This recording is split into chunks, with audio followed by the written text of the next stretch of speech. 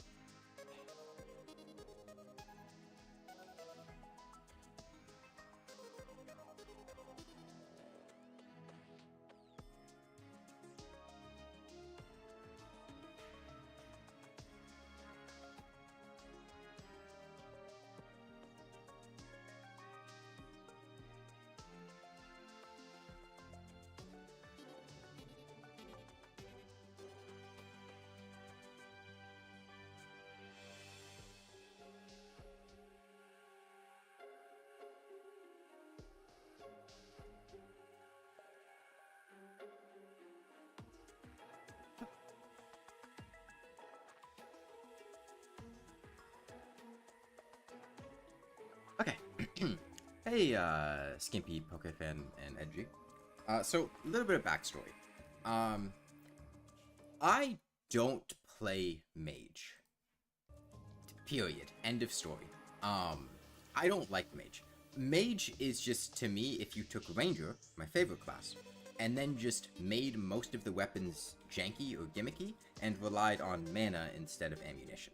Because, in practice, the gameplay of the two is very similar. You just stand away from things and shoot things. One of them is able to shoot constantly and have to manage ammo, and the other one is Mage, which has to manage mana and not attacking or mana potions and having mana sickness, and then most of the Mage weapons are just weird and gimmicky, and I prefer just a gun that shoots things. So I don't play Mage. I have never played Mage.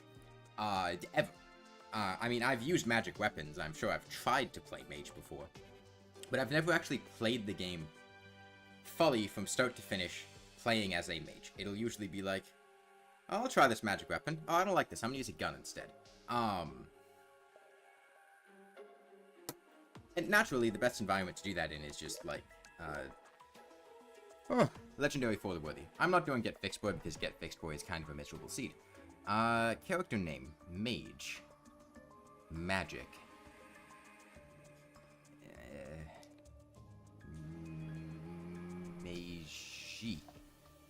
Magique.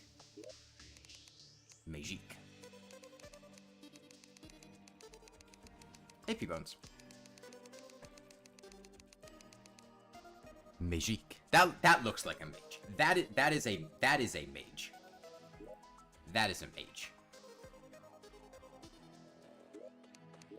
Okay. I want to make a large world because last time there were annoyances with the medium world. Master, I would honestly rather have corruption because that's like actually I suppose it's a good question.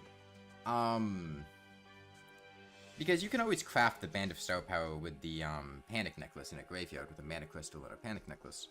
I mean, I think I'd rather have a Vile Thorn. We did Corruption last time with the Summoner. We'll do Crimson this time. What's the mage weapon from Biomimics? I would not consider Summoner the best. Let's see. Crimson gets the life drain. Corruption gets the Klinger. I do like the Klinger staff. I do like the Klinger staff.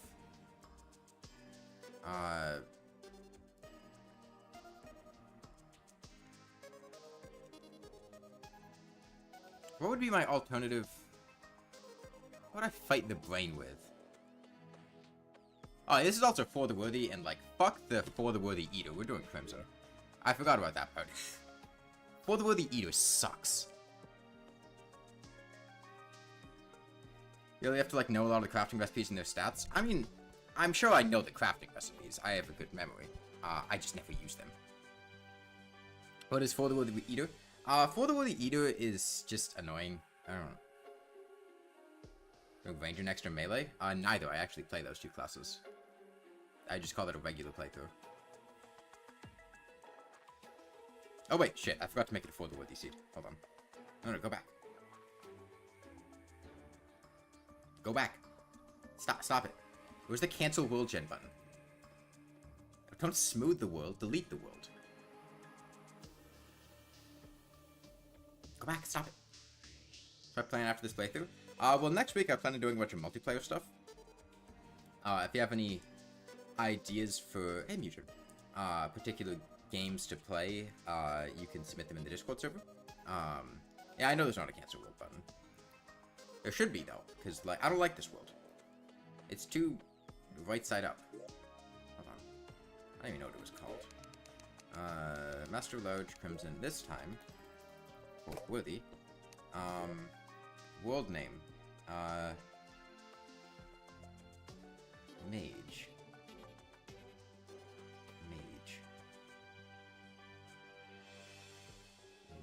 Magic.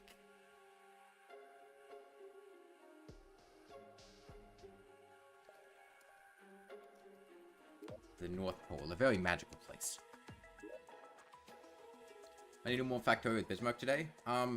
So Bismarck works until like 3 p.m. EST. So if I were to play Factorio with him, it would be during the days where I stream later in the day and not earlier in the day or on the weekend. So it wouldn't be today or tomorrow.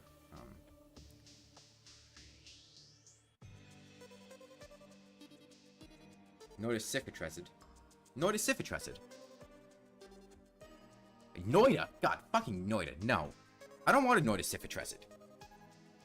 Is what Mage like? Is it like Noida? Yeah. Hey, Jose.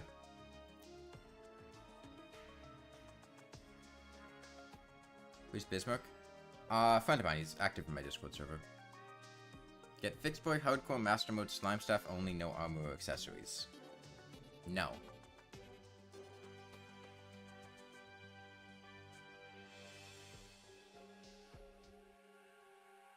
Duke Fishron pre-boss build. Star Cannon.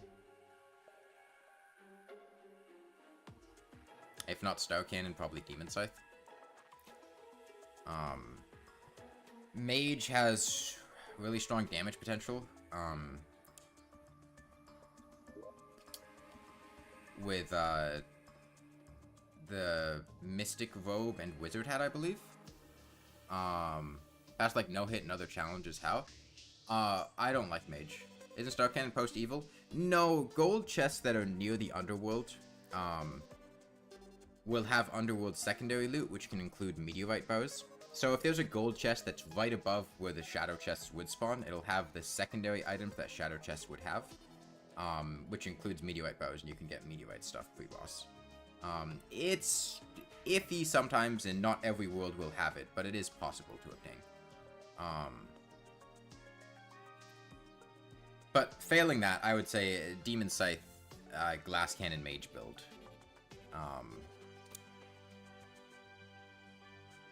I think that'd be the best damage you'd get pre-boss. What was the world called? The North Pole. There's T in the alphabet. There it is. Having Calamity playthroughs? No. Those 2 videos were the only times I played Calamity. I guess I need to decide whether or not I'm doing only Mage or if I'm just planning to use Mage. I guess it'll be more interesting if I do only Mage.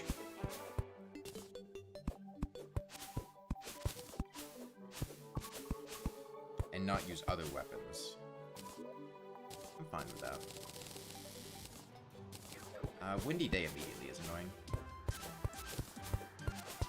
I'd like a fruit. Nice. Food increases my running speed unless we get through deserts. Bombs free wood.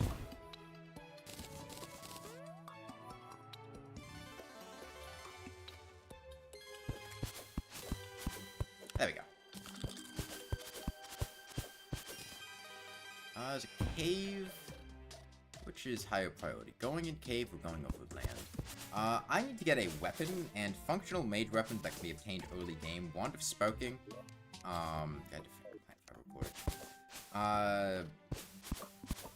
Gem staves. I mean, there's the ambush staff in the desert. That's pretty solid. This is probably gonna lead down to the desert. Do I have recall potions? I do. Let's do some overland exploration. This place is close enough. Am I gonna search for Wand of Spoking firstly? Depends. Am I reading chat? Yeah. Oh, this isn't the underground desert. Interesting. Could you go away, please? What is this world seed? What does it do? This is the For the Worthy seed. It does a lot.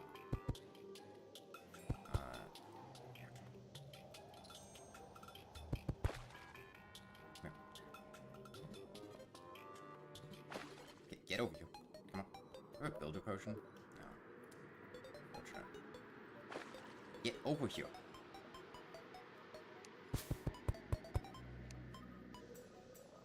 Stop it. Maybe if I get him in here, this will work better.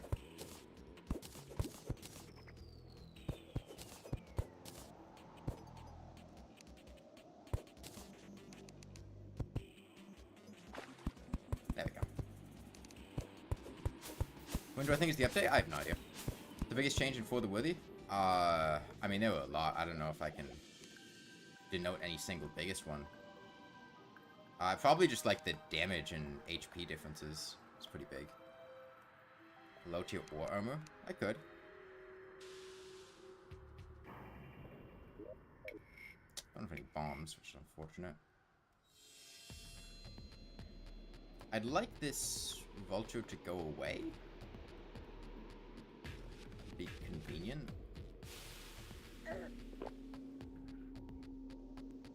I could trap it, but in the Crimson, that's likely going to be a problem, because it's going to give Crimson mobs more time to spawn.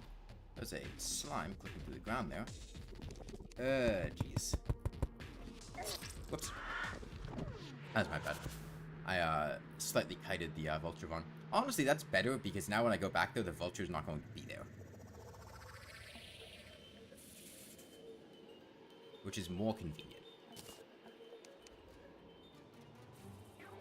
Because it's not... I should have spent the time to deal with the Vulture before I left the Crimson. No, I don't want to go to the Underground Desert. Because the Underground Desert... I have no way to deal with anything that shows up there. Like, going to the Underground Desert is a death sentence if a worm shows up. And to get the Thunder's Apple, you have to go deep in the Underground Desert, because it doesn't spawn in the top part of it, it's only in the bottom part of it. I'd rather just do some world exploration.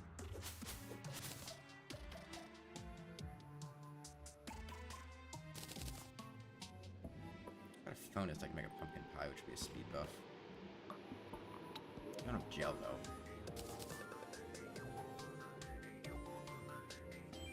Antlines. Am I the guy that does the insane boss fights with absolute trash weapons? Sometimes, yeah. God, stop showing up, vultures. Jeez.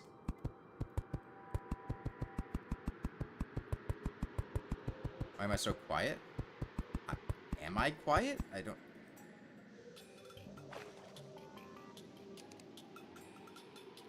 Like, my mic is toned up all the way. I don't...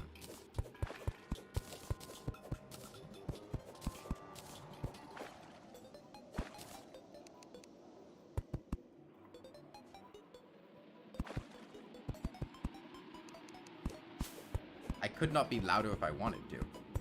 Unless I just upped gain in OBS. Okay, we're gonna have to just do this the annoying way. Clearly.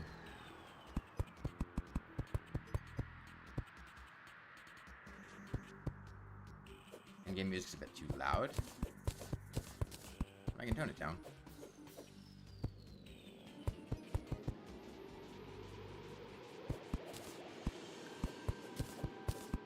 I like having to deal with vultures like this.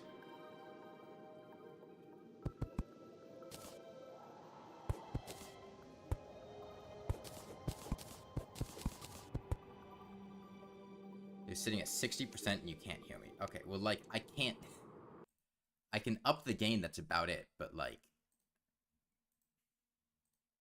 I cannot make my microphone any louder.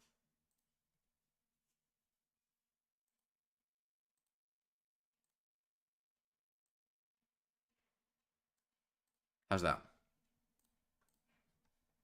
Try putting on. It is just below the red. Like I can move my microphone literally like 3 millimeters. It cannot go louder.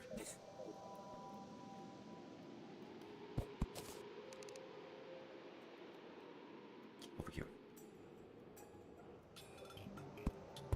Stop it. It's now very loud. Well, you said you wanted it louder, so it is now louder. Okay. I've done vulture trapping recently. I actually never play Mage. Yeah. I don't play Mage. I don't like Mage.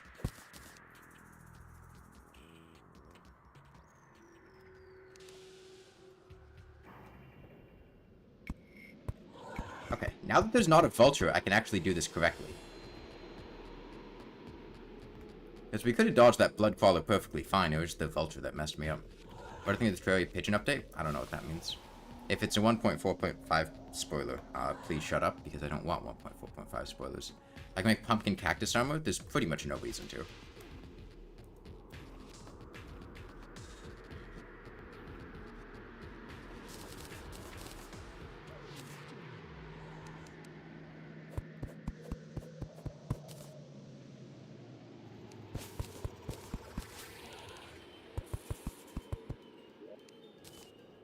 Shine potion.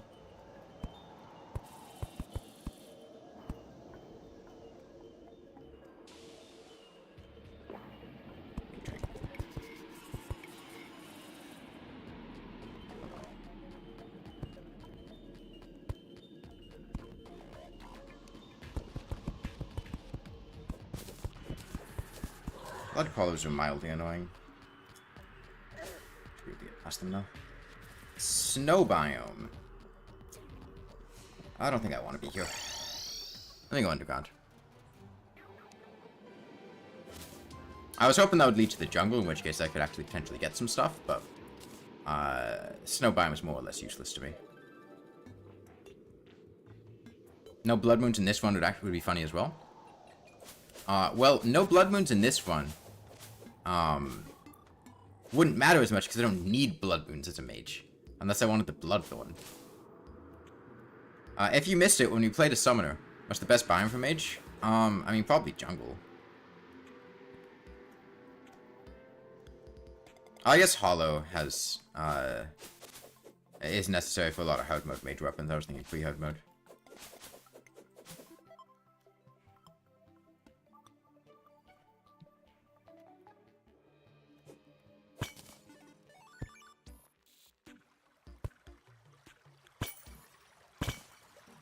No glow sticks is unfortunate.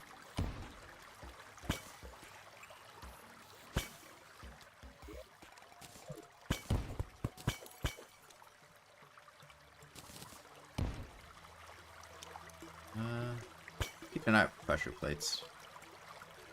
This is for the worthy, so we won't actually be able to tell if there are pressure plates by checking wires. What about the shark tooth necklace? It's meh. I'm in the US. Have any tips for the worthy? Not particularly. I don't know.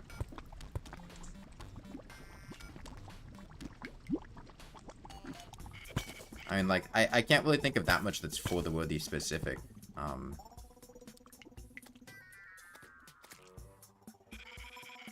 Be more of just general game advice that also applies to for the worthy. I know a potion. I'll take that. I don't like this layout very much. This is a platinum world. Platinum staff's good. I'll find gemstones first and then worry about which staff to get. Boulder down there. This is very lavaed up. I don't like that very much. Let me go over here.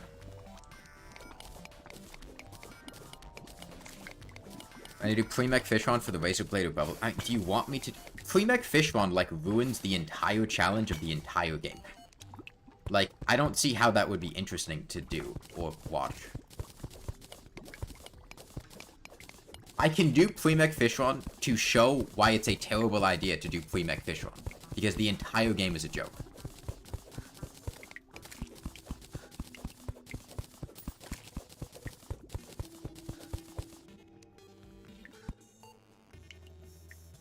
It's a good way to just completely ruin the enjoyment of hard mode, which is, like, one of, like, early to mid hard mode, which is the most fun part of the game.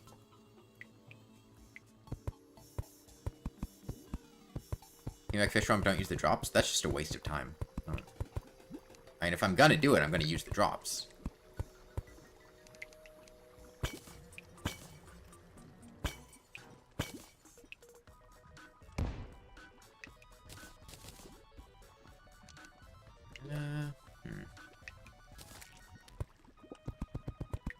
Is Fishron Mount a really big cheat in pre-mech? Fishron Mount? I'm not talking Fishron Mount. I'm talking about the fact that the fucking Bubble Gun and Razor Blade Typhoon are, like, two of the strongest mage weapons before the fucking cultist, and you're getting them pre-mech, and that just completely annihilates everything until, like, the cultist, and makes everything a joke.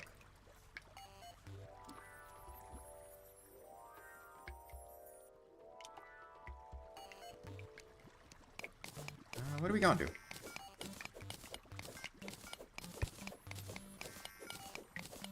Gem Cave would be nice.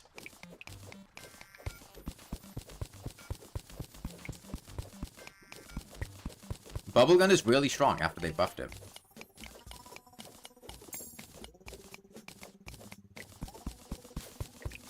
Killing pre-mech Fishron is not a challenge. Like, I would consider that making the game much easier, not harder.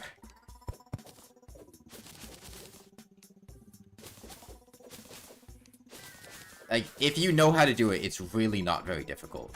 And it just makes everything else really easy. Why do they buff the bubble gun? Because it wasn't that good before, comparatively to the Razor Blade Typhoon.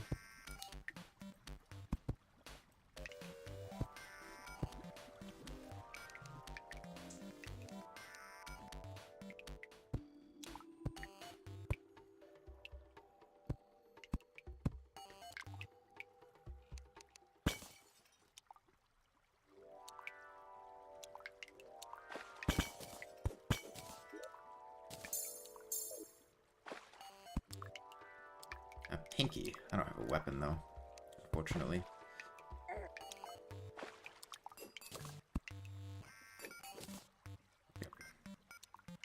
Whatever.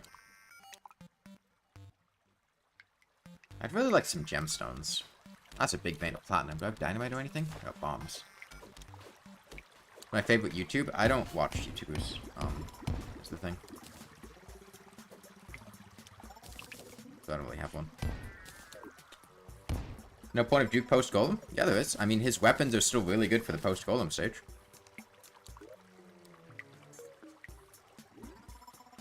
The further you progress, the less usable the drops are. You could say the exact same thing about the Empress of Light, because the Empress of Light and Duke Fishron's drops are very similar in strength. Oh, frames dropping a... Frame dropping a few frames.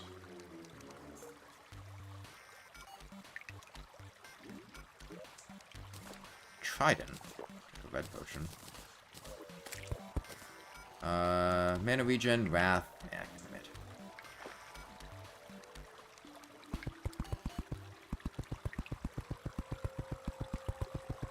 Aren't the wings you can the best you can get pre-Moonlord? That's a complicated question.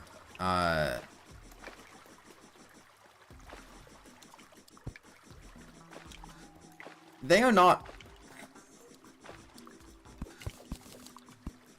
They both are and are not the best. They have the best flight time out of any pre-Moonlord wings. However, the Empress of Light's wings and Betsy wings, if you have the Soaring Insignia, which you're likely to have, if you're on Expert or above, then the flight time doesn't matter too much, and the Empress wings and Betsy wings are a bit better. But they're all pretty similar.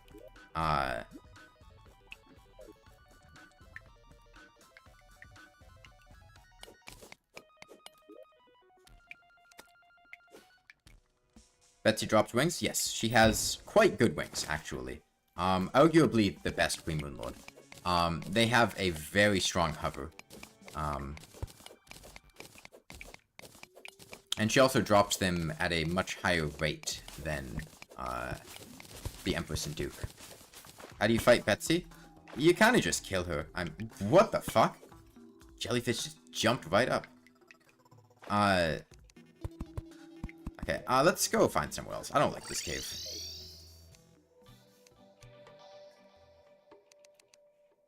Did I use my life crystals? Yeah, I have.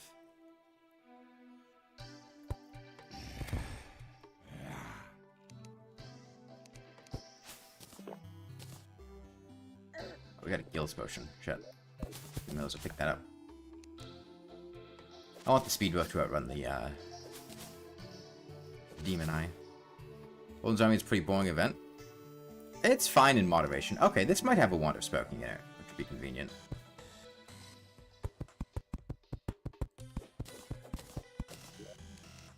Aglet's fine. Mining Potion solid. Meh. Mediocre. Hope this will connect the other living trees, otherwise we'll have to go over on the surface. I'll have to go over on the surface.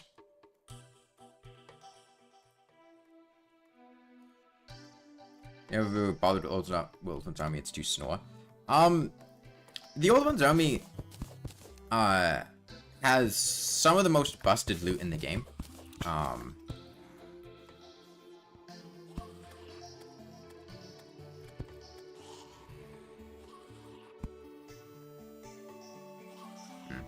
Looks like that's it for the living trees, unfortunately. Unless there's one right. Oh, hold on. Go away. I'm gonna look at my map, sir. Can I try getting Tome of Wisdom?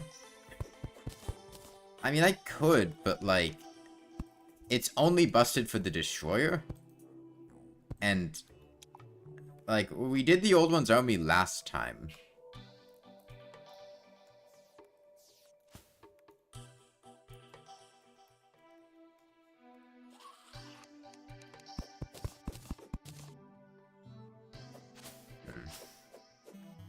Unfortunate.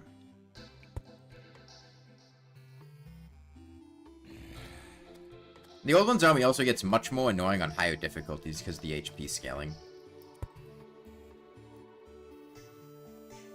I don't know. The problem is doing the Old One's Army without first doing,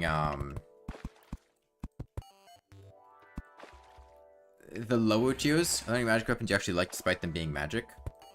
Klingo Staff's pretty good. I like the Klingo Staff.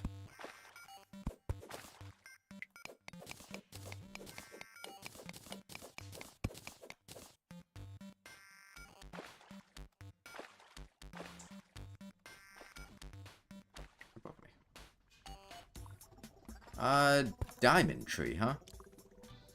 I'm not going to farm trees, but could be a couple free diamonds. Haven't you forced into a situation where you lose yourself in Mediumcore? Basically never.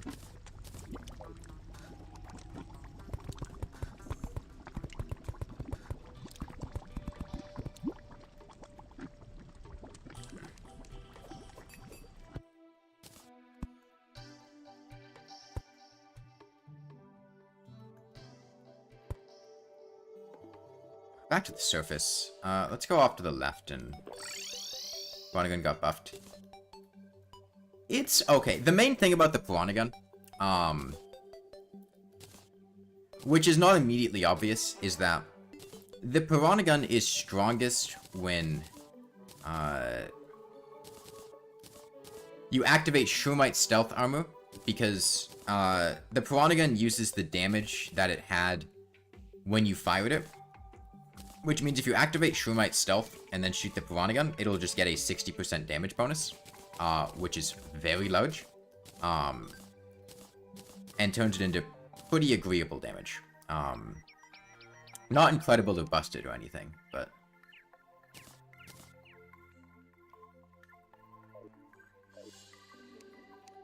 Alright, armor set bonus is useless in boss fights.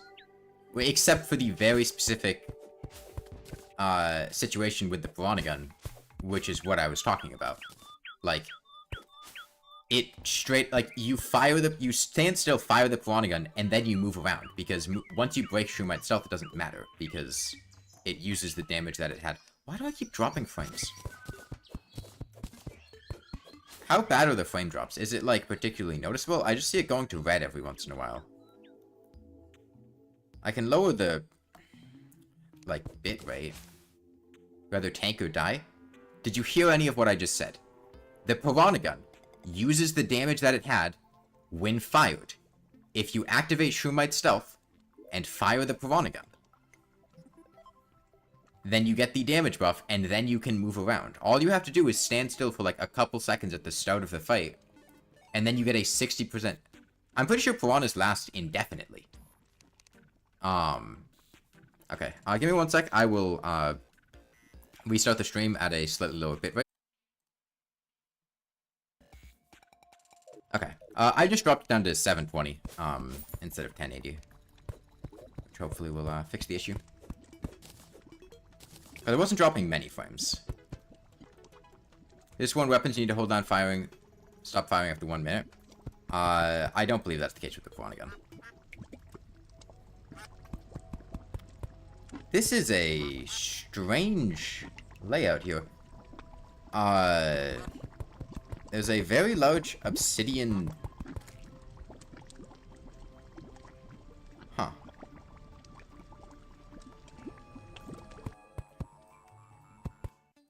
Yeah. Like, when you're playing single player, Shroomite is not great for most bosses.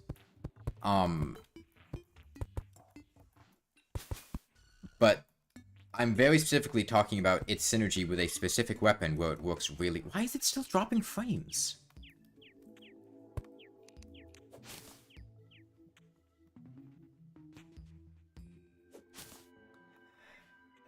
God, how many times do I have to call my ISP?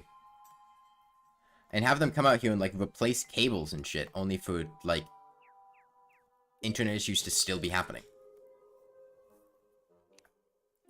I mean, I can try just, like, restarting some hardware real quick.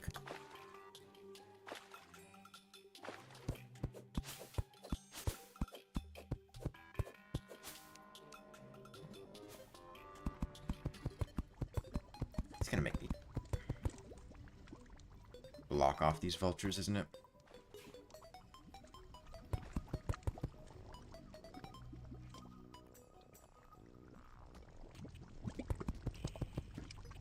Maybe it's just them.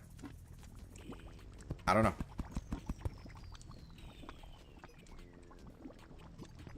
I don't have an explanation why your summoner build just kills bosses in under 20 seconds.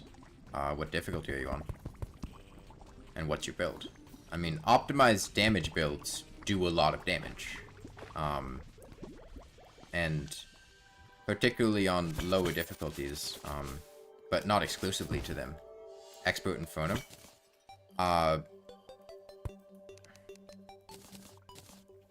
Mods are wild. I don't... Calamity mod's totally balanced. Okay. I will try something real quick. The stream might dip out for a moment.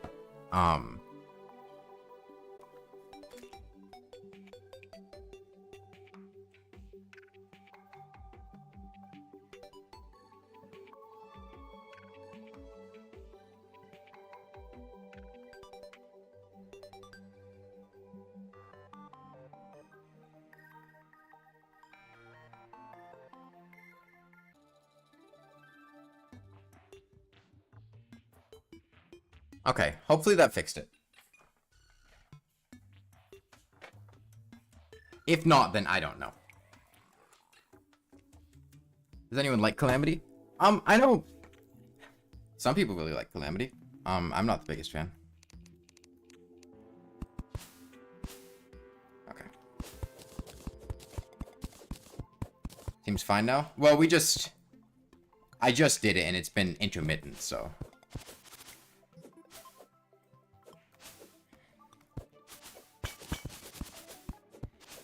Whether or not you like Calamity probably just comes down to what you want out of the game. And I mean, it's certainly a different and new experience. I think it's at least worth playing once.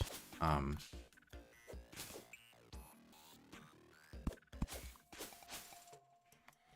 think it's the jungle.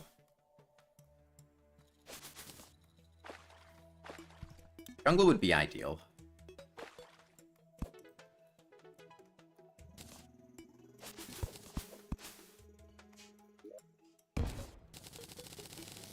Still no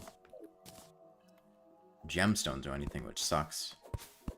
Nor have I really found a good place to go underground. There was the one cave, but it wasn't a good cave. Please stop it. The timing of that slime was not very nice.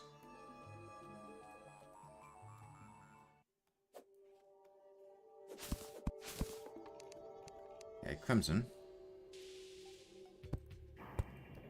I played the game once, and half the weapons I used got nerfed and one got deleted. Yeah, that is true.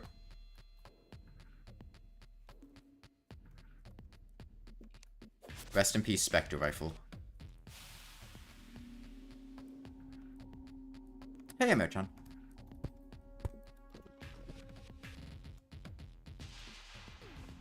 Yeah, it's really easy to cross the Crimson without weapons. Or any mobility aids if you know what you're doing. It largely comes down to manipulating platforms. And it is quite fun to do. Ooh, that is appealing. I like that. Please be an actual floating island and not a lake. That's a lake. Oh shit. Okay, the game was lagging out for a sec, and for some reason, there is a really weird thing that happens sometimes where you just fall straight through platforms that are, stairs going upwards diagonally, depending on the angle you hit it at. I don't know what causes it exactly. But it's quite annoying. We're just gonna get some bombs and blow up a way down. From over here. I didn't press down to go through that thing there. And I could have salvaged that. There was a piece of water I could have landed in, but the game was being a little bit laggy, and I didn't trust myself to land in there. Yeah, it's Halloween. Drink some... Oh, eat another peach. You know, if I got iron, I could make a better pickaxe. Let me do that. Space monsters only attack from the front if you are below them. Don't they just follow fighter AI?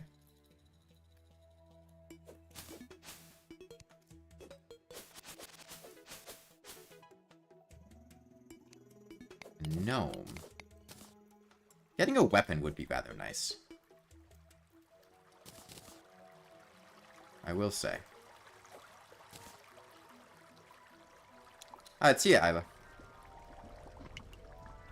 Yeah, Poltergeist is the boss name.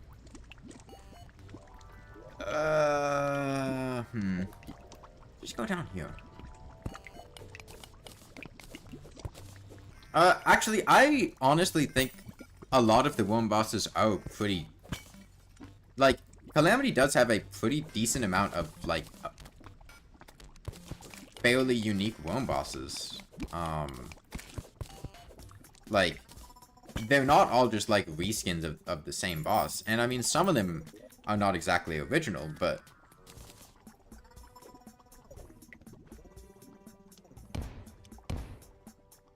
What do you think about boba tea?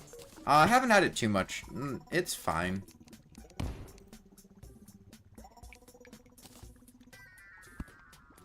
Other than dog?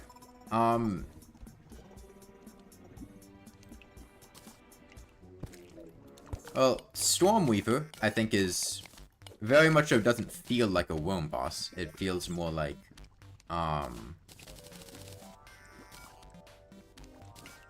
it fights very differently. I felt like Aquatic Scourge, was genuinely just a really fun boss that didn't feel like a reskin of the Destroyer. Honestly, I think Devourer of Gods is, like, one of the worst worm bosses. I don't think that's a very good fight. I felt that Astrum Deus, like, mostly, my basis for whether or not they feel different is whether or not they feel like the exact same concept or like a reskin of the Destroyer. Aquatic Scourge has, like, 3 attacks. That's not necessarily a bad thing. I think the way the attacks were presented, and how you avoided them were fun. And it didn't feel like a lot of the other worm bosses. Which might have been a product of when I was doing it, but...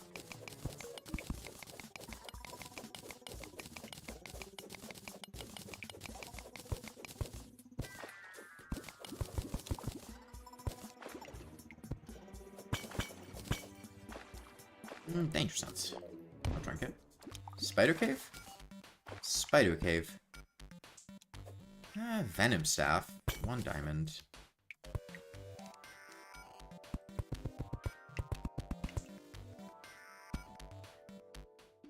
At least we have a better pickaxe now. God, this really is not a world gen that's conducive to mining. This cave generation sucks. Do you finesse... Oh, can I finish Terraria in 3 hours? I'm sure if I practiced, I probably could. If I would just boot up the game and try to, I mean, I haven't practiced speedrun strats, so I don't know.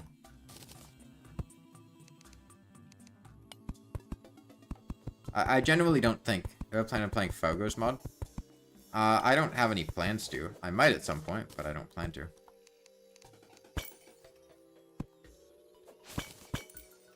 So Sapphire or Diamond are the gemstones we want. Let's go down here. Should I have cobwebs? I could just break my fall with those. That's a bat. Yeah, okay.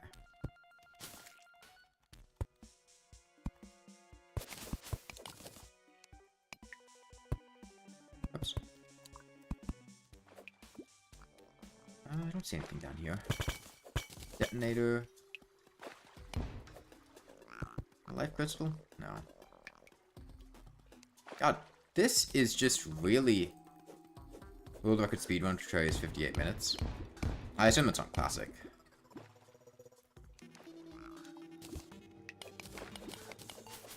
Classic speedruns are wild.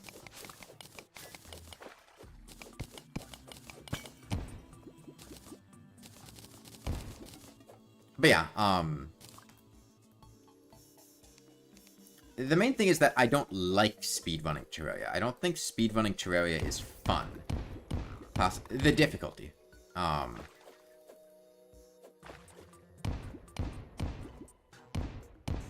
Because if you normally play on a higher difficulty, Classic is very easy in comparison.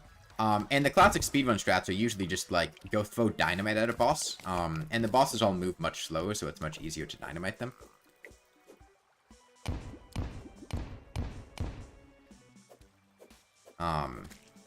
So a lot of the classic speedruns are, like, very specific, like, throwing dynamite in a particular way. Okay, well, we're not going to go no blood moons. That's true. Already more blood moons than the entire Summoner playthrough.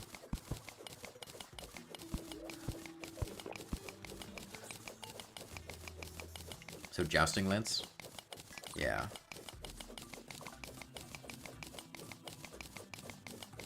Yeah, speedruns are weird because it's usually, like, learning and repeating a particular optimal strategy, rather than coming up with a strategy, and usually I'm more partial to the, is it a moss biome? Yeah.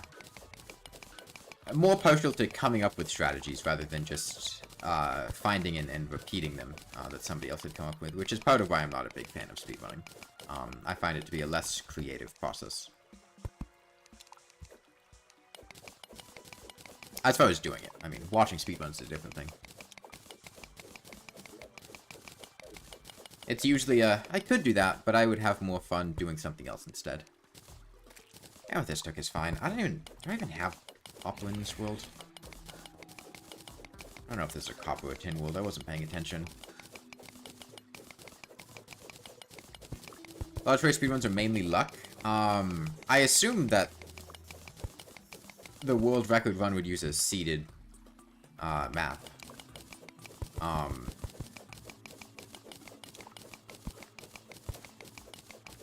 Extremely choppy for you. I have not seen myself dropping any more frames recently. I imagine there was seeded and unseeded categories. We're talking about unseeded. Okay.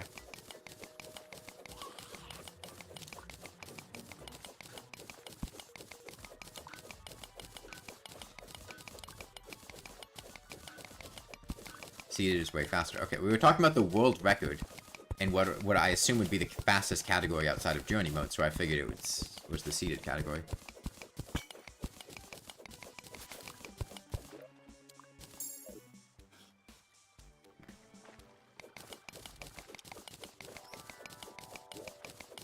Some usable gemstones would be cool.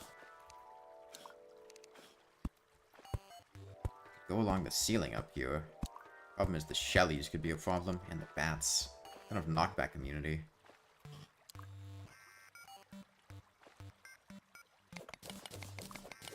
It's also glitched. It glitched, I imagine, is busted as hell after the transmutation glitch was discovered.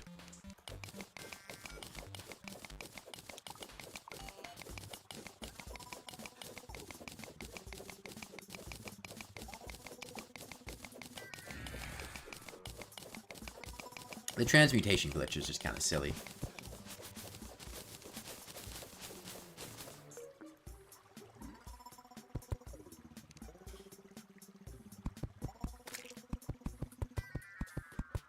For the Willy loves its spider nests? Yeah, for the Willy spider nests I think are bigger than normal. Hey, Sharptails. Well, another diamond tree. Still no diamonds from it. Light crystal down there.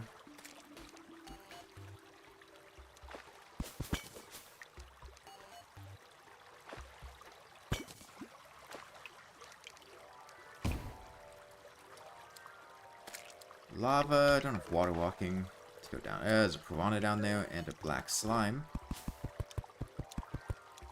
We could trap this bat. Good. Make my way over here. So we're getting the zenith of the bat statue and just progressing the game. I imagine if you're going down to a 14-minute time, there must be some other element of getting around the map quickly. Or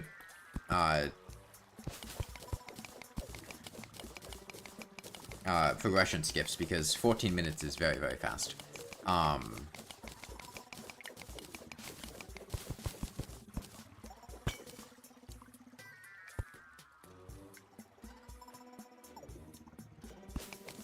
Yeah, versions won't matter. I know there was a very, very fast journey mode speedrun. Back when,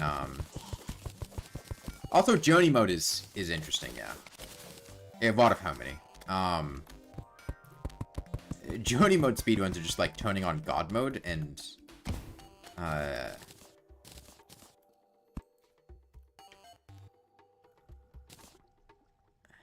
So this is for the worthy, which means I do want an imp statue. He'll do a face reveal. I have multiple times.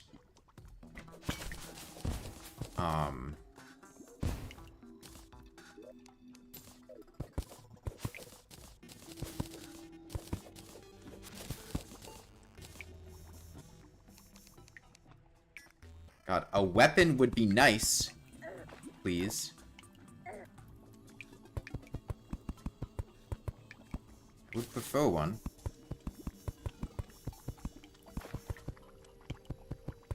Let me drink these life crystals. It's just the one.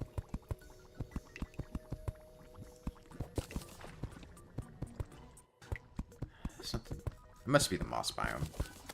At least in the moss biome I could see what was going on. Back there. Unfortunately I can't use these for a ruby staff. And the odds of getting a bolt that's accessible from the surface is super low. Opponent's Silk Song when it comes out? Yeah, I'd play it. Emerald needs tungsten. I have silver.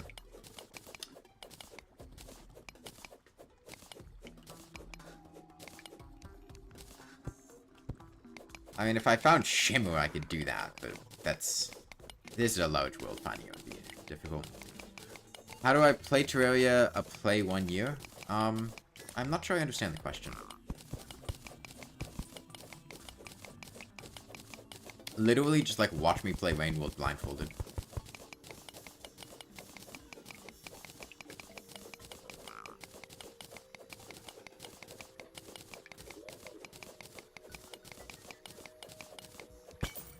Be a bit difficult to play games blindfolded without a face cam.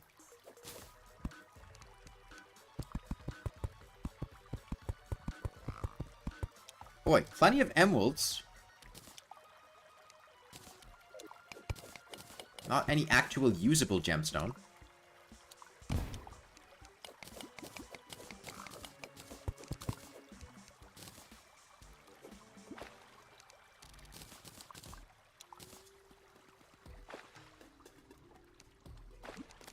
Hold on. Okay, sapphires. We're close to getting a weapon. We're close to getting a weapon now.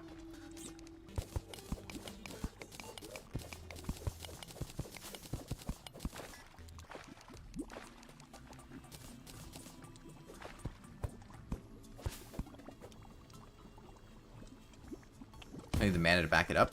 We'll deal with that later.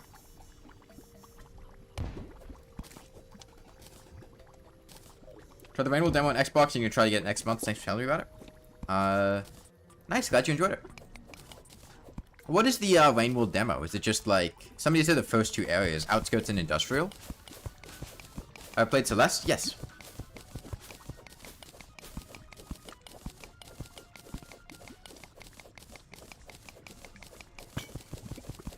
Played it on stream, in fact.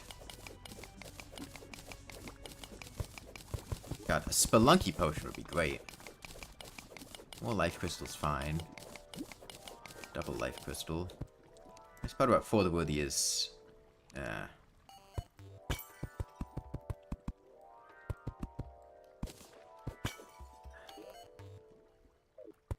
gotta... Get you...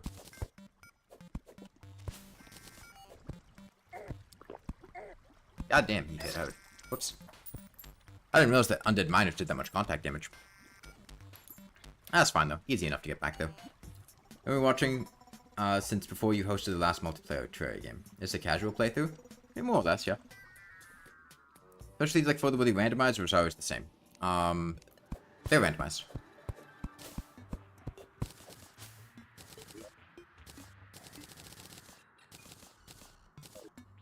It was down this way, right? Yeah.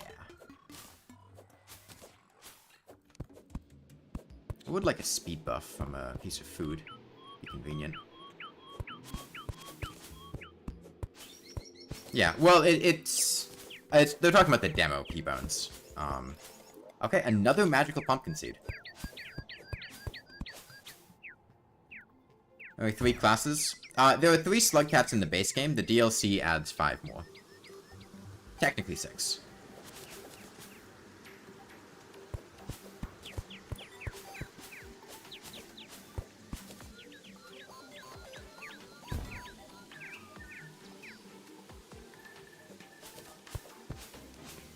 They're also much more unique in the DLC. In the base game, Monk and Survivor are very similar to each other. And Hunter is,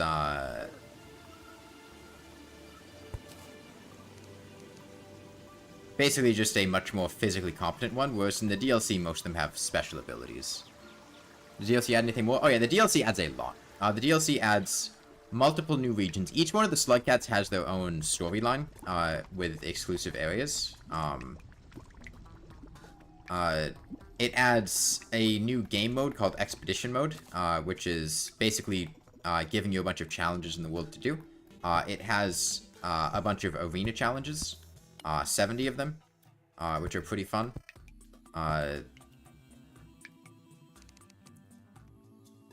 I think it adds Jolly Co-op as well. I don't remember if Jolly Co-op's base game, with the remix update or in the DLC. Yeah, and Safari Mode. Safari Mode lets you basically just inhabit a random creature and meander about the world as it. Instead of playing as a slug cat, you can play as all the other creatures. Water walking, huh?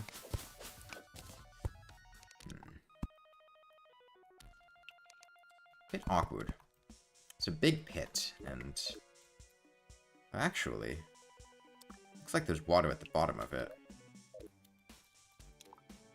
I should be safe to just do this. Whoops. What happened to my torch? Oh, I put the torch down. That's why. That was my bad. I was going to try to look at the torch, but then I completely forgot that I put the torch on the ground. Are there mods? Yes, there are many mods.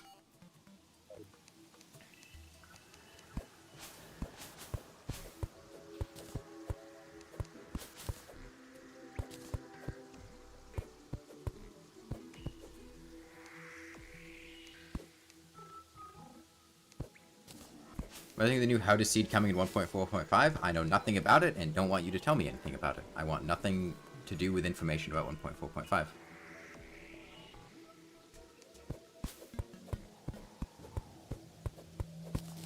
It was 137, but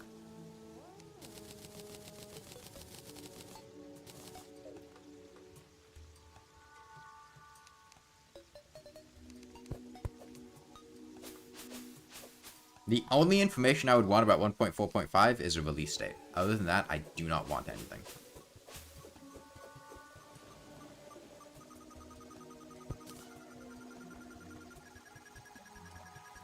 How was that stream? It was mostly just chaotic. I don't...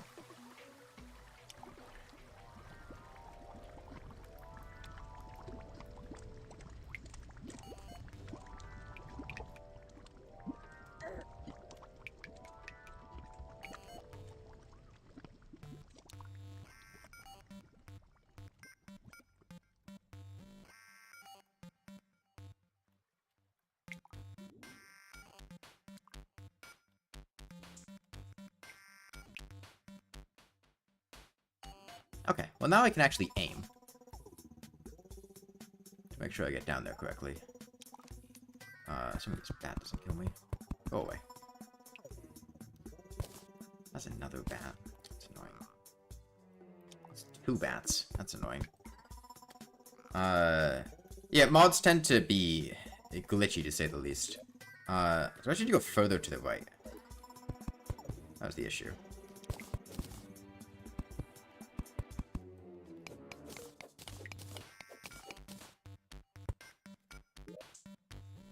That looks like the right depth. Yeah. Stop it! Okay. Random bat hitting me in midair. Although, bats actually cancel... You cancel fall damage when you get hit with knockback.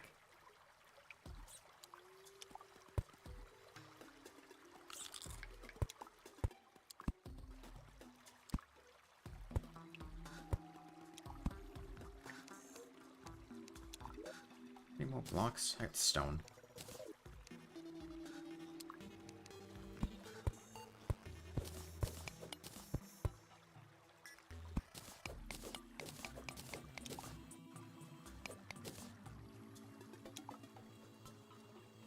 Notice they made the fail by debuff randomly petrify you in For the Worthy. I guess that would be annoying. Still not that much worse than just base fail, right? I mean... Where did we die? That's down there.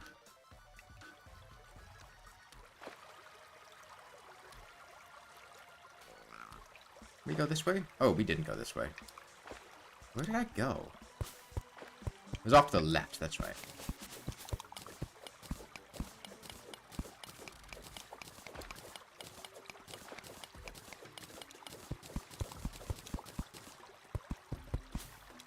Okay, fuck Halloween. I don't care if I'm a mage, I cast the spell sword. Halloween is dumb, and ghosts just randomly popping out at you underground is dumb.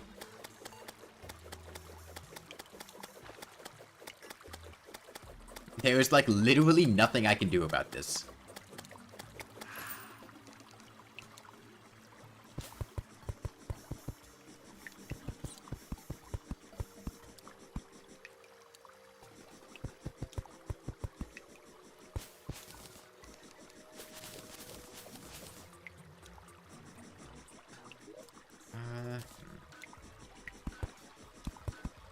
Should be able to despawn this thing if I go up high enough.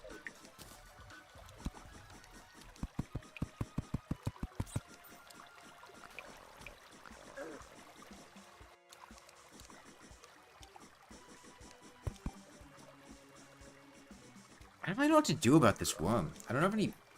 There's silt nearby? There is silt nearby. I could deal with the worm with silt. Okay, maybe we'll use silt.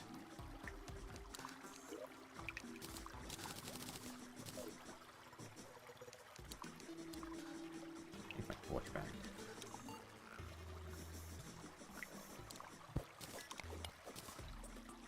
Yeah, I'll just plan to use the silt. Is there closer silt? We have to go off to the left there. We have to go off to the left there. Okay, there's some right up here. That'd be ideal.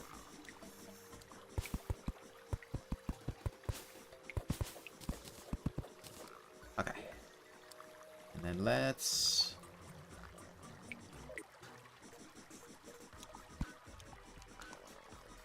Okay, we'll have to... Let's do something like this.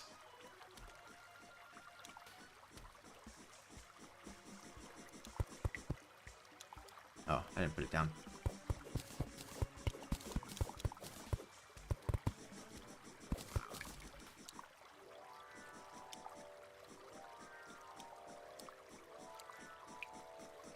Come up here, please.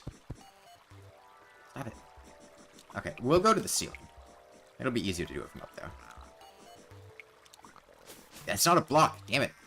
The moss, like... The random moss thing was throwing me off.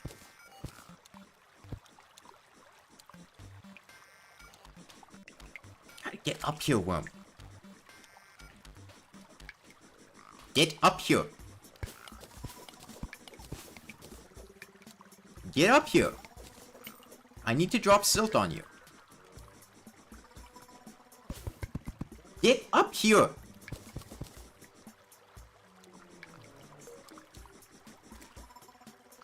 Oh my fucking god.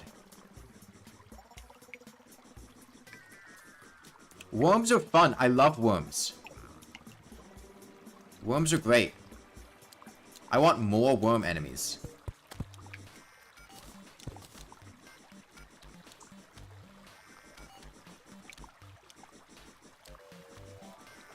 you coming up here?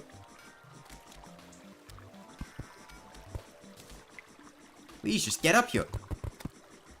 Okay. At least we can deal damage to it over here.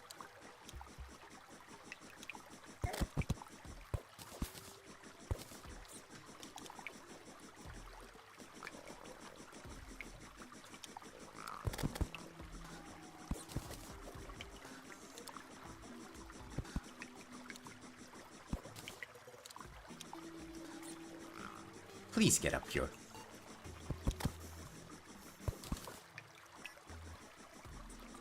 Are we trying to try 1 HP hardcore?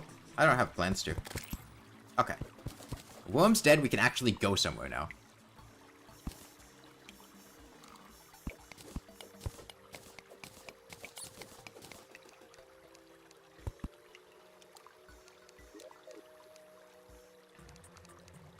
Okay, well, I need to go straight down.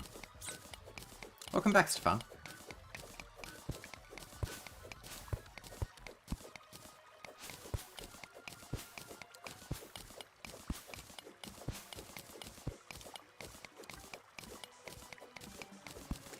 Let me deal with that mother slime.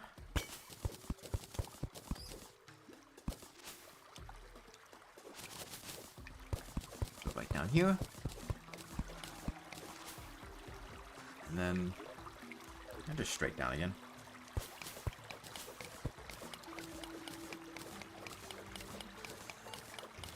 Is that slime clipping through the ground? No, it's just stuck.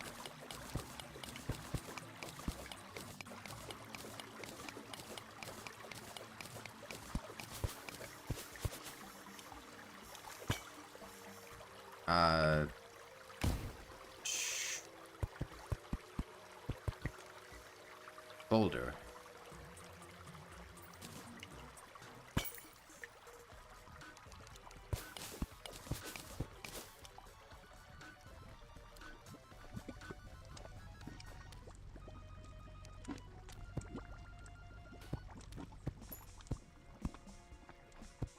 Hi, and now we're back.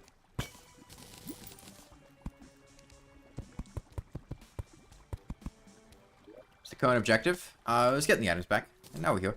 Current objective, like, overarching objective is just to, get fucking a magic weapon. Which largely entails getting,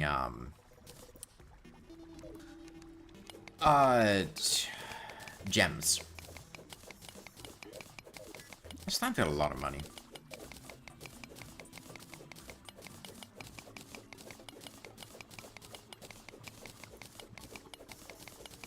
We have not been having very good luck with getting gems.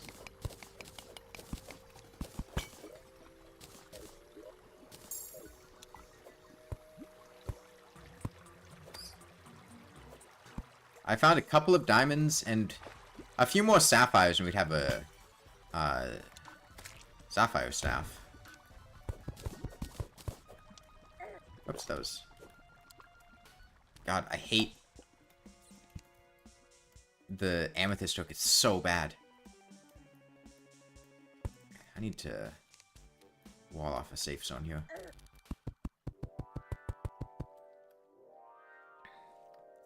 I'm gonna go for something other than the amber staff. I mean, as of right now, I think I have better odds trying to get a gem staff than an amber staff. Once I get a weapon, I might go for the amber staff, but as of right now, I'm not gonna go for it.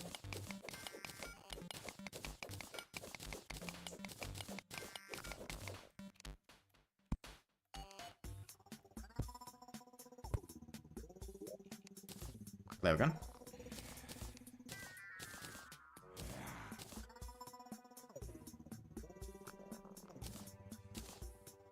Might be easier to get depending on your world gem.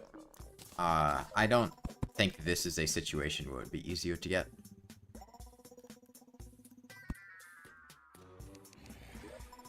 Bear in mind, this is for the worthy. I have no weapons, and I'm also in Mediumcore. I don't particularly like my desert prospects.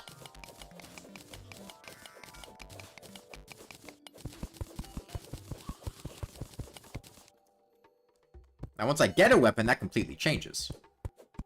But at the current junction, without a weapon, not a fan of the idea.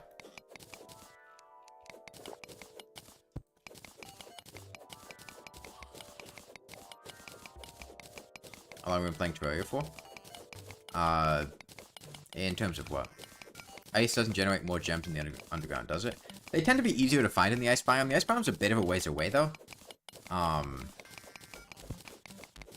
Across the Crimson, and I'm already down here.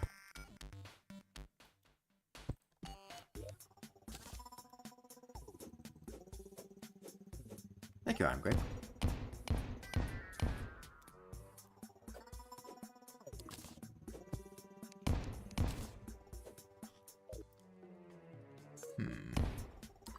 Yeah, I was right on Steam. 4.5 thousand.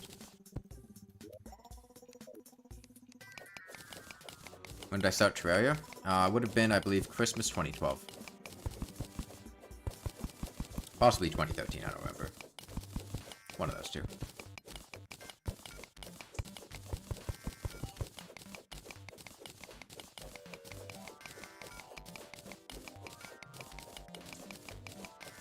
It was with the second Christmas update.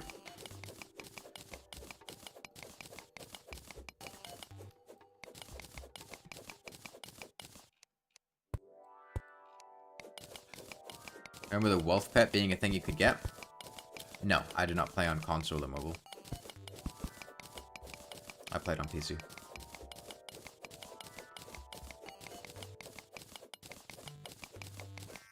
What is that? That's topaz. Okay, I could make a tin staff. Am I gonna make a tin staff? I don't want to make a tin staff. Like, what's my other option? Keep floundering about with no weapon? At least I can do something with a tin staff.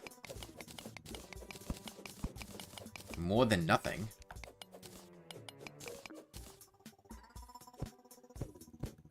Sure. We'll make a tin staff. Wand of Spoking? I don't have a Wand of Spoking.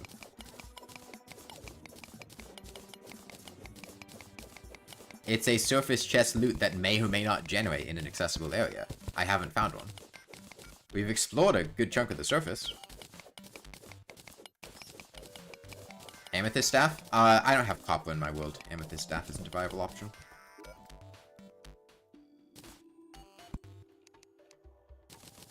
Okay, well, we'll make some pumpkin pies, because it's Halloween. Anvil? Okay, well... oh, I need to smelt the tin, that's right.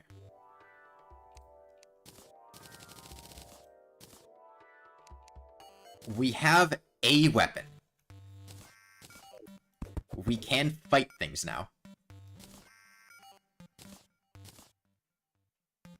It's going to be miserable, but we can do something. So let's start with going and getting the gold back from this slime.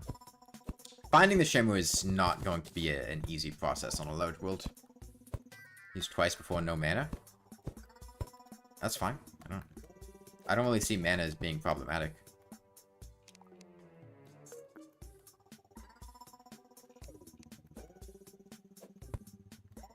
Twice is much better than before.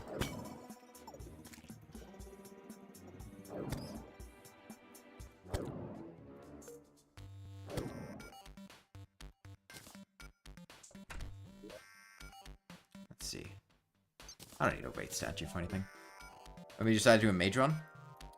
Self-loathing and hatred. The reason I entered is that I was bored and felt like doing it.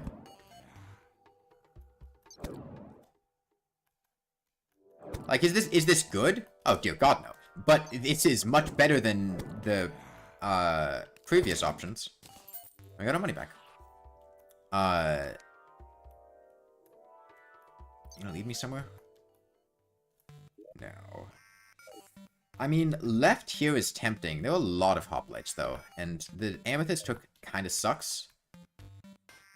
Let me run down here to despawn them, and then I'll go up there. Unless this ferry leads me somewhere.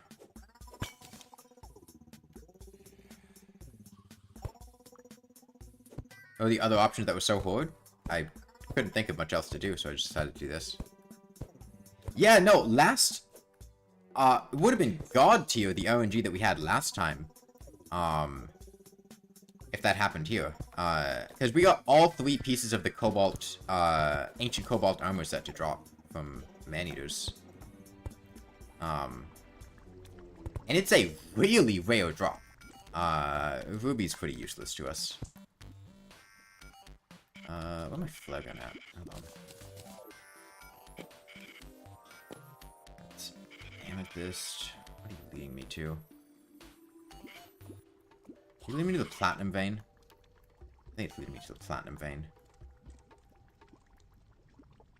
Yeah, no, I don't care.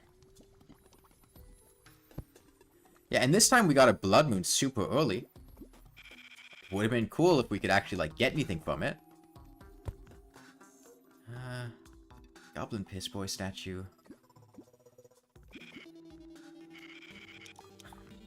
Great!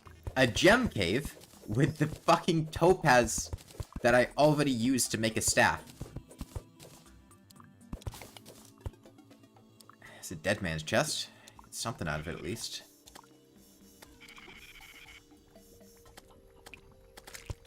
Is that the dead man's chest?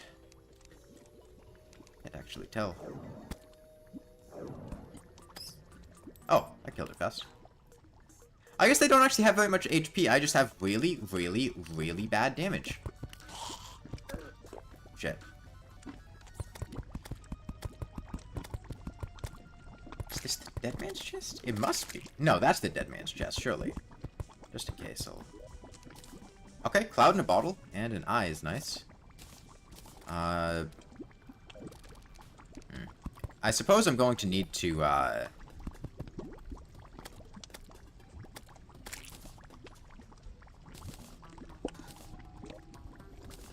Should I play through on the speed where you spawn in the underworld? Yeah. I would suggest, looking through, like, past videos I've made, regarding, like, things that I've done in Terraria.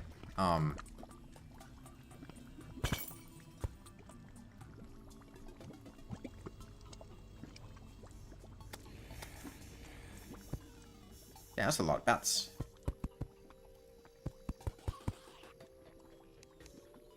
I'm still walking with a try. I might be in the water. Oh my fucking... Fuck off. Nobody likes you. Nobody likes Halloween. Go away.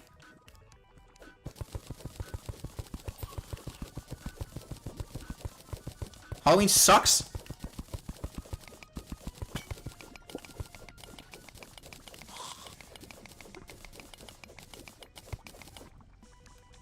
Is the single worst part of Halloween. You can dress up. I don't care if I have to have just random ghosts spawning underground. An emerald hook. Entertaining the lawnmower video? I mean, it just covers me beating the entire game with the lawnmower. Halloween was peak until ghosts were added, yeah.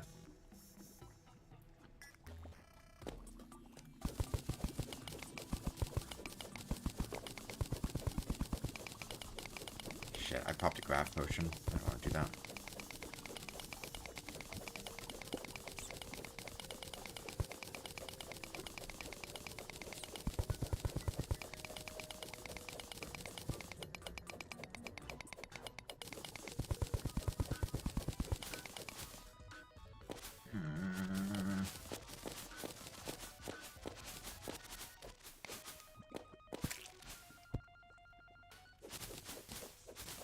Major early game is the definition of ass.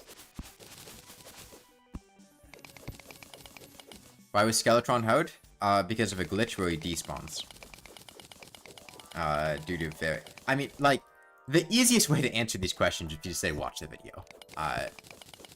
Like, it's a whole explanation that I went into there. but...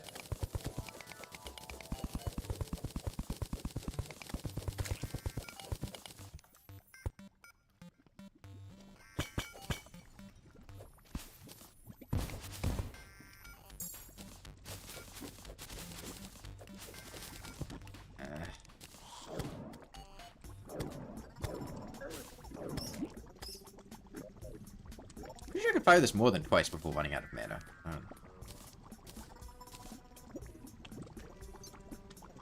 Okay, you know what?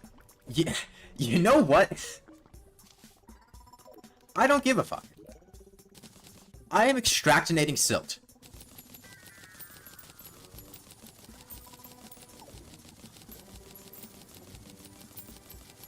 I'm done. I don't care.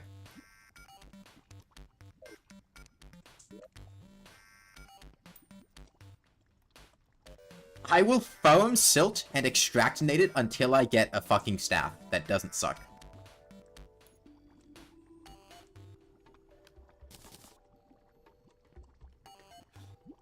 Or that I can use with the gemstones that I have. I don't need tin.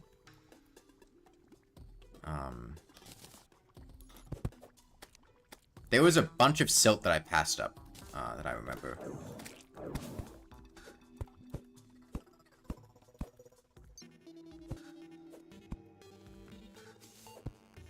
Alright, I have a double jump. Yeah.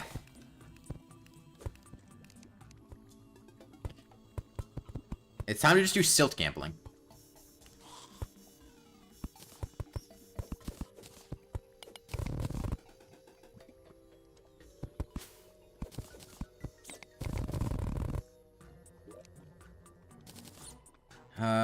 Do you mind if you give me an idea you don't want to intentionally backseat?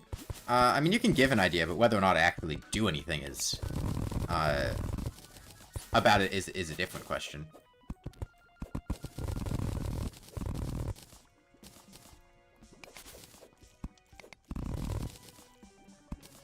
More than just close. I have to be close and on the ground. Can't normally use an altar to turn tungsten into silver. What?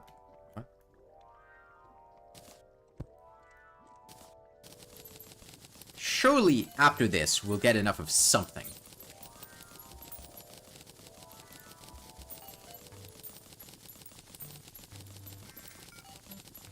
I shimmer platinum into gold. This is a large world, and I do not have the means to easily get to the shimmer. It would honestly be faster to use the Extractinator to get enough gold to make a... yeah, 14 gold? Hell yeah! Gambling working out.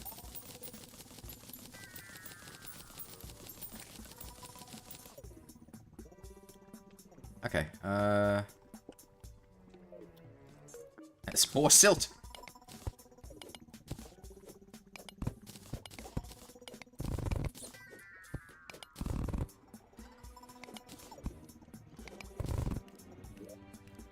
I don't know whether... I mean, there are many ways to locate the shimmer. I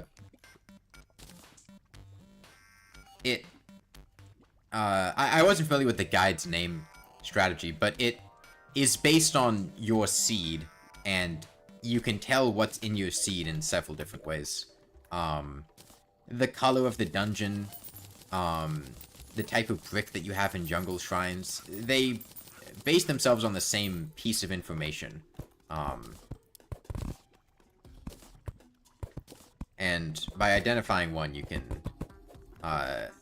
figure out information about the shimmer. I can go to a small world and find the shimmer. I'm not going to do that.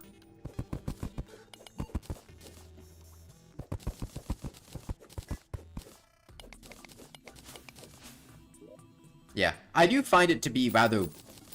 it kind of sucks the fun out of things, though, personally.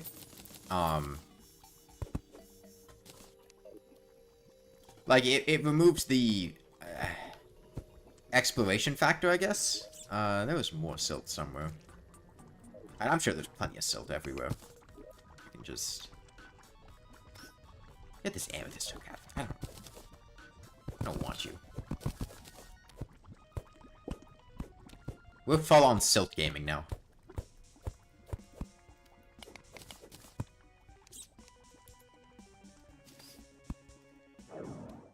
also missed.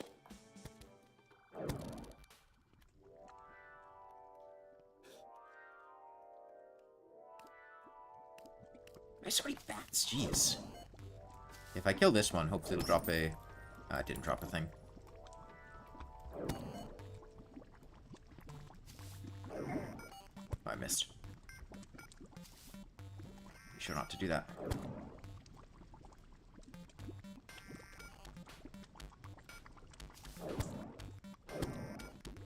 Kill it, please. God, so many bats. Could you drop the...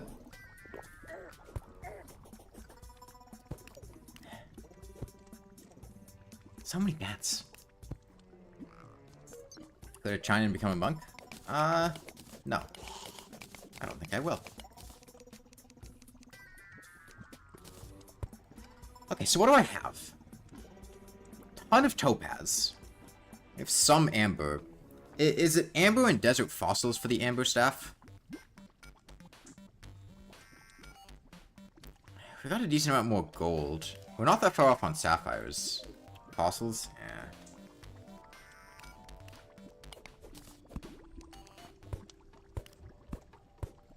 Jack giving bad ideas. That's pretty much par for the course.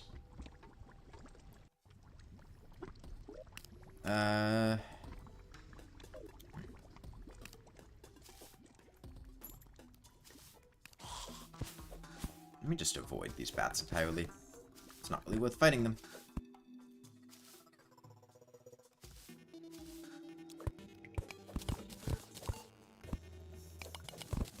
God, I haven't actually, like, intentionally gone out of my way to try to get silt in so long.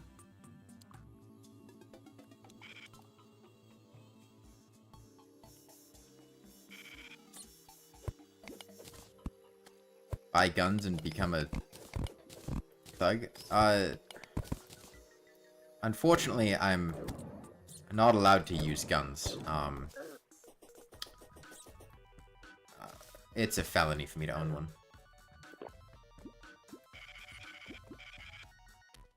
Being a mage, I'm automatically considered a convicted criminal.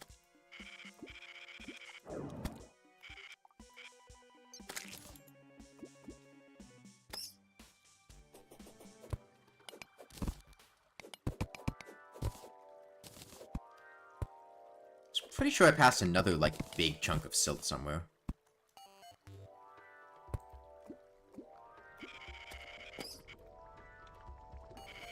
Honestly, I'll take this ruby now.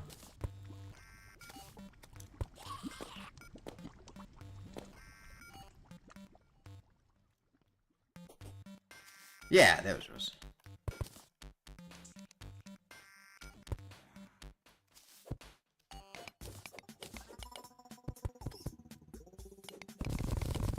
Space gun, though? The space gun is kind of like the noob trap weapon, I feel like, where it's very easy to use and functions fine on lower difficulties, but its damage isn't actually that great, and it doesn't scale very well as you get to the harder difficulties. I think it's quite unlikely I would use the space gun. Okay. Give me enough silt, please. Or a dinosaur. I'd also take a dinosaur, if you have one.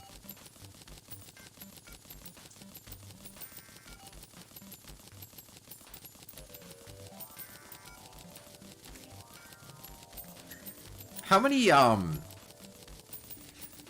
bows is it for a staff? Is it 10?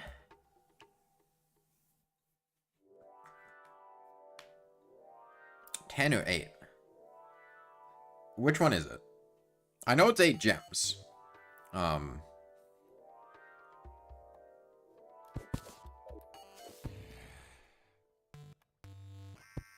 Just silt down here too.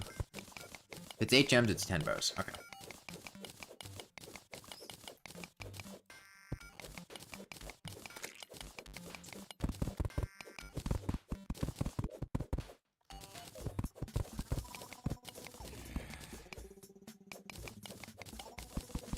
What am I trying to do? Fucking get gemstones to make a magic weapon that doesn't suck.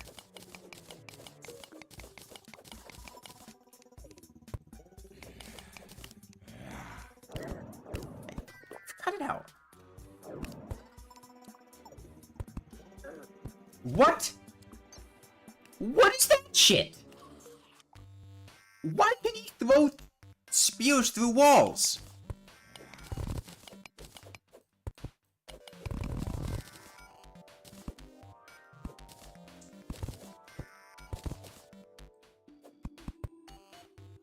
He's just that good? That's the power of ranged weapons. That's what could be happening right now. If we were playing Ranger.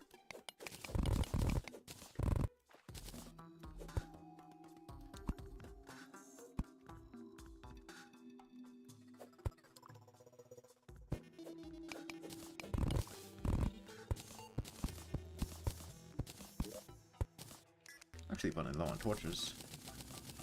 Thanks more. Okay.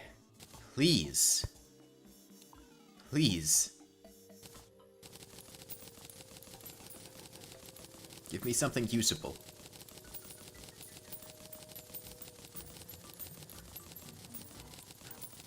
Literally just like 2 sapphires. Or hell, at this point, 9 more gold and we got a ruby staff. We're probably just gonna go with a ruby staff at this point.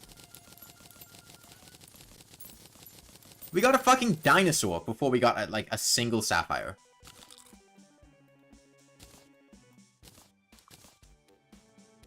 And we have enough now that we can just make a gold staff. Okay, whatever.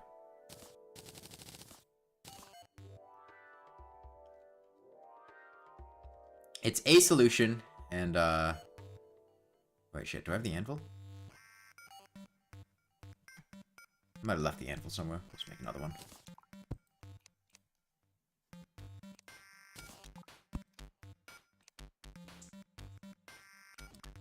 Okay, ruby staff. Anvil's my hopper? I guess that is true. Well, now we got 2.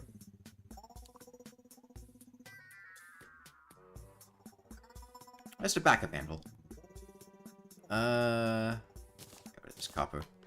Okay, now we go home. And it's nighttime, so we can get falling stars. I just dump some of the stuff in here. I have to do some building soon. What time of day is it? A wasted iron run is over. I can't tell whether it's early or late. I don't see falling stars, which makes me feel like it's early. But I can't tell. I need wood to do building. Let me get some.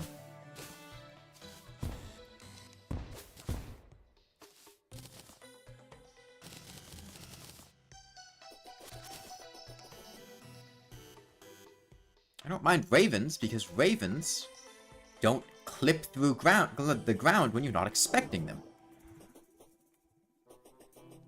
Okay, it's early in the night. Do I build now? Do I build later? Suppose I build now. Let's use stone. It's gonna be tough to build with these things attacking me, though. Oh. Right, ravens follow, different AI. The best way to get rid of them would be just run off to the side and recall home. Okay.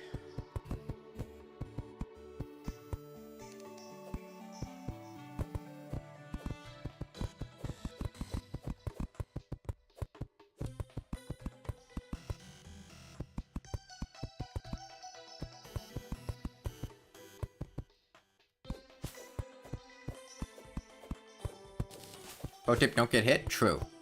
Have you seen that new Suika watermelon game? No.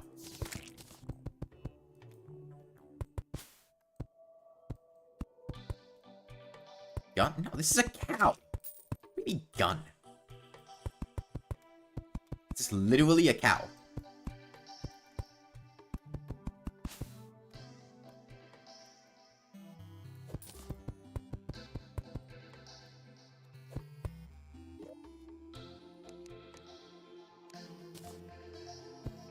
Okay, let me put down my crafting stuff.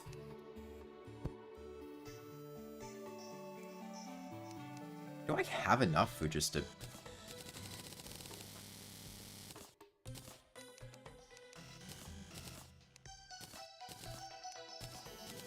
Yeah, okay.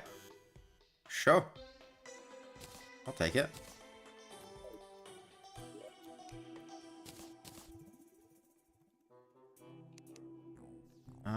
Okay.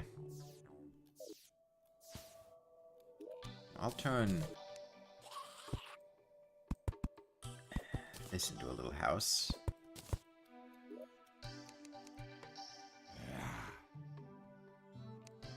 Put a door in there.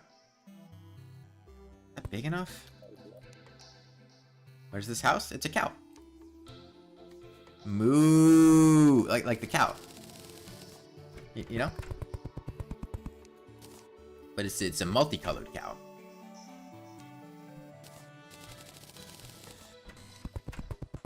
It's festive.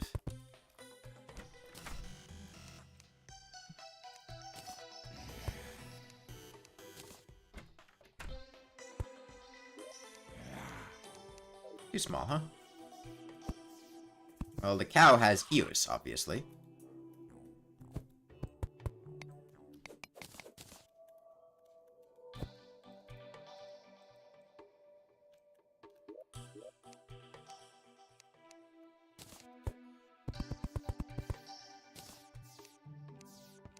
Oh, I think it's this. That's the problem. Yeah, okay.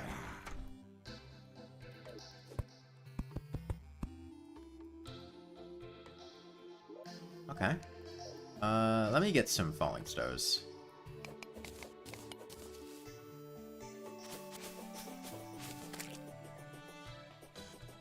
Your brain is paining you? Have you tried, like, aspirin or something? Headaches suck, I understand.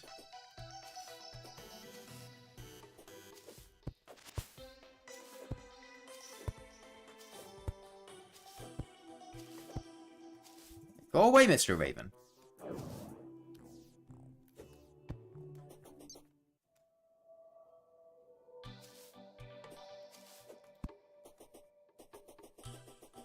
I think he meant the house?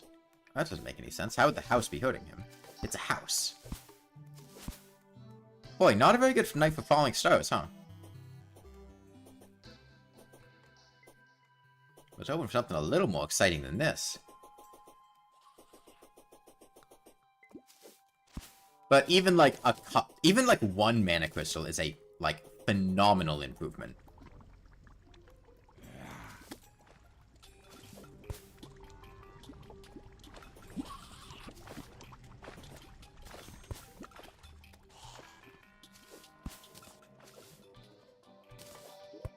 Speaking of which, one mana crystal.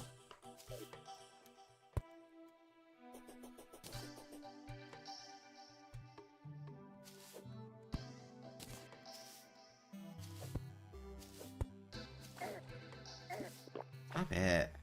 Alright, fine, we'll go home.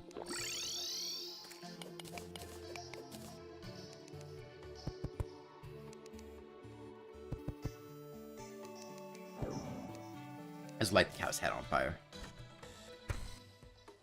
Magic power potion any good? I mean, yeah, it's a free 20% damage.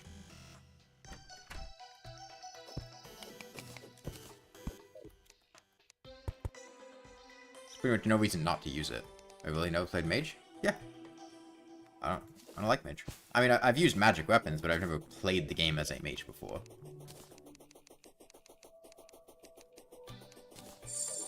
God, remember that brief period in time in, I forget if it was late 1. If it was 1.3 or 1.4, where they just made falling stones, convert to mana crystals at like 3 stones instead of 5? That was wild.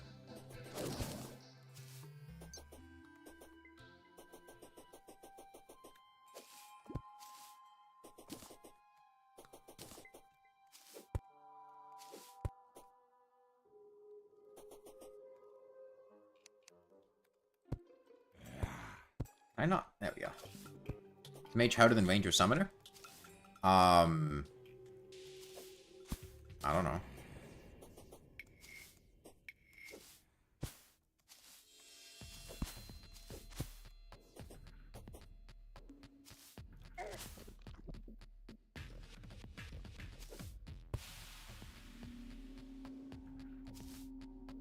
It's still not worth actually trying to kill these things. They have way too much health, and my damage is not good enough. Plus we're on the time crunch of trying to get, okay, that's, I don't like going back into those face monsters. We have a big, we've quadrupled our mana, in the past couple minutes.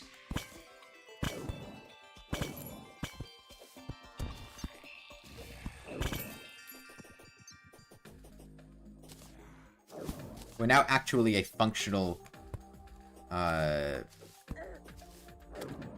character now.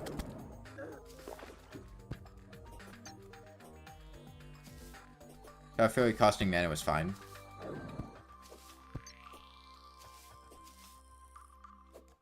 Yeah, Magic Mirror used to cost mana too. I think it might be daytime now. Yeah, looking pretty daytime. Let's go home and finish up some houses.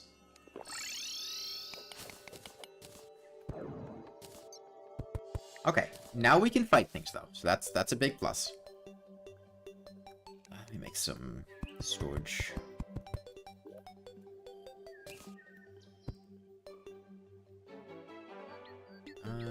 Surely I have more chests than that. They must be out here. Is it a chicken? No, it's a cow. Which one are your farmyard animals?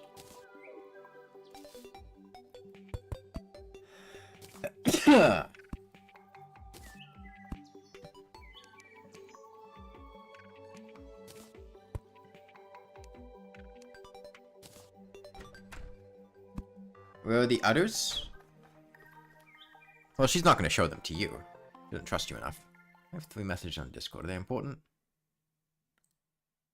No, they're just trying to page my Discord server. Okay, well, let's put, oars and bows in here. By the way, this is like the typical, setup that I use when it comes to organizing chests, which is to have essentially your main crafting stations, and then above them a line of chests. The left one will usually have oars and bows in it. I put gemstones in there as well, organized by rarity. And then I'll usually have like a potion ingredients thing, building tutorial. I mean, I could make a housing tutorial, show you guys how to build houses like a professional gamer. You too could make things like this cow, or the man with the yo-yo. The man with the yo-yo is peak housing.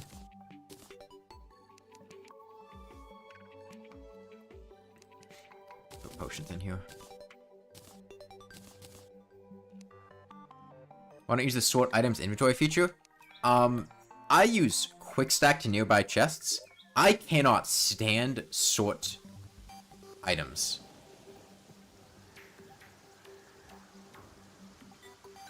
I hate sort items. I hate the way that it sorts things. Like, I can actually make sense of what's happening when I sort them myself.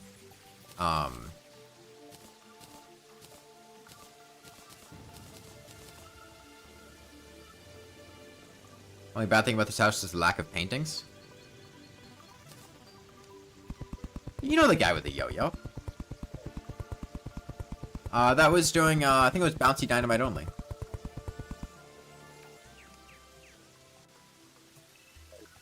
Everybody knows the guy with the yo-yo. Ooh, tungsten bricks. Hold on, we can get fancy. Add in some color. Yeah. Okay. That looks good. I like that color. That's really nice.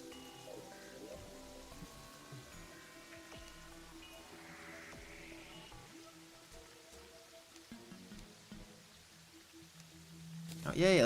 Let's plant an emerald gem one up here.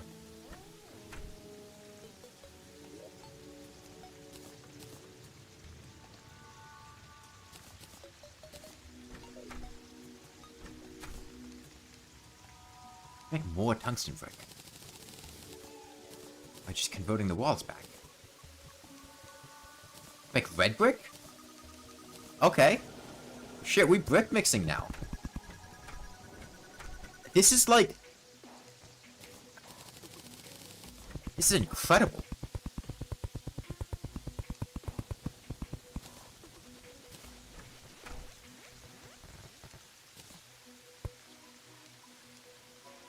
One of my best houses yet? I've really outdone myself, yeah. There were like building competitions. In like the various Terraria places, like on the forums and maybe like the Terraria subreddit and whatnot, right? I could... Honestly, I can't think of like losing a competition if I were to submit this.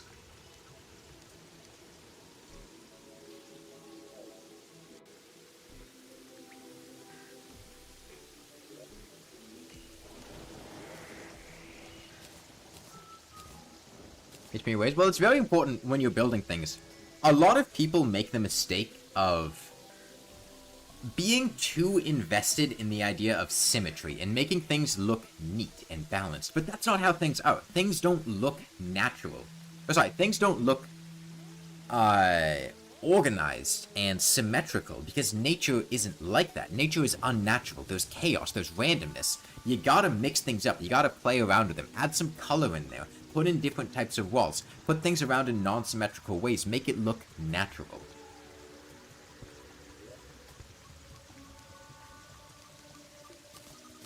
Don't be afraid to add different colors in. Don't be afraid to do something that you're not sure if it will look good.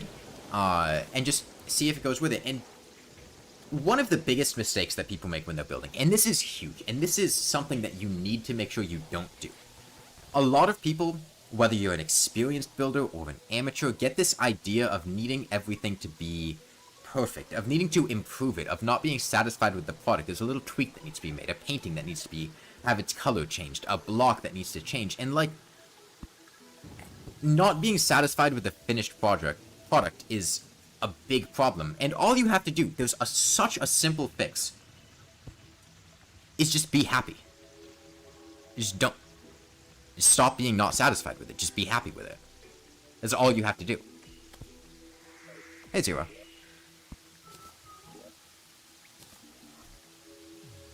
Yeah, I saw the merchant just throwing the daggers up.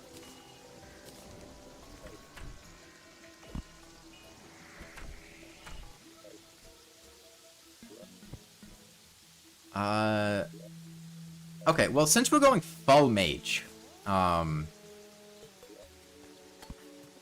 amber staff is equivalent to the ruby staff, isn't it? We can make an amber robe, though. Amber robe is, also, like, tiered with ruby. It's a little better. Amber and ruby are roughly equivalent. I think a lot of the amber things are very slightly better, but then, like, one or two of the amber things are equivalent. I forget whether the amber staff is... I wouldn't make an amber staff either way. I think maybe the amber, robe is the same, but it has, like one more defense. I need a sawmill. Okay. Holy shit, the raw power of being an Oak Mage.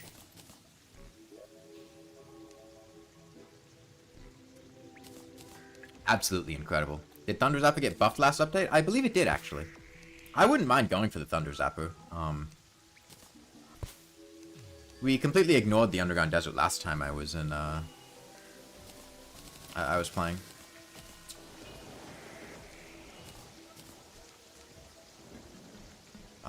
Is it slightly more gems than I think? Hold on. Let me see how many gems it is. Is it 10? Okay, it's 10. Amber, Ruby Staff, and Robe have the same stats. Okay. Okay, well, let's go get some Amber from the Underground Desert. Why not? I'll keep backup gear in here. Get the potions to here. Let's also, do some searching with the graph potion.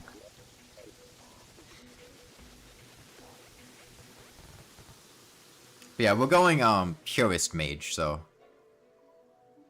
All the worms in the world incoming. Show us your hook. I think it's an emerald hook. Yeah.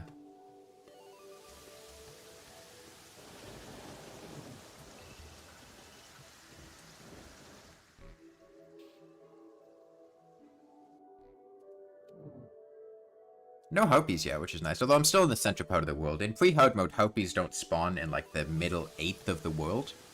That changes once hard mode comes around. Okay, another, like, island, lake, which is not helpful.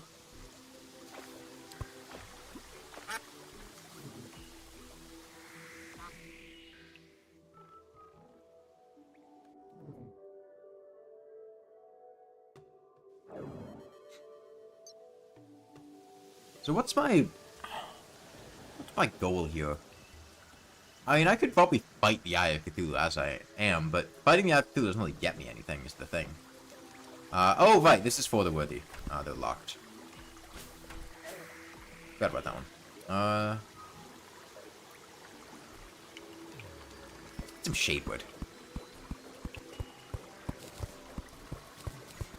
What are the Sky Island pools meant for other than fishing? It's basically just fishing. I mean, they're... Okay, the guide was here.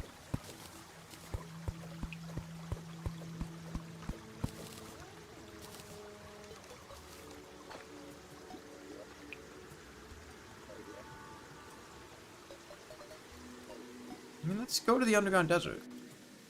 We're here. We made it. I can grind for wings. Yeah, no thanks.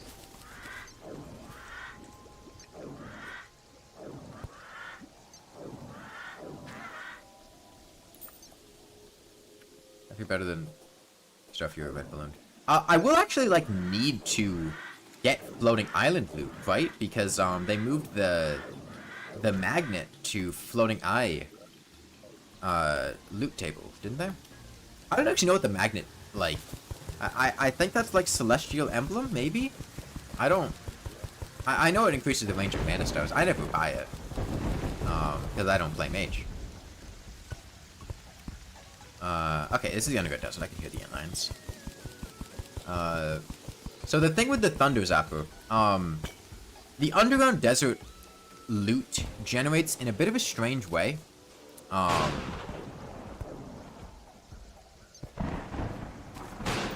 Depending on your depth, that determines what loot is able to generate. In the top, like, 5/8 or something of the underground desert, that's where you get the ancient chisel, the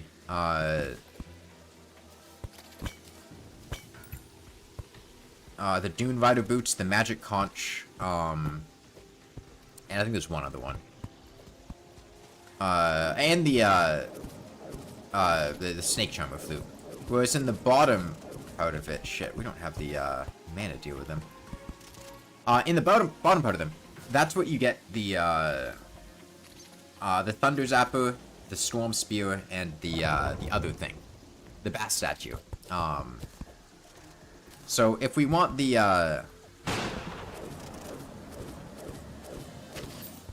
Thunder Zapper, we'll have to go decently deep down here. I'm going to avoid... Where's the golfer? Sure.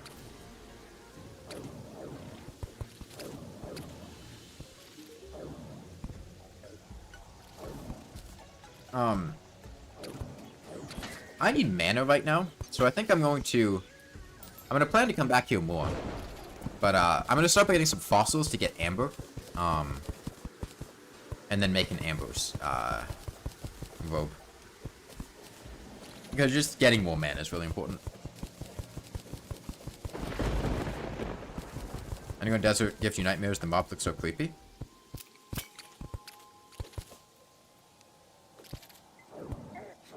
Yeah, they're basically just different stages of antlions. Because they actually, like, resemble what antlions look like. Antlions are a real thing.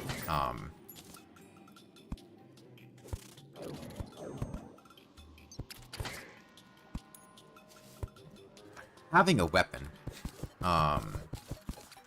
They're not this big, but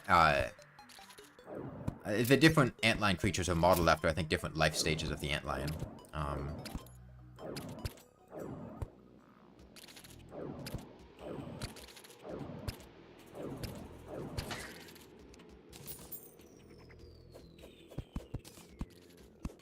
Okay, there's a house here. I like the picture of the antlion that's just, like, standing there.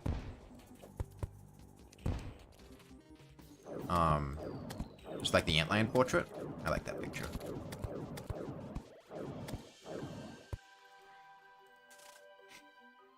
Antlion boss win. It's an interesting idea. Like Terraria's... Holy shit, Snake Charmer's flute. I don't feel like Terraria needs more bosses. A lot of people, like, I'll get questions like, if you could add a boss to Terraria, what would you add? Or, like, what, things like that. And the honest answer is that I feel like the game already has a huge amount of bosses. I don't really want more. All the bosses being reworked to be more interesting, I feel like, would be more fun than just adding new bosses.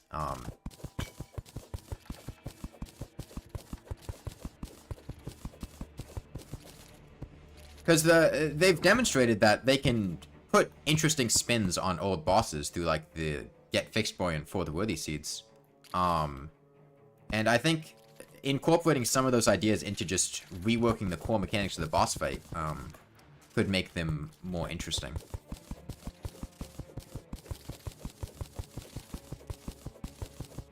I mean, I don't mind Deerclops at all. The only thing I mind about Deerclops is that his Shadow Hand attack sucks, and I'd rather Deerclop got reworked to change that attack. I actually like Deerclops outside of the Shadow Hand mechanic quite a lot, because he's fun to like kite back and forth. They do a good job of emulating Don't Starve's mechanics. Alright, let me see if I have enough.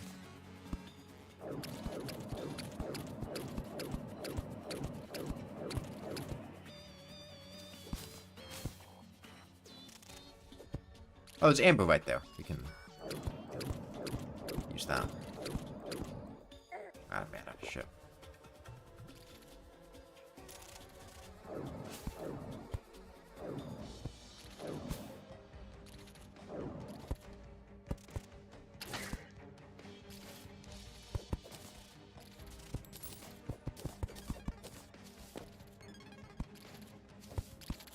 Okay, let's go make that robe. And we can also get more,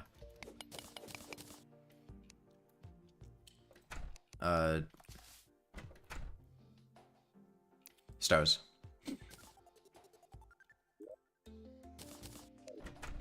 Need the silk.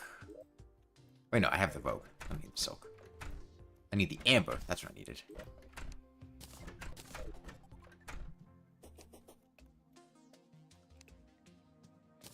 Okay, yeah, I'll put it on.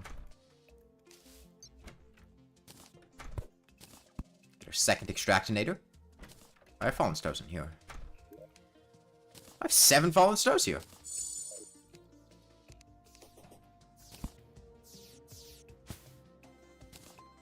Alright, let's go get some more.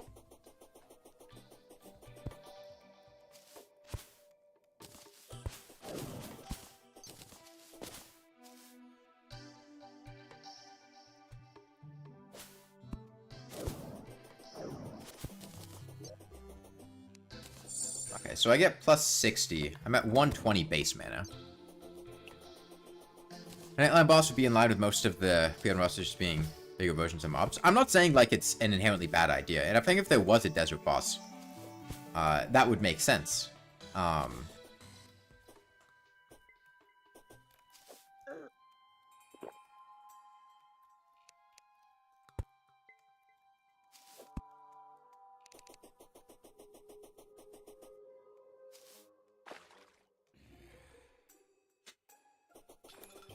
Yeah, but,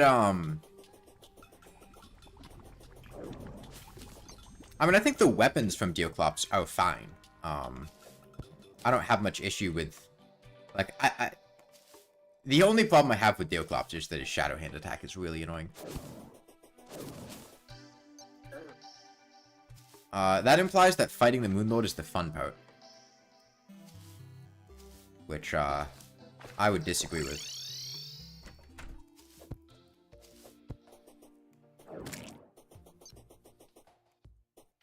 This is for the worthy, so we do have exploding bunnies to worry about. Also, if you want to wear... But, actually, hold on. Does the Amber Robe increase Tim's spawn rate? I know that Gem Robes increase Tim's spawn rate. I'm asking if the Amber Robe, which is not quite the same as the Gem Robes, still does that. Or if it's only the base Gem Robes that increase Tim's spawn rate.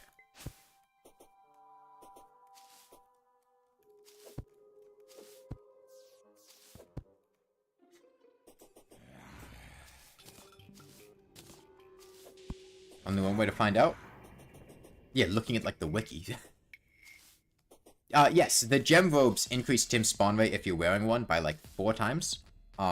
And make him considerably easier to find. The idea being that you can get the Wizard Hat to complete the Wizard set. However, I don't know if that's inherited by the Amber Robe, which was added later and might not have that specific niche, behavior. What do we call now?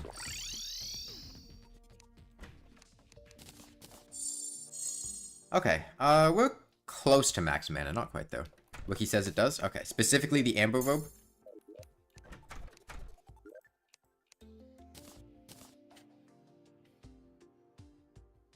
Okay.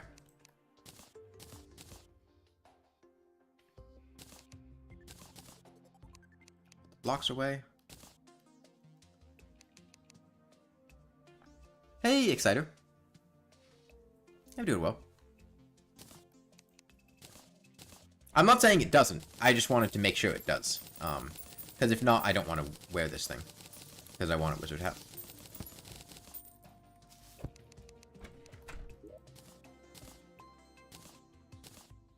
The devs ever bother with the wiki? What do you mean by that?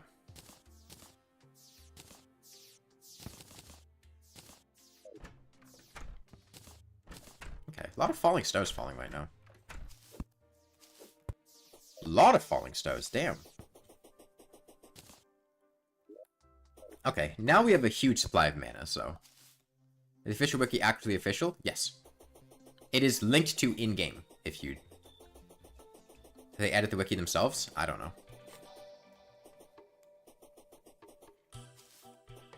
For what it's worth, like, the information on the wiki is not foolproof. It certainly can be... I'm not saying that this is wrong. I believe that the Amber Robe works, but... Just as an example, Electric Essence and I figured this out a little while ago because of something that I noticed in-game. And I don't know if the wiki still says this, but it did for a while. Which is that bombs, not like the For the Worthy bombs, just like bombs, drop from pots below the surface. And, like, the wiki had a bunch of information about, like, the tables about how the, how bombs drop, and, like, the different odds, and, like, pulled it straight from the source code. And it was like, but below this elevation, bombs have this chance of dropping. However, the problem is that the code in the game was wrong. And that, well, yes, it was coded to try to make it so that below the surface was the only spot that bombs would drop. They didn't properly flag things, and there's another flag that makes it so that pots above the underworld have a different chance to drop bombs than the ones in the underworld. And pots being above the underworld overrode the thing about them being underground, so that pots on the surface could drop bombs. Like, it pulled it straight from the game source code. The problem is the game source code was wrong, and it wasn't properly set up, and there was a mistake in it that caused bombs to be able to drop from pots on the surface. So, Keep in mind, whenever you look at stuff on the wiki, it can be wrong, especially with more niche pieces of information. Don't, like, just take what the wiki says at, face value.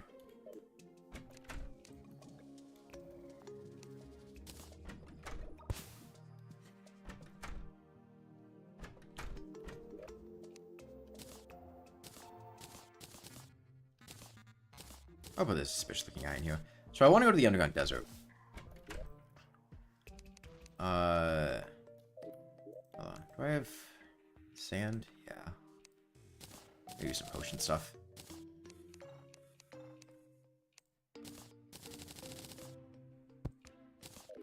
Water.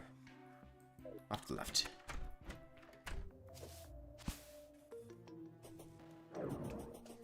Got him. You decrypt the game's code and check directly if you could. I mean, we did check directly with electric essence. Unless you mean the amber robe thing, in which case. I believe the amber robe thing. That was just a tangent that reminds me about something else. Another really weird thing in the game, which is what Team and WG had mentioned, is that, the Eye of Cthulhu takes increased damage near death, but it seems to only be with weak weapons or something. I forget what we actually decided was the cause of that. But it just has like a damage multiplier, which we noticed during Lawnmower only, and actually happened during Copper Short Sword and Flare Gun only as well. I just didn't notice.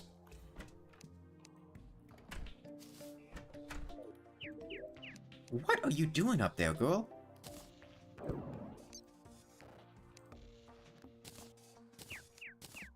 Okay. Let's do some mining in the underground desert.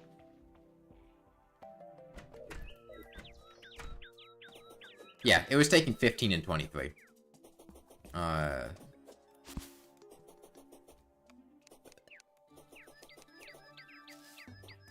So like I said, we need to go deep in the underground desert to get the loot that we want from the chest. But the underground desert, honestly, how did I not notice though?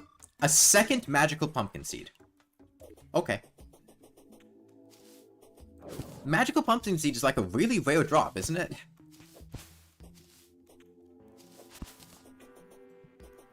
I probably just had my mind on other things. Is the honest answer. By the way, silver pickaxe is incredible in For the Worthy. I'll probably go for a fossil pickaxe once I get some deserts. 200 is not actually that low.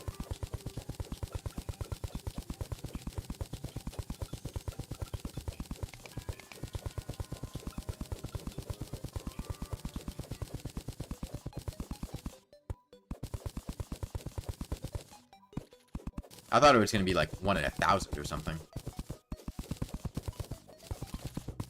Because, I mean, you break a lot of pumpkins. They grow all over the place during Halloween.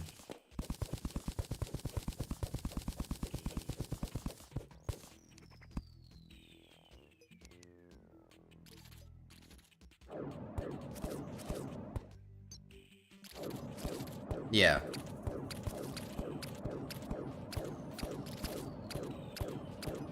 I see a Cheng.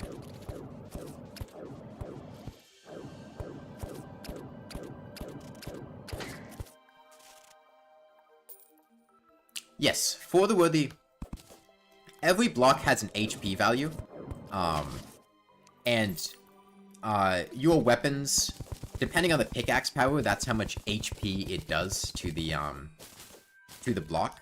So like this has 45% pickaxe power, so it'll break anything with 45% HP or less in one hit, and things with more than that in 2 hits, or proportionate to the amount of hits that it has, and amount of HP that it has left, aside from blocks that it just can't break. And For the Worthy halves the amount of HP that blocks have.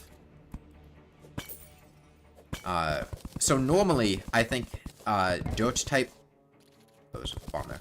Dirt type blocks have 50 HP, and they get halved to 25, and stone type blocks have 100 HP, and they get halved to 50.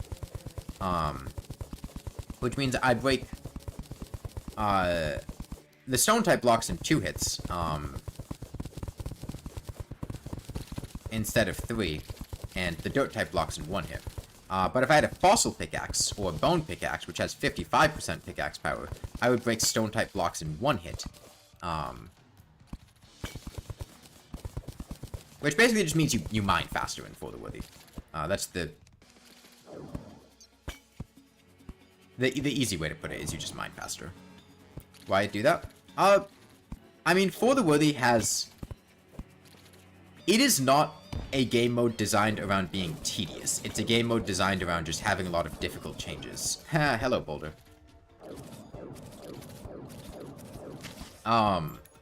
In fact, it actually has a couple changes designed to make the game faster.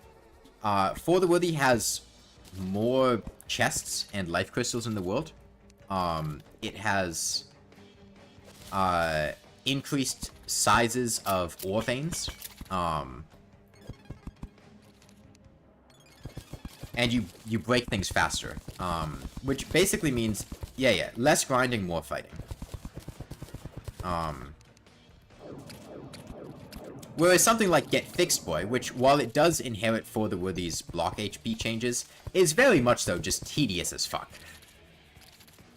Let's not mince words there. Those are basically designed around just being a huge middle finger.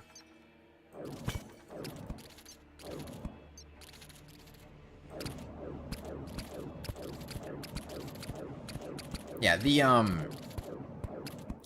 those are the nice parts about playing For the Worthy. Now, don't get me wrong. It can still be a really annoying difficulty in a lot of other ways, but... it's not like Get Fixed Boy, where things just suck. The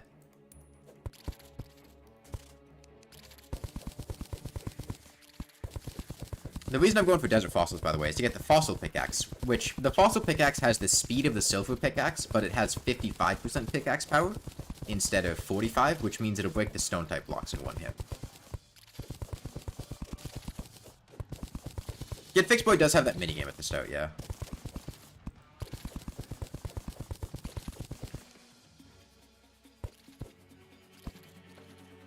Not much luck with chests, huh?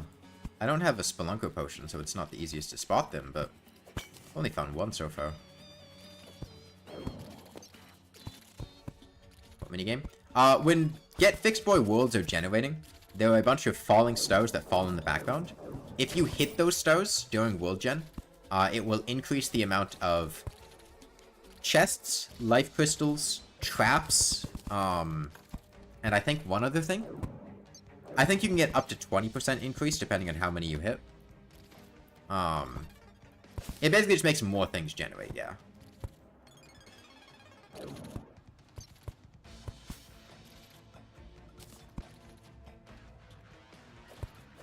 It's mostly positive. I think it does also increase trap amounts. But, like, they're going to be fucked on the traps anyway because of the no trap seed. Oh,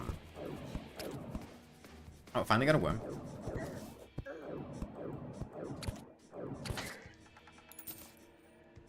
Well, I think doesn't it also just increase trap amounts? Am I misremembering that? I thought it was like there was one like negative aspect that it increased. God. Can't light lava, annoying. I don't have defense.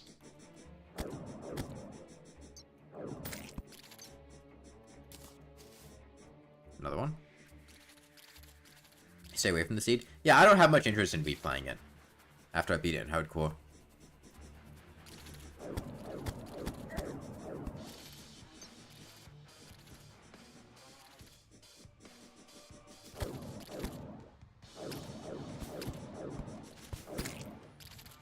We did those multiplayer worlds, but like Get Fixed Boy isn't a good seed. It's not fun. Most of it's pretty annoying.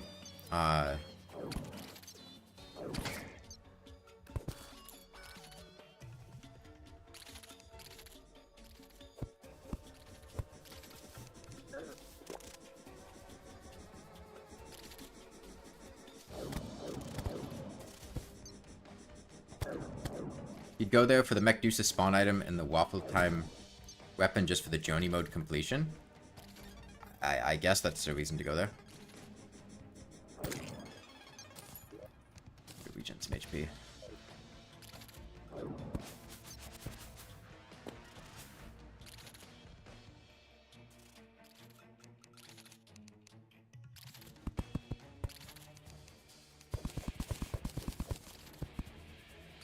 Can I get some chests? I want to use the Thunder Zapper. And I'm fine not using the Thunder Zapper, but I was interested in trying it.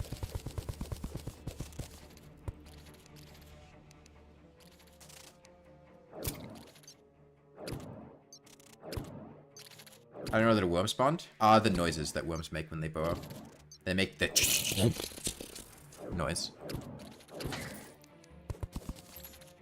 That one. You hear it?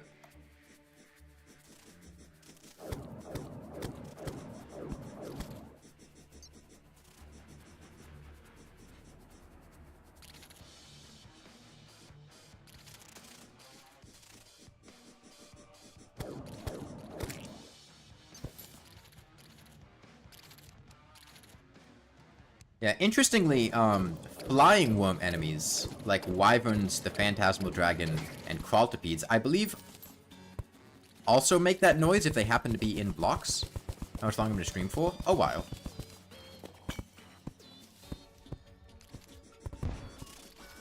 I don't have a concrete number.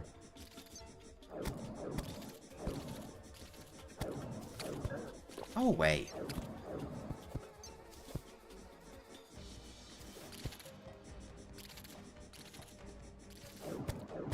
Yes, antlion chargers.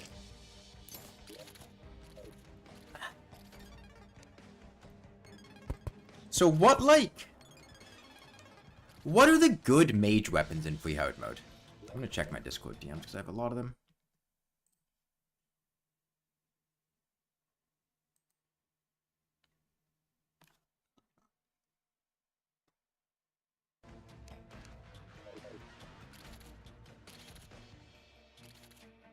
Make the one feel bad about itself. Yeah, like what? Magic Missile and Aqua Scepter? Okay, let me rephrase that. What are the good, like, free boss, aside from fucking Demon Scythe, mage weapons? Because, like, if I was playing Ranger, I could have grenades. If I was playing Summoner, I could get Vamp Fog, or stack different whips to do pretty considerable damage. If I was playing Melee, I could go for Blade of Grass. I could go for... No, Demon Scythe exists, Jonathan. Demon Scythe is just very out of the way, and if there was another option, I might go for it, but I'm not going to go farm a Demon Scythe.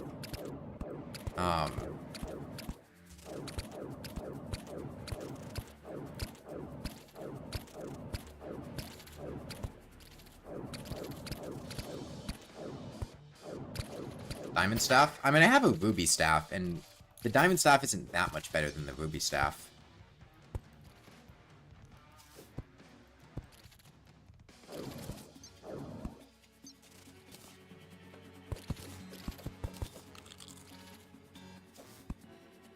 Yo, the Rain Cloud? Yes, that's true.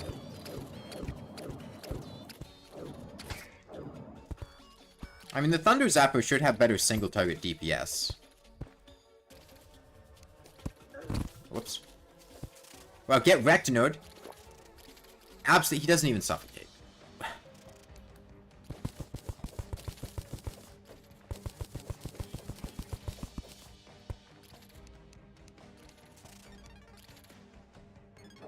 Been in prison for his crimes? Yeah.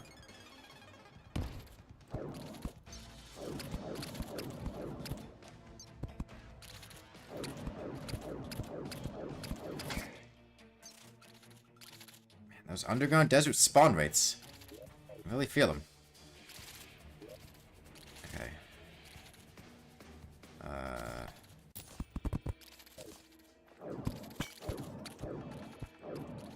Waterbolt is good.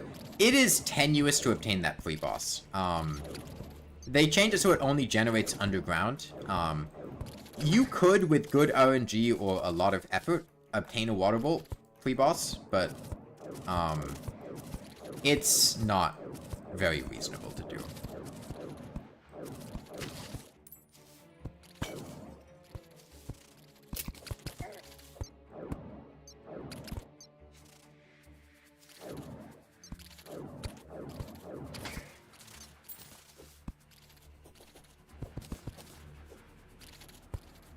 God, can we get some chests? Holy shit.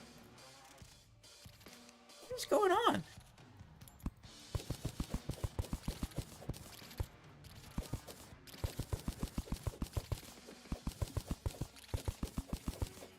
Well, you do need keys for the magic missile and aqua scepter. Whereas the water bolt can be spotted if you have like a Star Fury, and then you can just kind of hoik through the walls. Assuming you go on free boss. I mean, you could do that exploit that I talked about to in that one video to loot the dungeon free boss, but I mean, if you're doing that, then you just skip straight to the post-Skeletron stage of progression. Either as Water Bolt. The difference is, it's fairly reasonable. Like, if you get good RNG, you could get the Water Bolt with minimal effort. Pre-boss. But it does not take minimal effort to get those other ones pre-boss. Shit, I'm out of torches. Let me get some torches.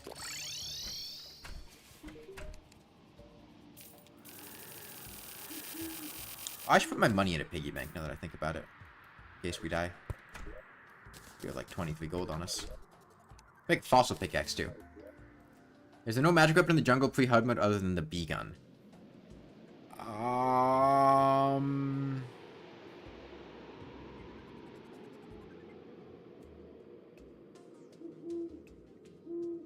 Can't think of any. Oh, welcome back, Skimpy.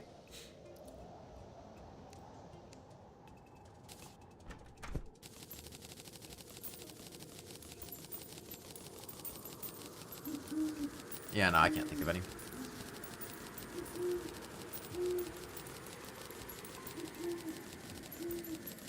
To be fair, there's also not a mage weapon in, like, the snow biome, I don't think. Well, I mean, on the other hand, it could be seen as the thing in the jungle for mages is jungle armor, and the mage mana flower and less the weapons. Like, it could be they didn't want to put everything that the mage needed in the jungle, and so the weapons are obtained elsewhere.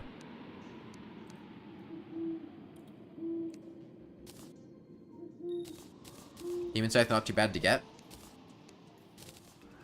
I don't want to farm for a Demon Scythe on stream.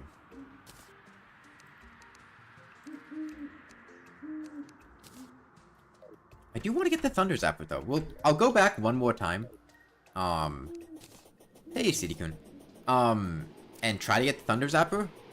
But once I come back from the Underground Desert this time, I'm not going back.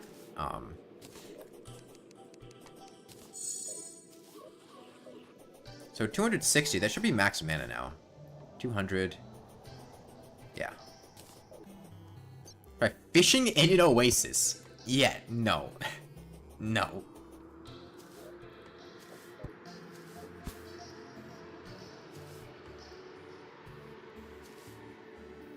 Games I play off stream that I don't want to play on stream?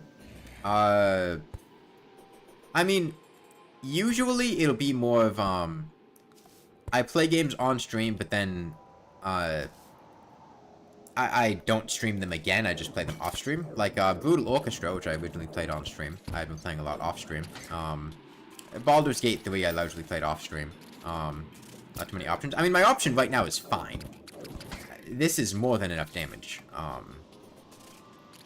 For the eye and dealing with things, it's just bad damage. And if I had a better option that was reasonable to obtain, I'd go for that instead. Like I was saying, like, getting whips for summoner to buff your minion damage, or getting grenades, or different dots with high tier war arrows as ranger. How was Baldur's Gate 3? Baldur's Gate 3 is fun, but it's one of it falls in the category of games that fall off hard in the third act. Will I go for the meteorite armor and laser pistol? No. Space armor isn't very good. Maybe if we get the Zappinator, I'd consider it, but I'm not going to do it with the space gun.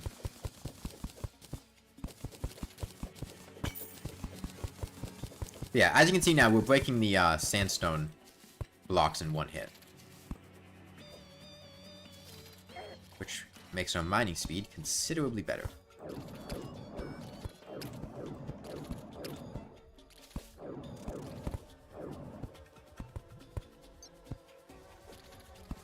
God, where are all the chests at? For the worthy having increased chest generation, my ass. What is... We found one chest where the snake charm was flute, and that's it.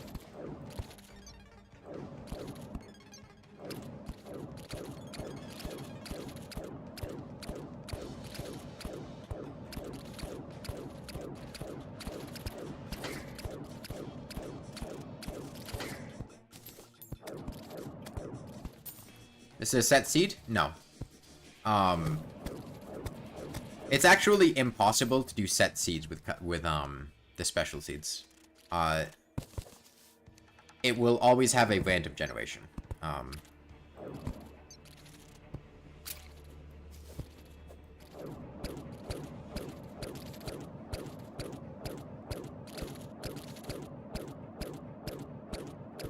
Think of the special seeds not as seeds in the normal sense. They're more of a set of rules that are applied to a random seed.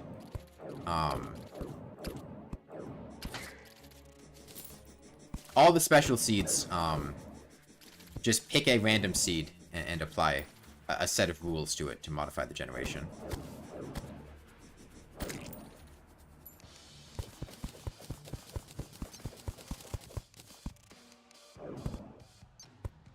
Where the fuck? Oh god, we're dead. I was hoping to iframe it off of the other thingy. It's not gonna be difficult to go get that stuff back, but it's annoying. It's why we don't go to the underground desert. This sucks here. If I had a Spelunker potion, be better. The death counter? I don't know. Flash death? I don't know. 4. Deaths are pretty much completely inconsequential aside from a moderate waste of time, so I'm not, like, trying not to die.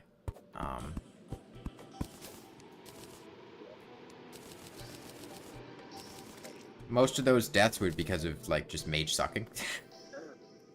Or not having weapons. Can we get to daytime already? Wow, damn, that's wild.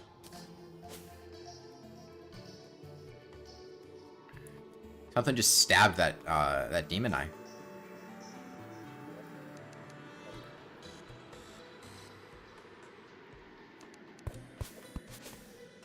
First boss next stream? I mean, I would like to be, like, at the end of pre-hard mode by the first stream, which is, like, the normal pace that I would consider. The problem is, Mage early pre-hard mode is fucking worse than Summoner. Apparently.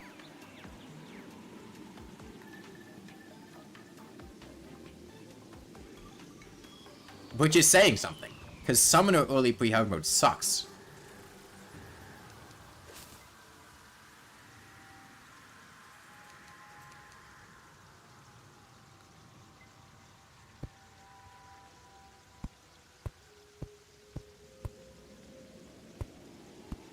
Should the most Oasis crate will drop a Thunder Zapper? Yeah, sure.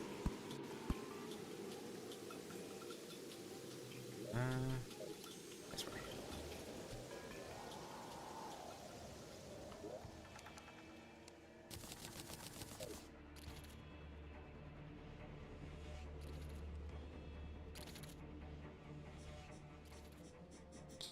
Great. Is it even worth trying? I mean, fine.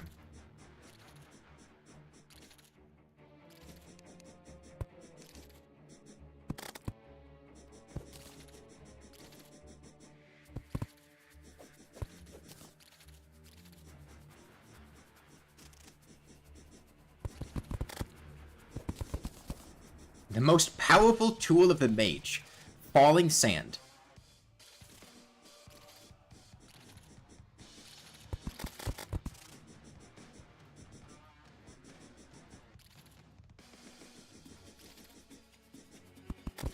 It basically just pocket sand, yeah.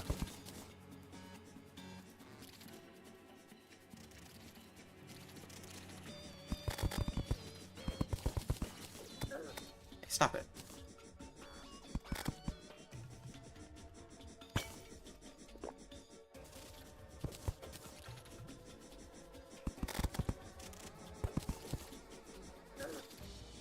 Majority theme you listen to outside of the game is the Calamity Yaron theme and the Calamity Lab theme.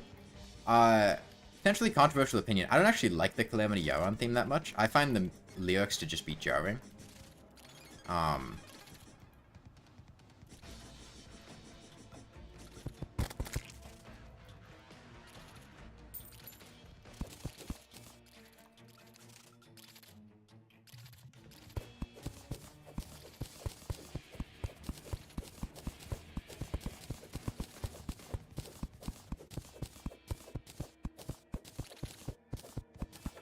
Phase 1 yarn. I don't remember that part of the music.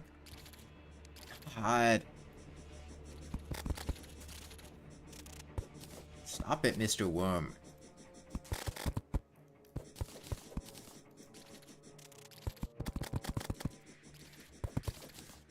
Go away, Mr. Worm.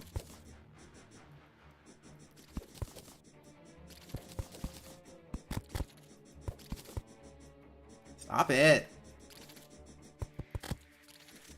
Yeah, well, because Terraria music doesn't have, lyrics in it. So when someone starts singing on the soundtrack, it feels really out of place and weird.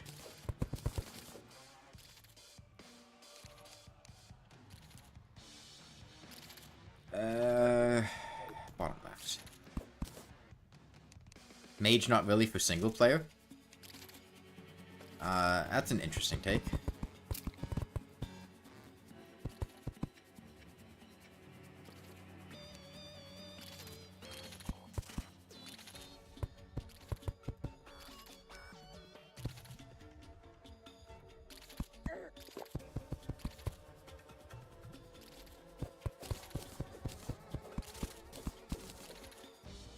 Is kind of singing the otherworldly hollow theme. I guess that is true. I don't listen to the otherworldly hollow theme very much.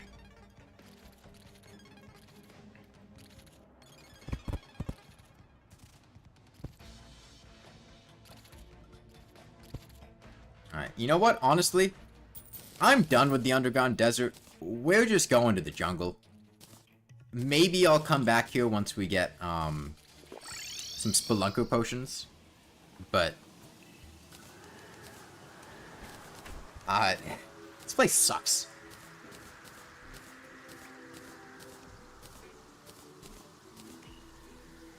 It really does.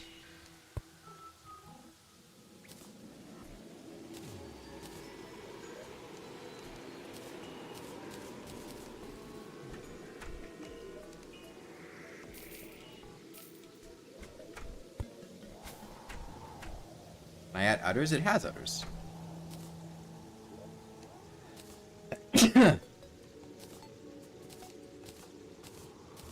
Yeah, I'm just gonna go to the jungle. Let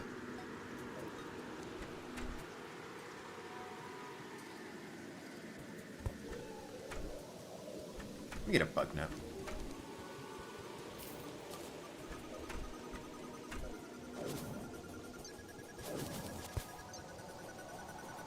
Daytime fight is so dumb. The Empress of Light? I don't agree with that. I think the Empress of Light is one of the few bosses in the game that's actually designed to be fought without taking damage, and actually has like a fun gameplay loop of dodging the boss to avoid getting hit. Catching cold, could I do another bathtub stream? No, if I did another hot tub stream, my fucking webcam would have broke again. No hitting is sick. I don't think most of Terraria's bosses are fun to fight without getting hit, because most of them are not designed to be no-hit, and most of them are just very boring to fight and like not get hit during.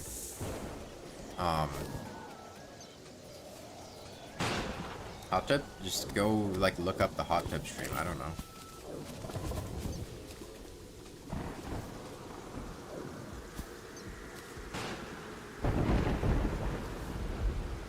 Like, some of the late game bosses are fun to no-hit, but, like, it's not fun to try to no-hit, like, Plantera, because Plantera just has a bunch of random bullshit in the fight that, like, it doesn't feel satisfying to dodge them, like, flawlessly, I feel like. It's fun to not get hit, but it's not fun to, like, try to no-hit. Now, granted, keep in mind I did fight all the bosses in the game blindfolded and for the worthy without getting hit, but only a couple of them were actually, like, fun to no-hit, and a couple of them I kind of had to take a cop-out route and cheese.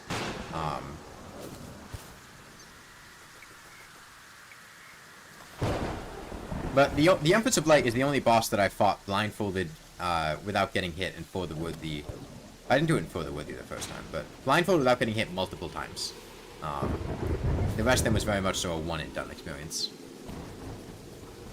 Scroll through for 3 seconds, saw over 20 Moonlord lawnmower streams. I mean, yeah, the lawnmower is not a good weapon. In fact, as I described it, it's the worst weapon in the game. Which, you know, there's some degree of debate, but I feel like I've provided a solid argument about why it's worse than the other ones. Mostly the difficulty of usage. I can kill these guys now. Is it paper airplane worst? I would consider the lawnmower to be better than paper airplanes. Oh, sorry, paper airplanes would be better than the lawnmower. Because paper airplanes are a functional weapon that works when you use them.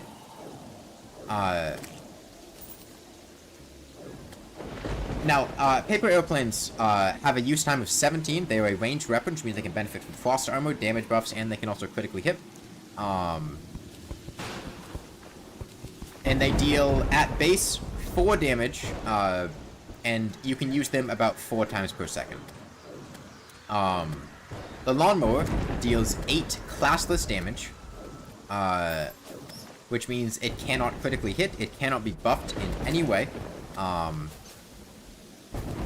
and it doesn't benefit from things like frost armor, emblems, flasks, whatever. Now, on top of that, the main thing that makes the lawnmower abysmal is that the lawnmower cannot deal damage unless the following 2 things are true. 1, you are walking forward in the direction that you are attacking. 2, you are on the ground. What dealt damage to us with that? If you are not on the ground and you are not holding the movement key in the direction that you're facing, the lawnmower does nothing whatsoever. And if you do that, the lawnmower will have a minuscule hitbox, where it can deal a very small amount of damage. Oh god, wait, the silence debuff actually does something. What the hell?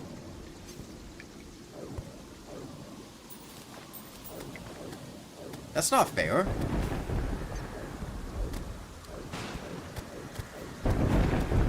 The enemy you're fighting doesn't need to be on the ground, strictly speaking. It's more that the hitbox is so tiny that it only hits things that are, like, at ground level. So if the enemy isn't on the ground, if they're flying in the air, it's pretty much impossible to hit them. Yeah, and the lawnmower can't be buffed. Now, if you have a setup where the lawnmower can deal damage optimally, it will out DPS the paper airplanes, because it deals 8 damage at about 5 times a second. However, getting that setup is a pipe dream and will not happen in the vast majority of situations. The lawnmower does also have piercing, which is a point in its favor, but the difficulty of usage makes it incredibly difficult to try to play the game with. Whereas paper airplanes, you can just keep your distance and throw at things. Yeah, I was put to a vote and Lawnmower won in a landslide.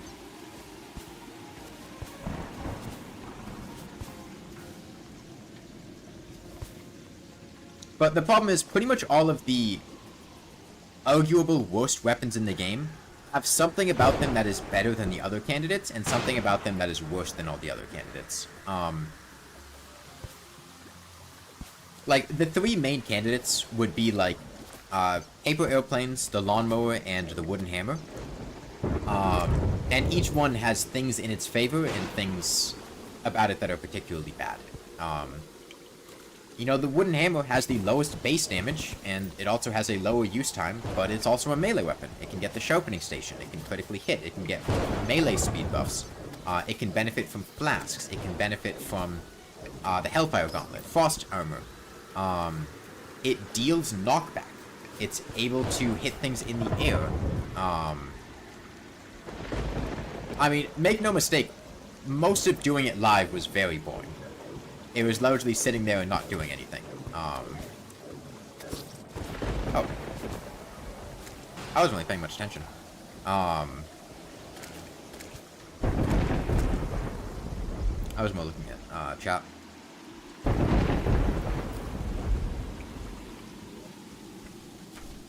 Okay, well now we go walk back over there. Medium form moment. I mean, if you haven't noticed, I'm pretty much intentionally allowing myself to be killed so we can actually do medium core things. Not necessarily allowing myself to be killed, but being very blasé about the idea of dying. Because pretty much the entire time during the Summoner one, I just never died, so it never really mattered that I was playing medium core. Like, I want to die. Because then that actually makes medium core matter.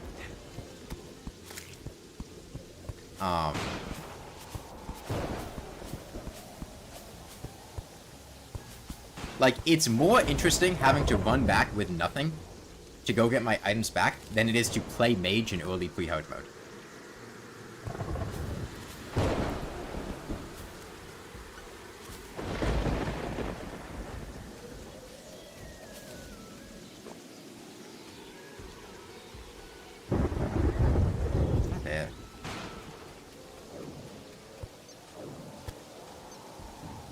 Gravitational return potions are OP and medium core? Yeah, I don't have either one.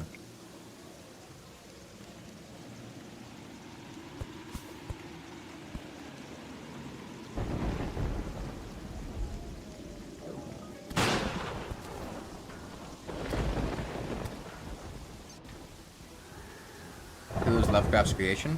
Yes, that is part of Lovecraft's mythos. Cthulhu was around for decades? H.P. Lovecraft, like, lived a century ago. He died in, like, 1930-something. Maybe 1940-something.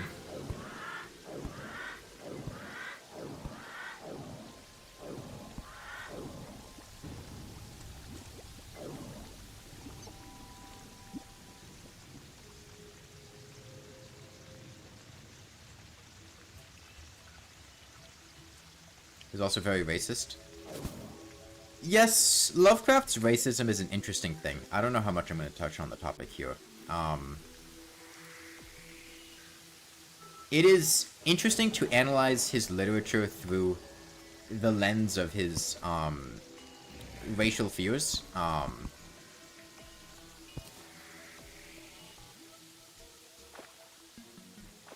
But that's a conversation for a different place, I feel like. The thing is, he didn't really. He had that cat when he was, like, a young child, and then he never had another cat in his life. No, Lovecraft was not, like... No, there was not, like, he was a little racist, everyone's a little racist. Lovecraft was racist to the point that other racist people were like, hey, yo, you're kind of racist, dog. You want to tone that down a bit? He was racist. There's no ambiguity there. It's got nothing to do with racism being the norm, or, like, this man was full-blown racist. He was professional racism. There is no amount of mincing words or splitting hairs regarding, like, it being socially acceptable, or, like, he wasn't really that racist, or just going with the, like, attitudes of the time. He was racist. he transitioned to extreme xenophobia later in his life. In his earlier years, it was more so racism. But as he got older, it became more so just xenophobia. Oh, whoops. I wasn't paying attention. But...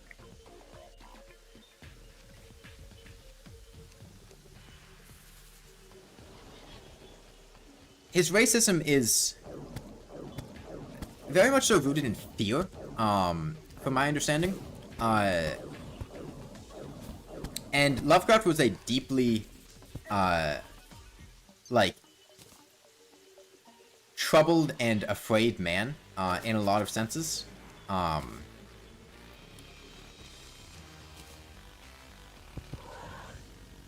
And the reason he was racist in the first place likely was a product of his environment, but it then, probably because of his own mental health issues, it kind of went overboard.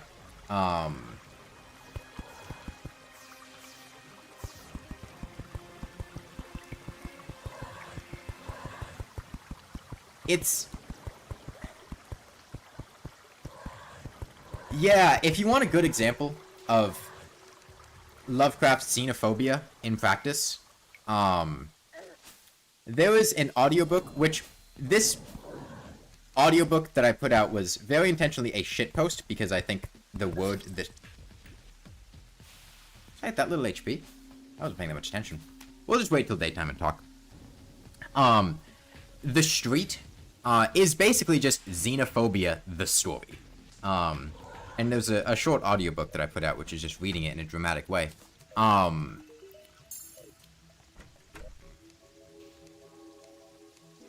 That is just, like, rampant xenophobia. And it's one of Lovecraft's works. It's not a good work of his, by any means. It's just a short story that's heavily inspired by the Red Scare, the first Red Scare, of about 1919-1920.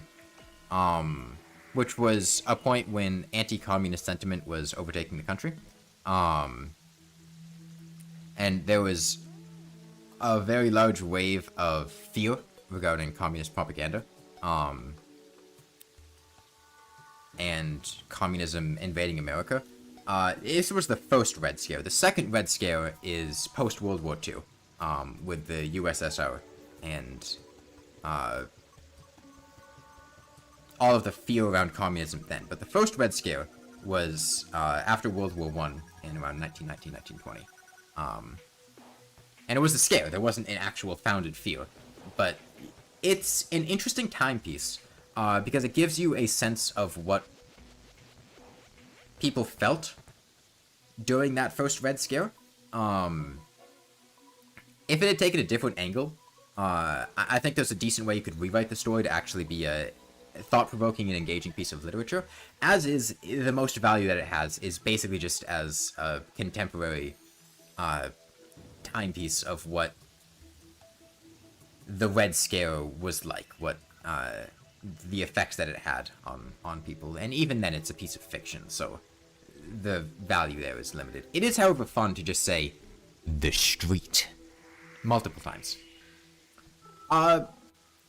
The problem is the audiobooks, especially the Red Scare with the fear of communism. Yes.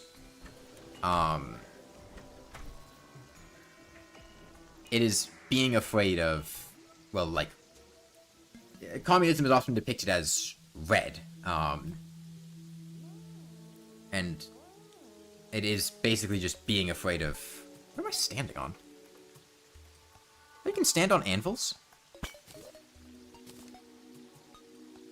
Huh. I don't know if I ever realized you could stand on anvils.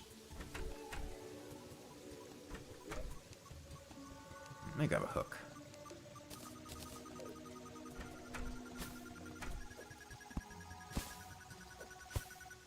Yeah, so,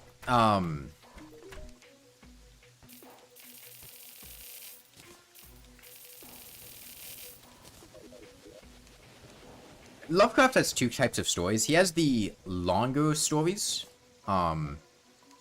which would be, things like The Shadow over Innsmouth, At the Mountains of Madness, the ones that are 50, 60, 70 pages, 30 3-hour-long audiobooks, something like that. Which are still shorter stories. Not long by any means, but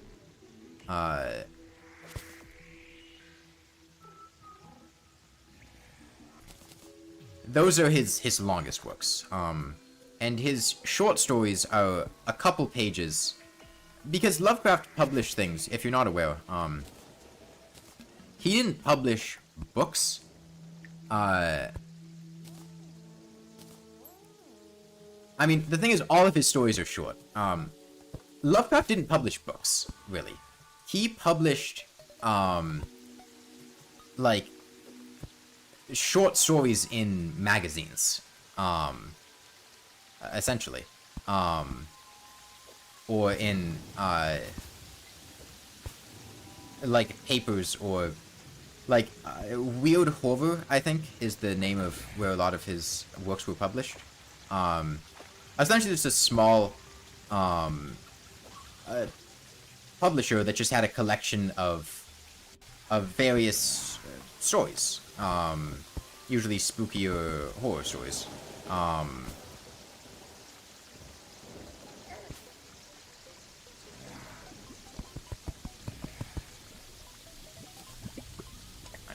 We're just gonna chill down here for a minute. And even the longer stories, yeah, novellas, is the word. Even the longer stories, I think, were typically published over weeks. And that's why a lot of he wrote a lot of short stories that got seen in a lot of places. No, Lovecraft was a wildly unpopular, author when he was alive. He died in poverty and with very few people knowing who he was. His fame mostly comes from a collection of his works that was published, that was collected by his friends, including several unpublished stories, and essentially post-mortem popularized. He was very much so incredibly unsuccessful. And he died of, like, liver cancer in his 30s.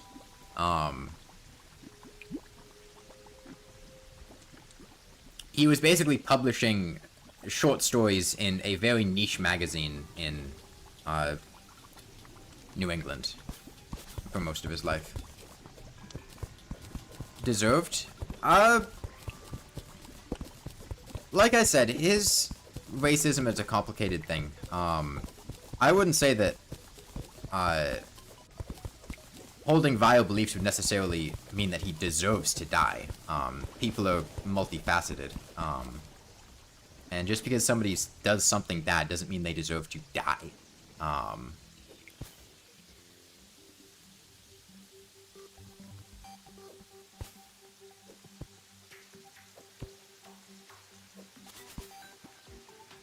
But yeah, Lovecraft's racism is also, it brings in an interesting topic, which is, the whole,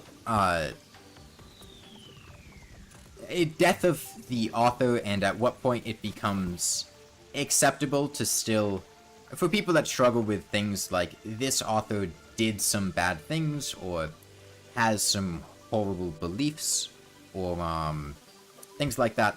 The nice part about Lovecraft is that Lovecraft is dead. Lovecraft died a century ago. Lovecraft is not going to see any benefit from anything that you do.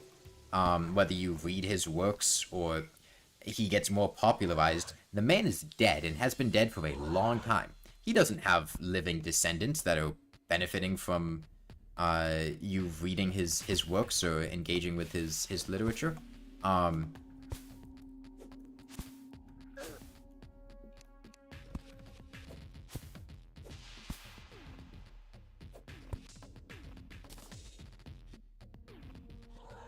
So it's not really a concern.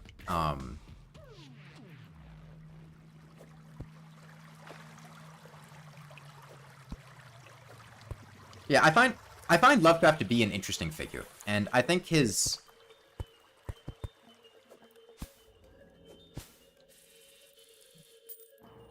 one of the reasons that I am not tolerant isn't the right word, but why I view his racist beliefs in a more forgiving way is because I very much so see him as being a fearful, afraid, young man, boy, teenager, young adult, who is primarily motivated by fear, and as a result ended up getting mixed in with crowds or beliefs or getting swept up in something that, was rather terrible. And I find that to be more tragic than, something to be angry over.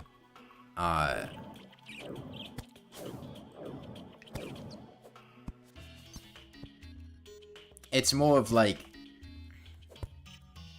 because I can see, like, I do see, young people in similar situations being swept up by being accepted by racists or,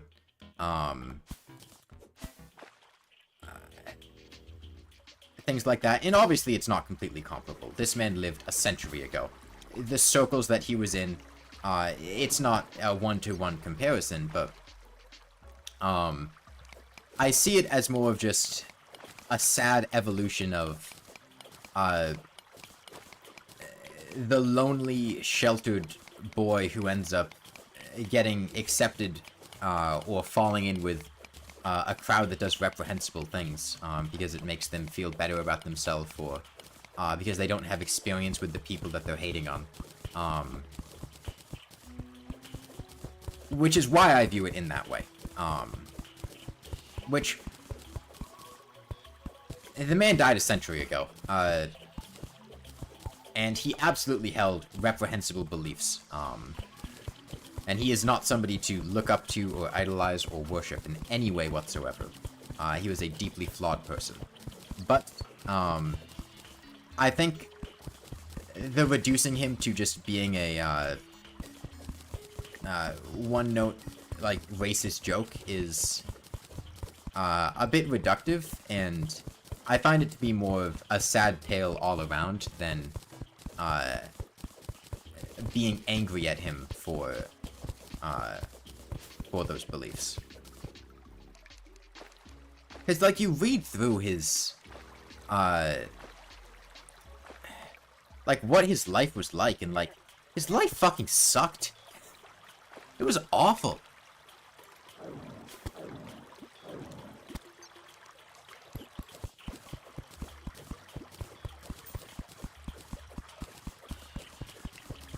And maybe it's just me being overly empathetic, and being willing to forgive, things that might, be best unforgived. Not forgive, but, look for redeeming qualities in people.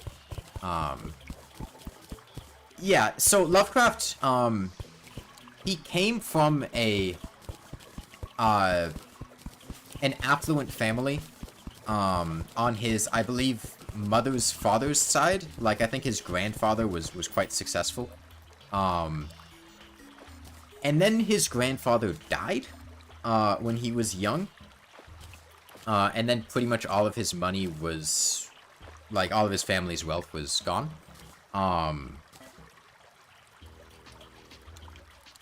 And, then he essentially became severely impoverished. He lived with, I think his mother and, like, aunts for a lot of his life, and they were, not, from my understanding, pleasant people to live with. How did their wealth go away? Well, because their grandfather, like, died. And I forget if, like, the family, cut them off, or if, like, his income stopped and, like, he was actively earning the income. I don't know exactly how it went, but, he was essentially thrusted into poverty. I'm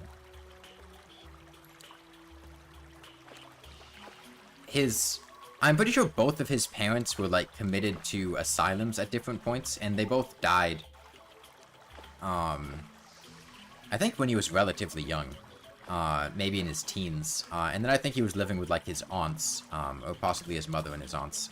It's been a while since I read the, descriptions of it.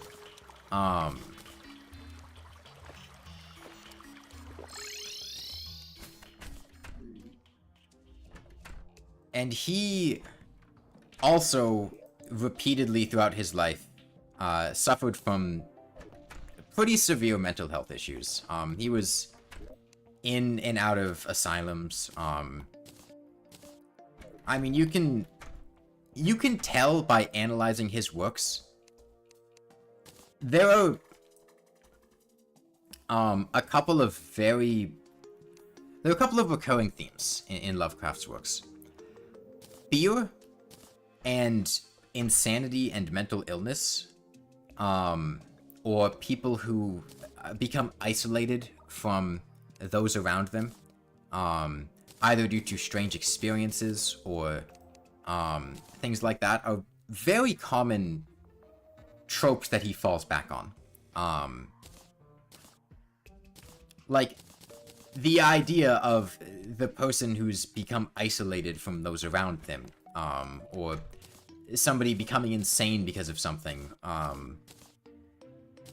like, I feel that the prevalence of those is a reflection of Lovecraft himself and his life, and,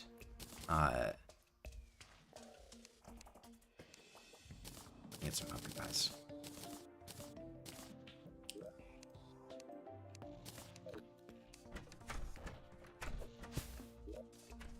Particularly in a couple of his stories, you can get the sensation that these were written by a person who has been through some... He writes some very evocative descriptions, in some ways.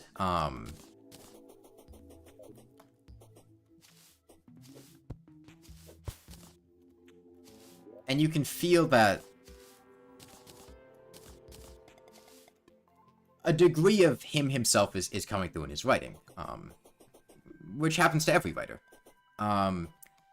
Yeah, he has some evocative descriptions of characters like desiring to be like wiped from existence, or to find the peaceful eternity beyond the wall of sleep, and I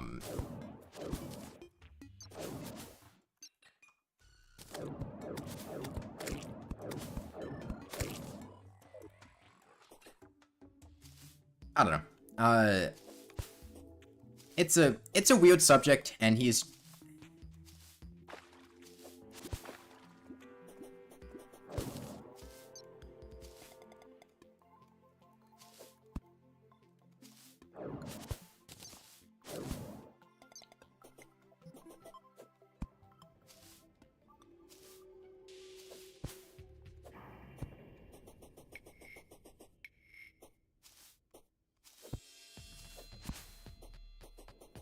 Hey, Kui.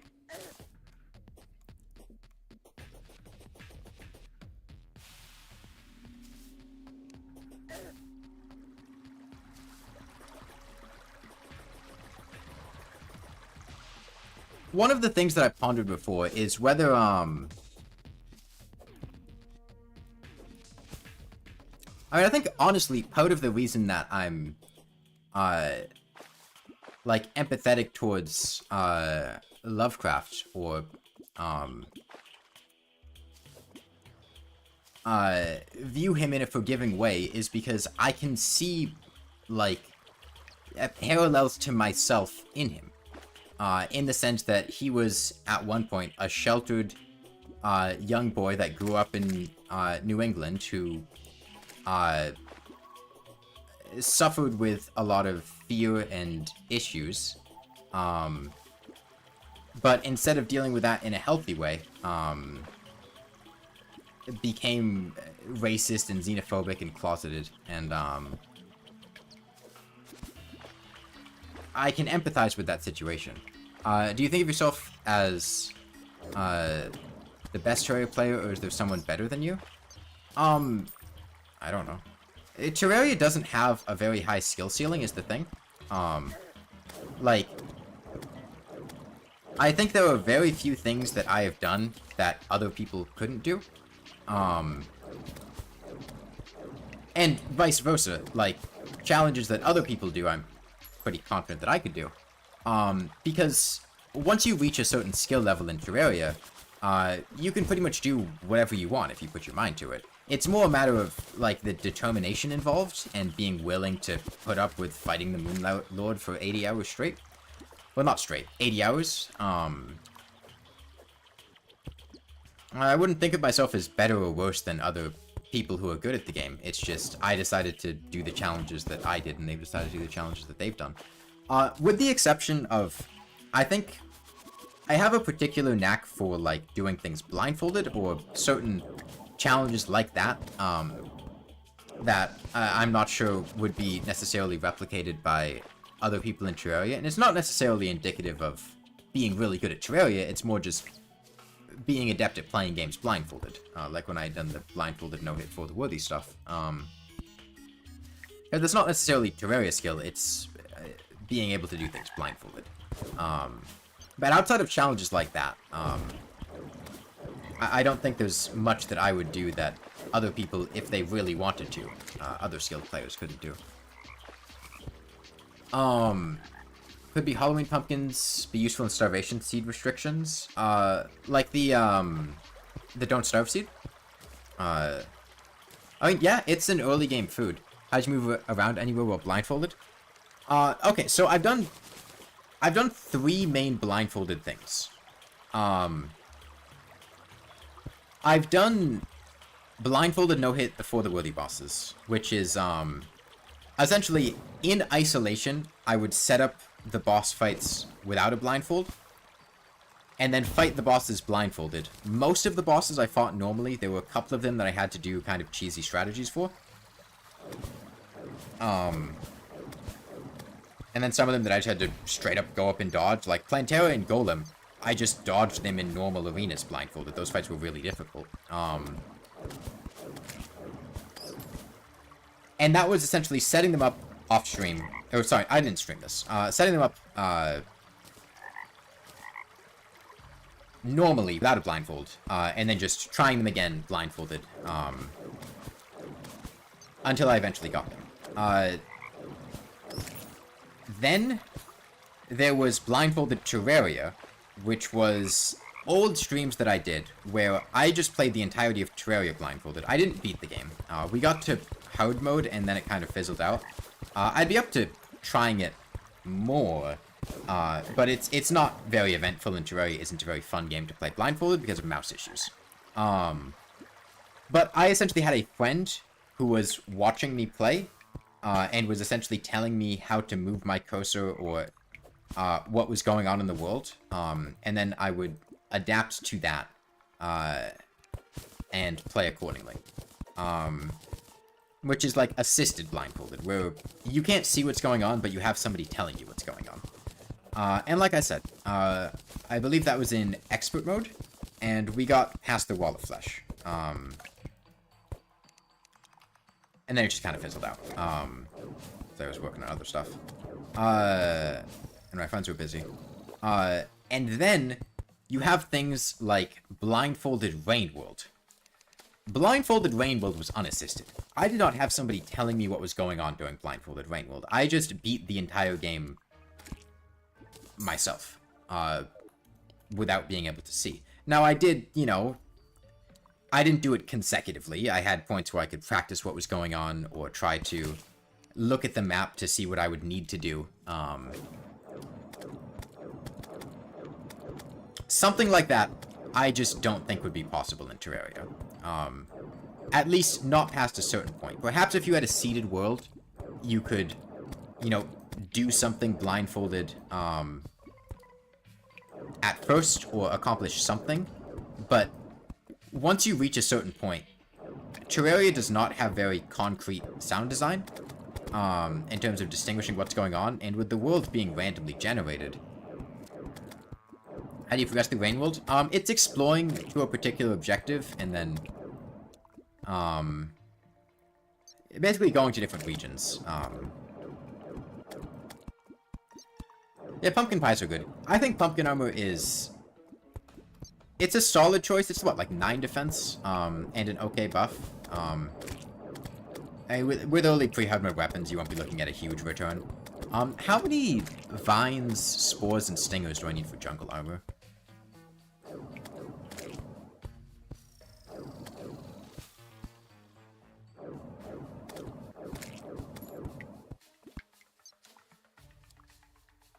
That's not true, Jonathan.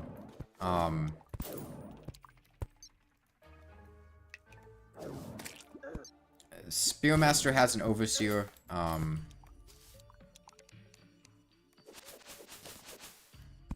and with the other slot cats, it's kind of understood that you would know what you have to do because they're all basically going to the thing that you learned about in Survivor and Monk.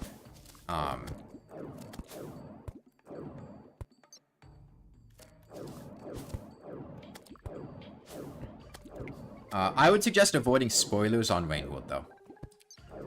8 spores, 2 vines for the boots, 8 spores for the hat. Okay, so 16 spores, 2 vines so far.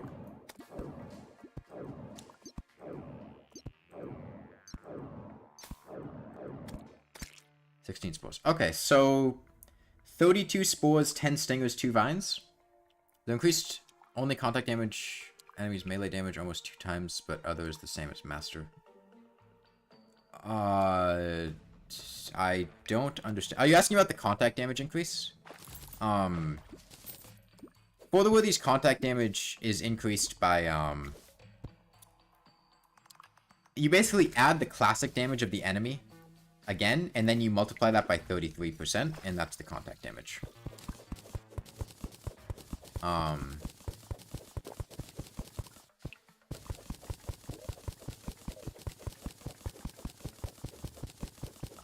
I did an Ultra Kill Hot Tub stream.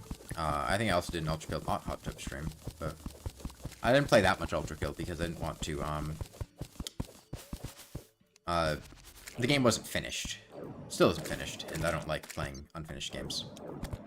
I usually don't go back to play them more.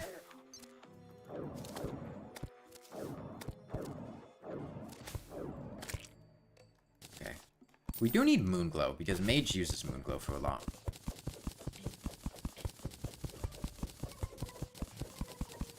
I made a mess in Ultra... What does that mean?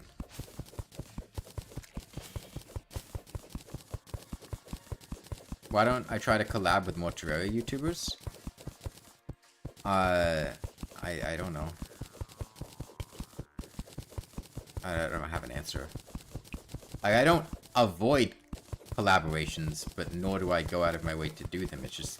I don't know.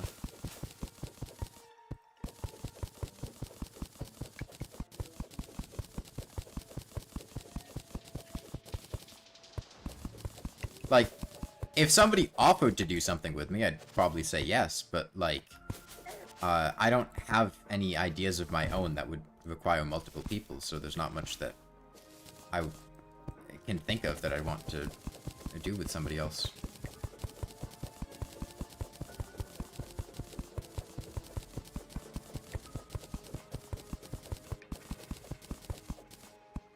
I don't really know what a collaboration would look like aside from just playing the game together. Like, I'm not against that, but I'm not the biggest multiplayer person. So it's not like I actively look for people to play multiplayer with. And if I was gonna do multiplayer, I'd probably rather do it with, like audience multiplayer.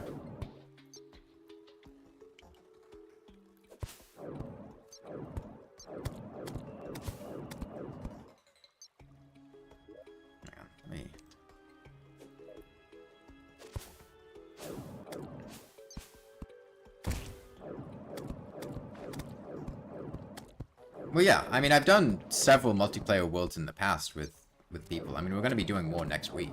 Okay. Hold on.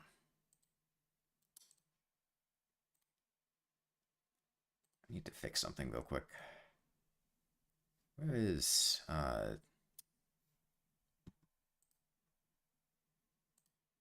this button?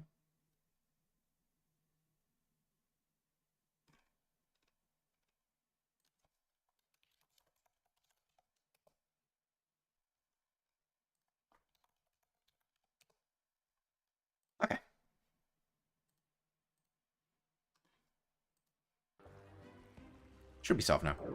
Yeah, I was playing Factorio with Bismarck yesterday. I would not do Factorio multiplayer with random people. Think you installed pirated Terraria on mobile? How is that uncertain? How would you not know whether or not you installed it?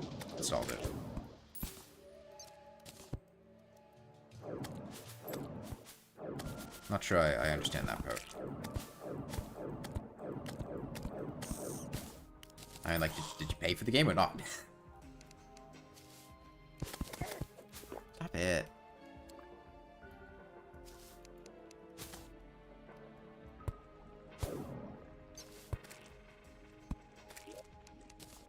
Okay, another cloud.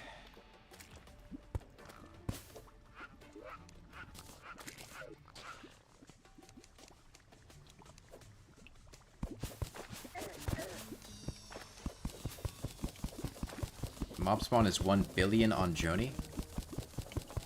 I think I would just crash the game.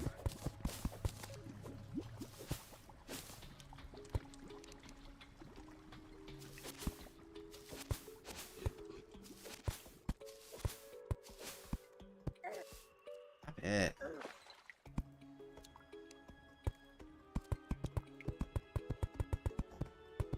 Bunch of life crystals, though. That's nice. Let's take a sec to regen some HP. Did I buy material from a rather dapper-looking spider under your bed? A dead man's chest? What would I want in a gold chest? Magic mirror, maybe?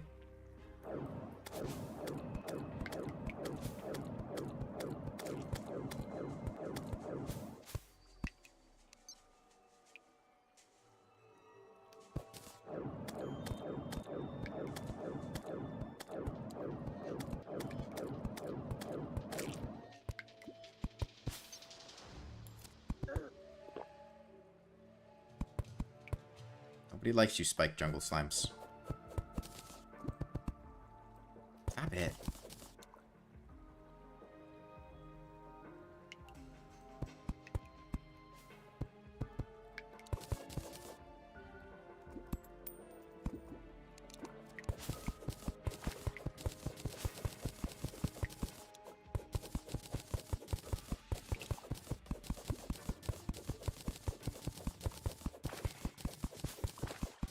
Why do the devs make jungle slimes so nasty? I mean, they're jungle slimes. They're slime. They're like sludge.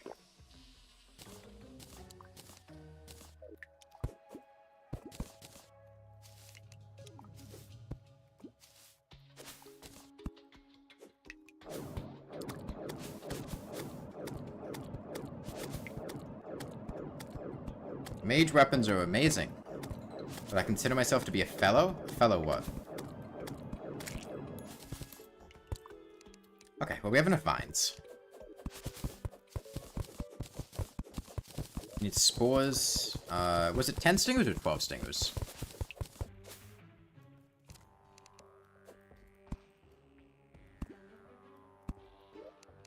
That's a magic mirror.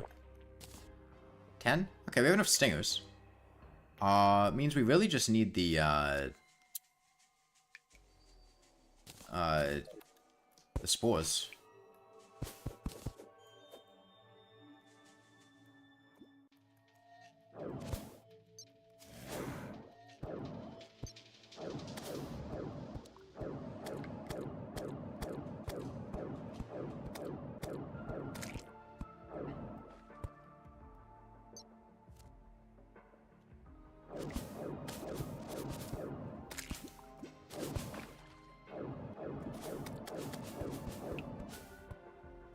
Wait, what? I have had, like, 0 luck finding chests. Anywhere. Regardless of the biome. Great. I'm gonna close it off a bit. Oh, wait, there were life crystals up there. I should have gotten those. Probably go back and get them.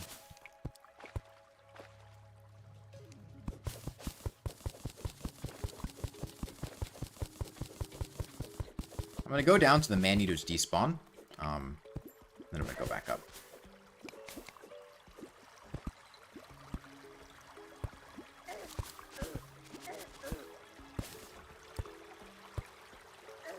skeleton.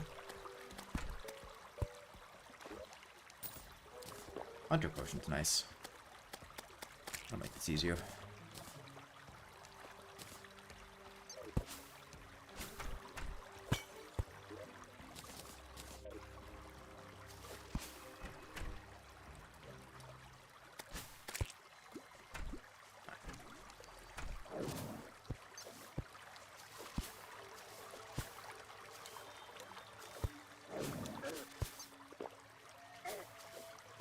Okay, let's go back and get those life crystals.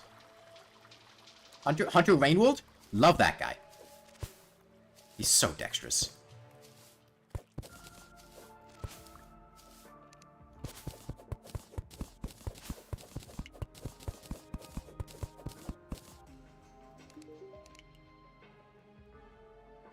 Strange brew, huh?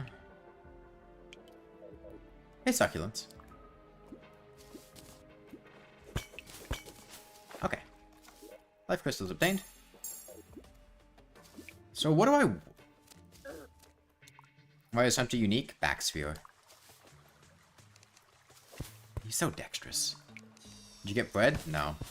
It's not a bread time of the month.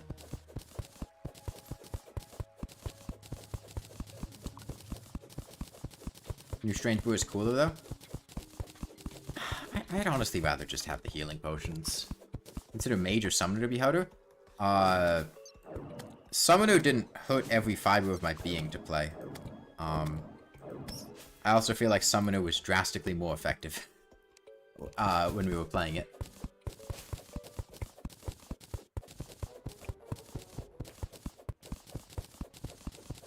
Well, Backsphere.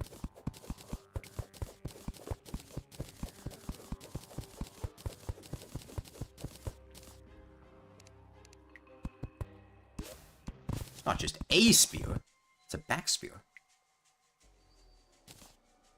That's all? Is that not enough?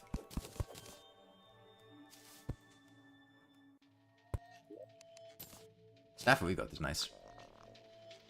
In old playthrough, do you often use summons as extra damage? Hell no.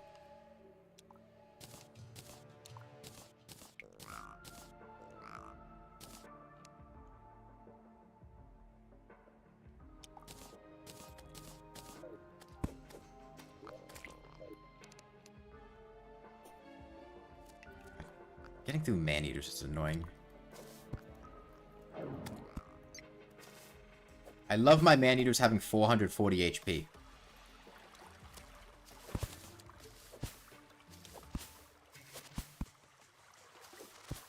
Like, just eat me. Please, just eat me.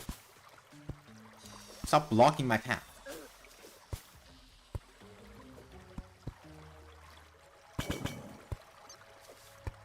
You know, a lunatic cultist costume on Halloween? Nice. I'm gonna wear a costume that you can vote on, or you can guess in the Discord server. And if you guess correctly, you'll get a special role in the Discord server.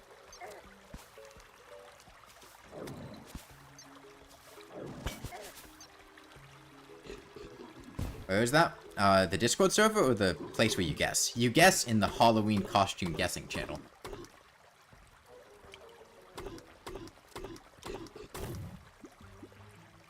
What men do the man-eaters eat? What I'm gonna wear for Halloween? That's what you can guess. I'm not gonna give you the answer. Let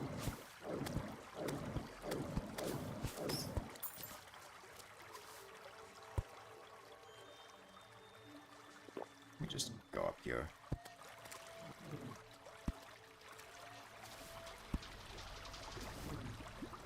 What a shitty granite biome. What's this? There's nothing here.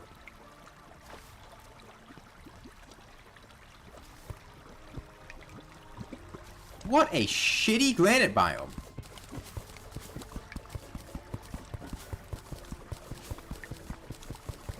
You're gonna guess slutty true Eye of Cthulhu. Okay, well make sure you submit that in the Discord server.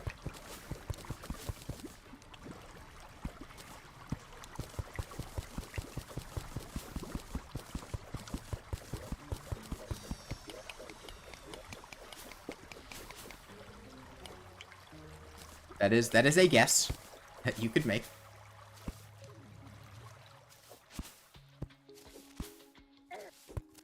Boy, I mean, this will make one hell of a Plantera arena when the time comes.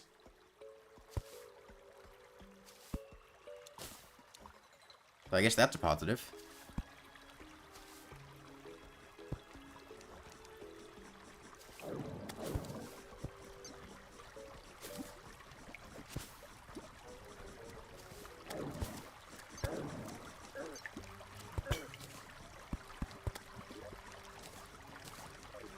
That's nice.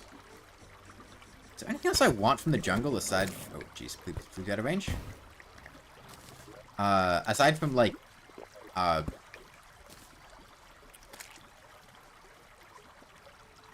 getting the rest of the stuff for the jungle armor and, just like Moonglow for potions.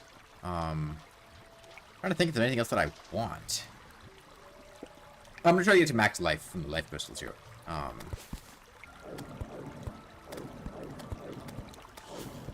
But I got a Staff of Regrowth. I got an Anklet.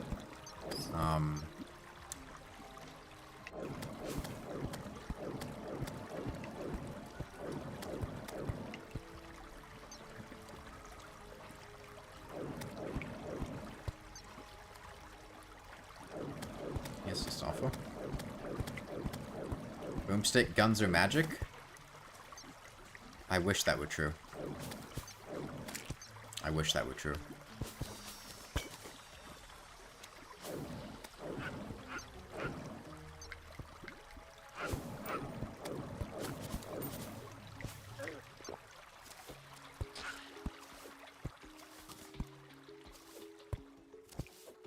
Holy shit, that's a big hornet.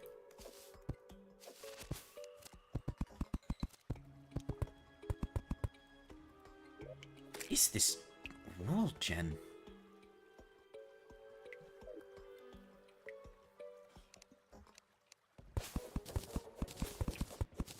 You can guess whatever you want. It's not like last year when people guessed they had anything more to go off of.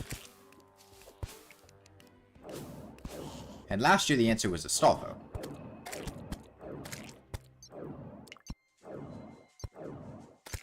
Which was during Dancepad Hollow Knight.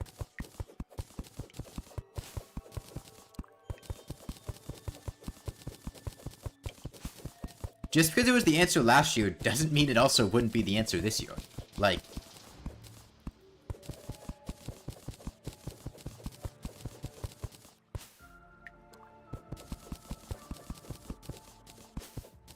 I had an Astolfo figurine in the back for the Dancepad streams? Yeah, but nobody saw that.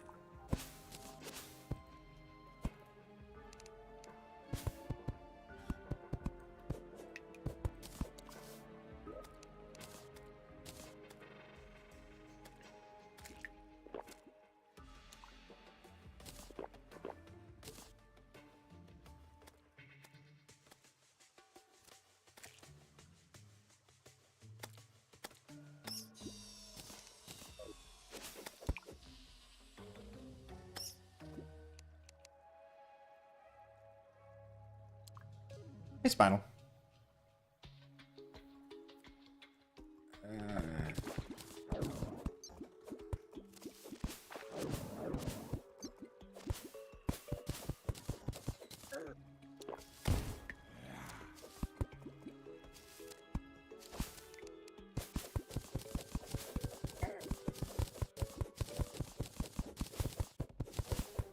Oh, the anime RE0?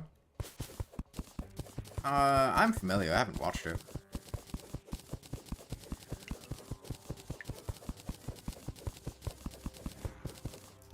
This isn't a dead man's chest. Huh. Normally you get dead man's chest in the jungle. There was 32 jungle spores, I believe is what people said.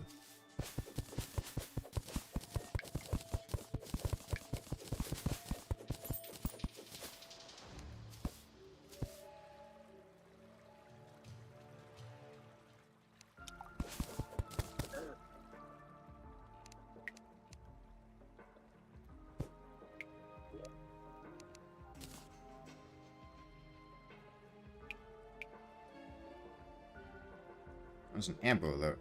That's where my phone is buzzing.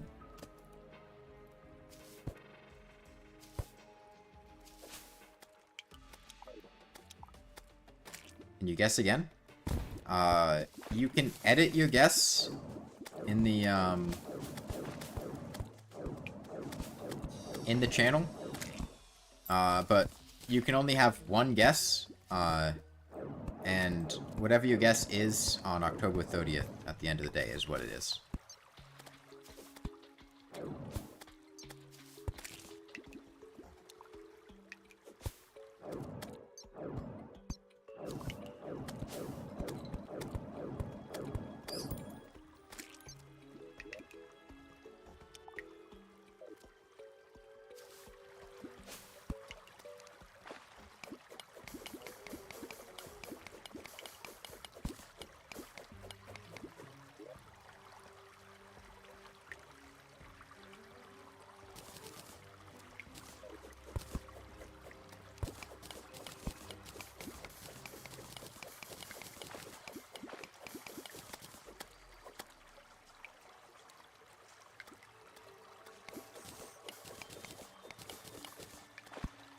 Easier to just get this obsidian now.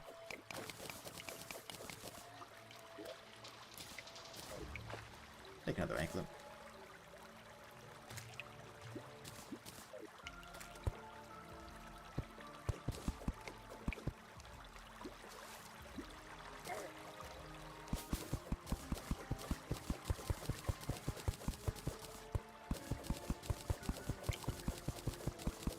Alright, see you, CD-kun. Have fun with your device.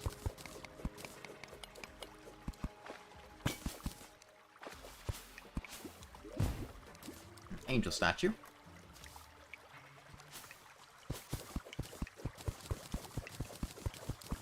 Beehive. That must have been a man-eater.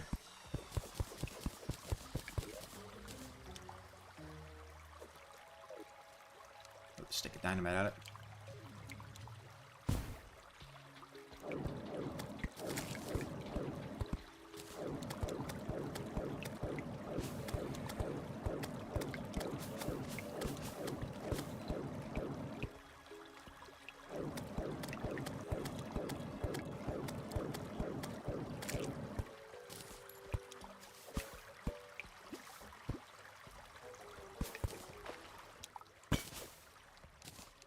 Eh, at least the jungle has plenty of life crystals.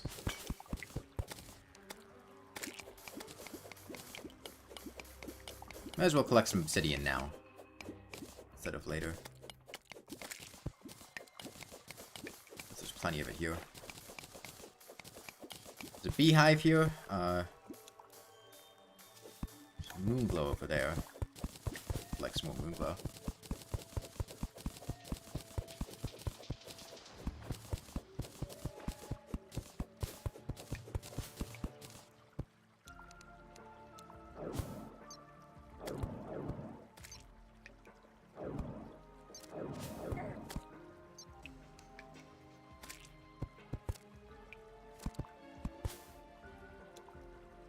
Why are spiked jungle slimes so accurate?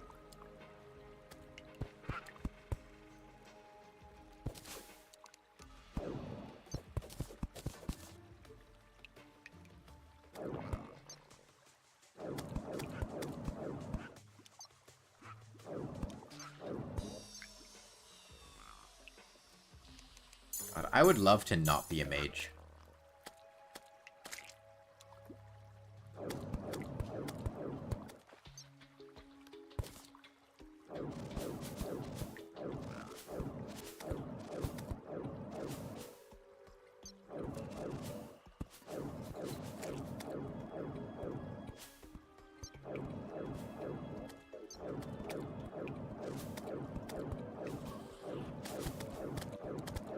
Is this challenge possible? I don't think it is, honestly.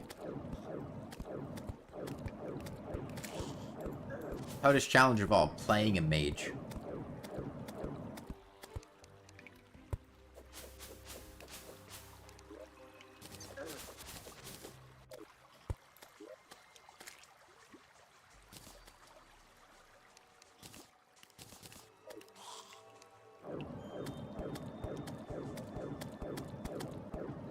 Let's see, what, 24 spores.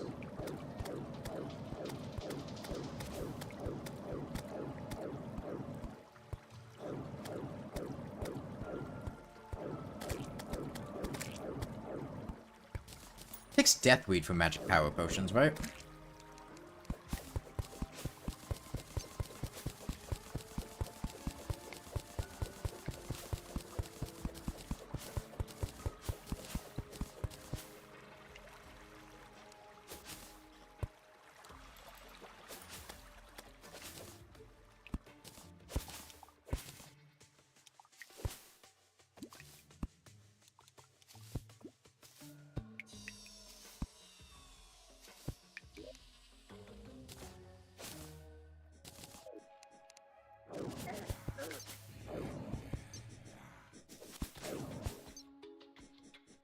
Make Axe of Regrowth right now? I don't want an Axe of Regrowth. I don't like the Axe of Regrowth. I'd honestly rather just have the staff.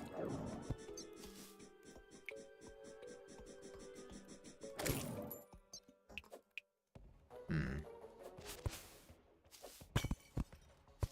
we've already been here. Oh, this is here! This is here. This is here.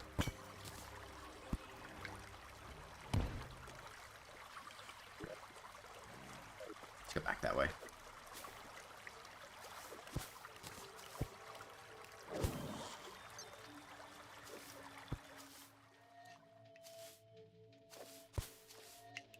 Yeah, choosing Mage Ranger is 10 times better. Like I said, I consider Mage to just be Ranger, but gimmicky.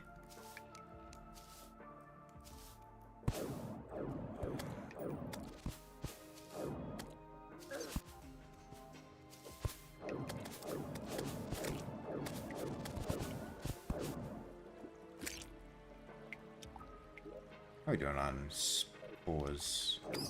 I think this should be the last of the spores that we need. I think it was 32 spores for the full set. Now we really just need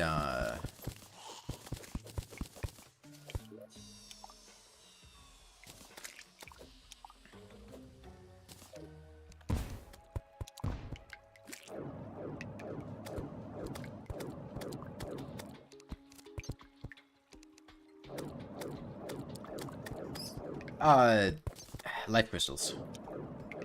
I'd like 2 more. I want 1 for a Heart Lantern, and then 1 more life crystal will be,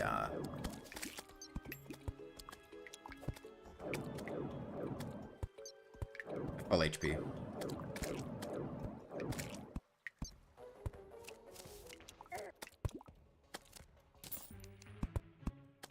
Let's say notice some moon glow, too. There's a life crystal.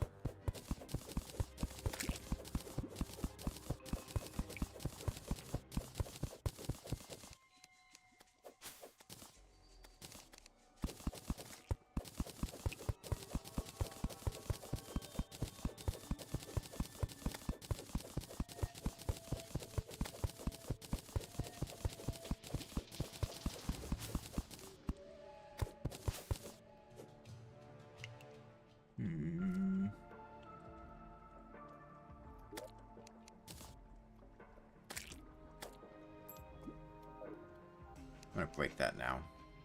So when I go down there, it'll just be easy to pick up.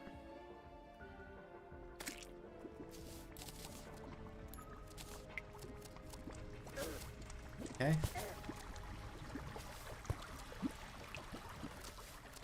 And there's the life crystal. Okay. Well, it's been fine. Getting colder this time of year. Oh. Demon Knight got in. Go away, sir. Go away. Go away. I am surprised we have not had a natural Eye of Cthulhu spawn yet.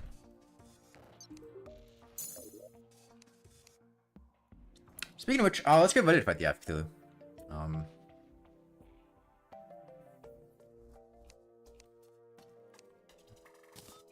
make jungle armor. Let's beating out my Robe quite considerably at the moment. Maybe once we get the Wizard hat, it'll be worth switching back, but for now...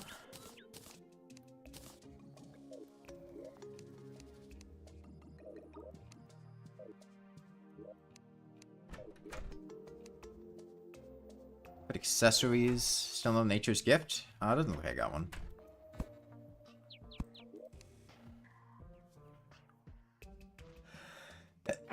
Nature's Gift kind of sucks, though.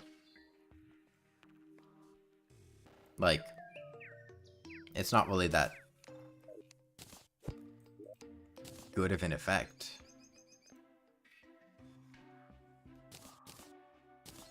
So, like, 6% less mana usage? That's really not very much.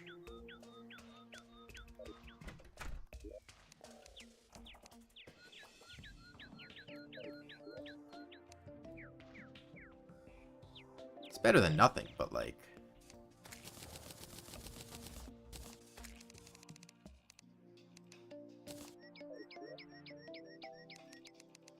Reach an empty accessory slot? Yeah, but like... I'm not even sure it would do anything. Because I don't know if the number rounding would round it down to 4.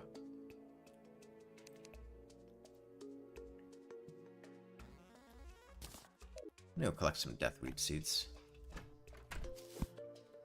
Extra balloon. This is for the worthy. I can't open sky chests.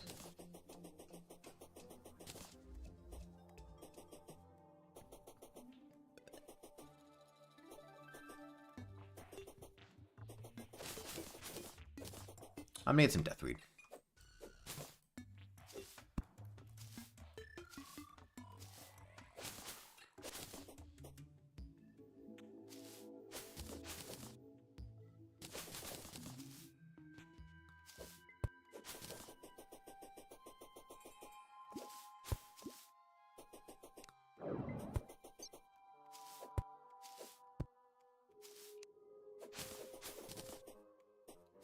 Might as well explore to the coast over here, too. We'll build the house for the ocean pylon as well.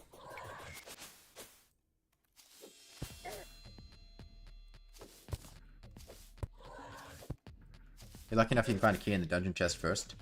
Yeah, but even still, the odds of me getting something... I mean, yeah, I might get something. There's about a 75% chance I get something useful. Roughly, out of a sky chest. With the metric being anything that is not the Star Fury is useful. Make a house here. I'm in the snow biome for a pylon.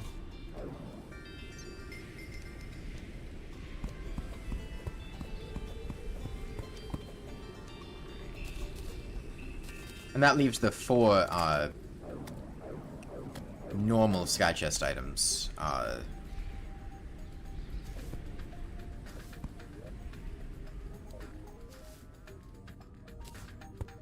One of them being Star Fury, so there's a 75% chance you get one of the other ones, being Balloon, the Magnet, or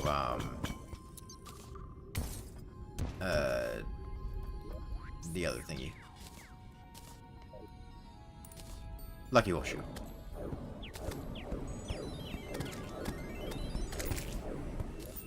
Okay. Some wood down.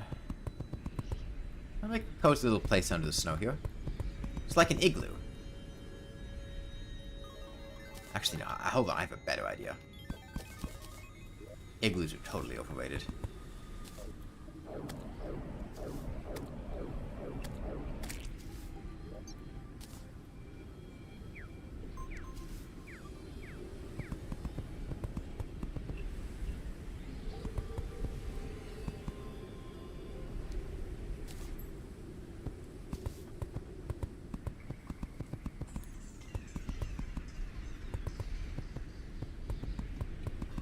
It's a man.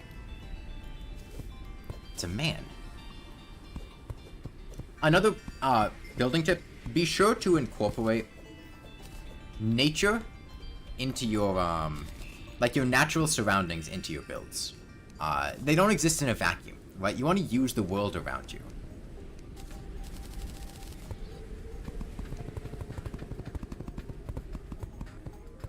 Give him some ears.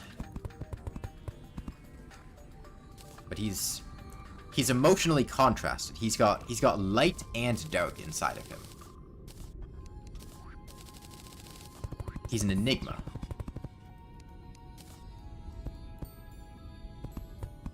And he's happy.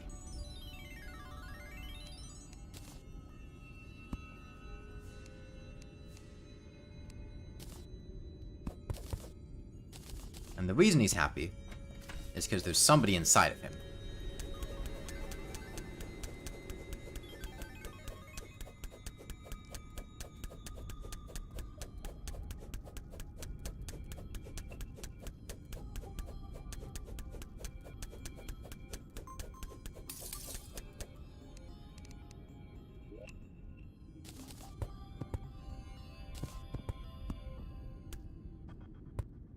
Okay.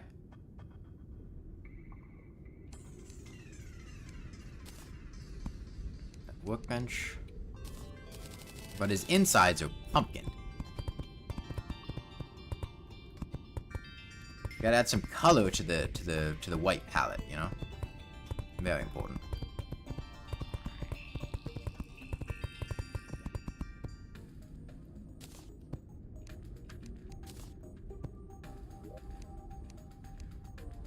Missing a door? Okay.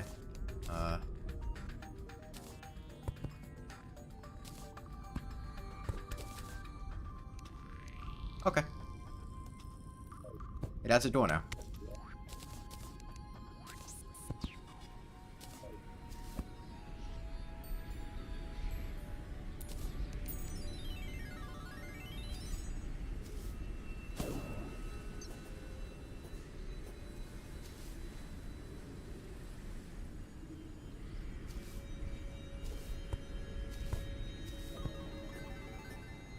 Let's go see what's up with the dungeon. Maybe we can make a an ocean house too.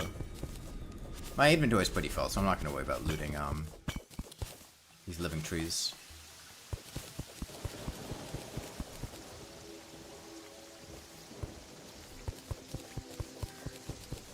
Sims 4 our house? I'm not too familiar with Sims 4.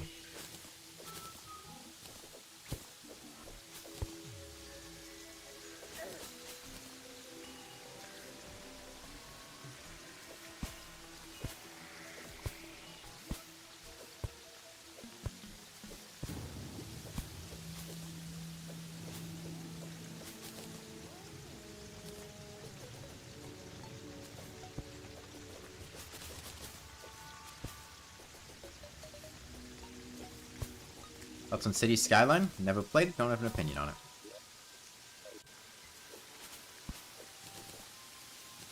Alright, we could do a desert pylon for the dungeon. It'll probably be right over here. Yeah. Ooh. Dungeon's bisexual.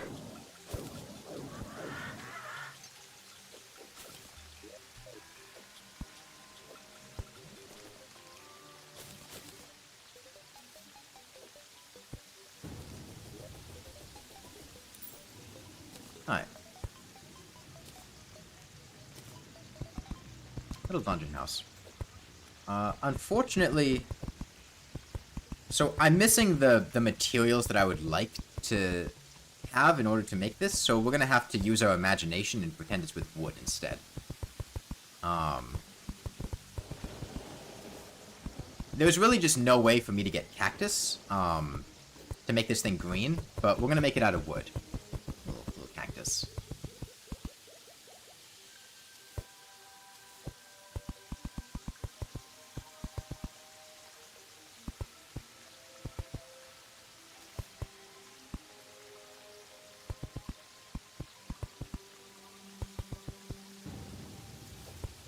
Okay, a nice cactus in the desert.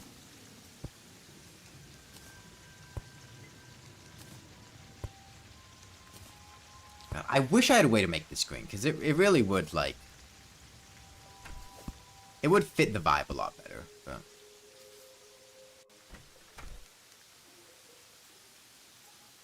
No, you have to imagine it's green. Right? These mud and jungle seeds? I guess that's true, yeah. Hold on.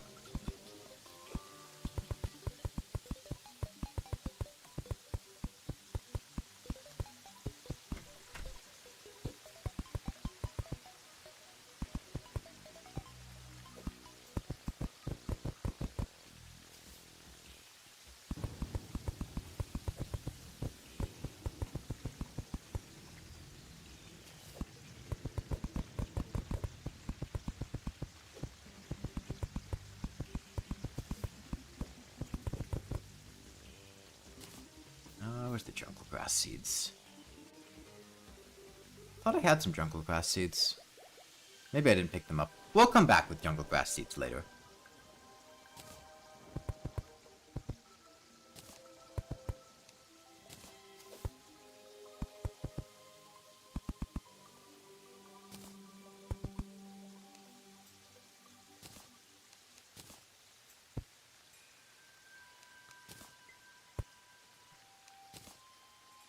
Now it's no!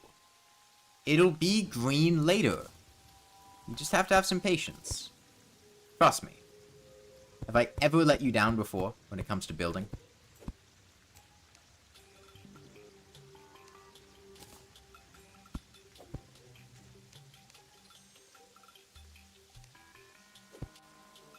What kind of house? Oh, dirt. The dirty cactus.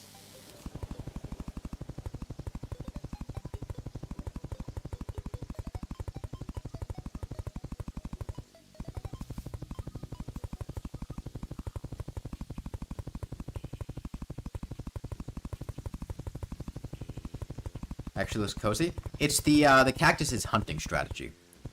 Because it's prickly and dangerous, it tries to lull you into a false sense of security before it stabs your eyes out.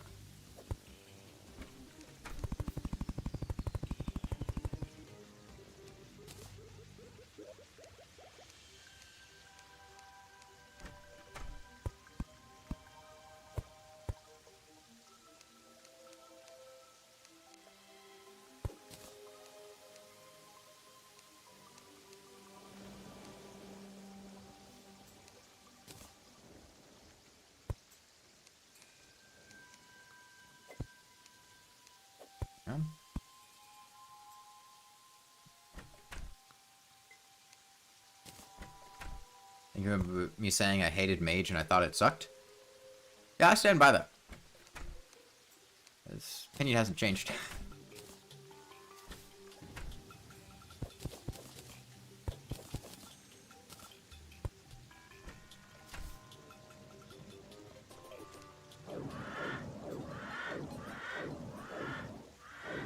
Pretty much the entire time I've been playing the game here, my only thought has been, damn, I wish I wasn't playing Mage.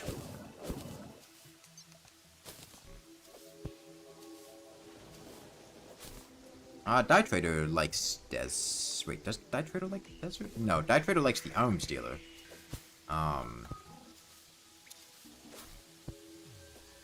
Maybe he does like the desert. Hold on. He does like desert, okay.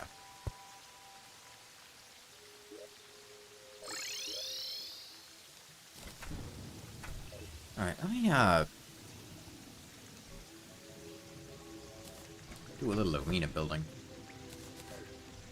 Got a little bit of builder potion left.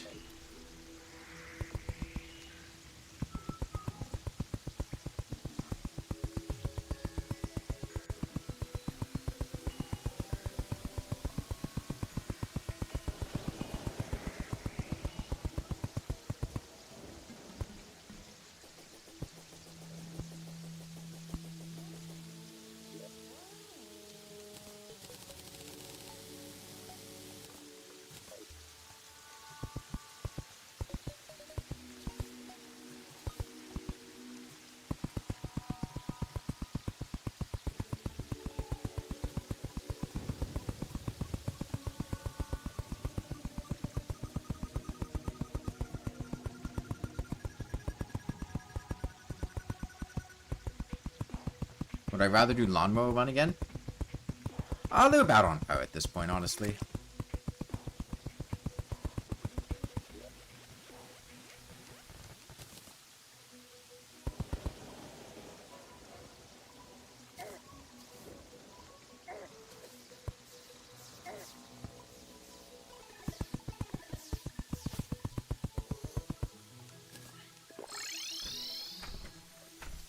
Alright, let's can I make chains?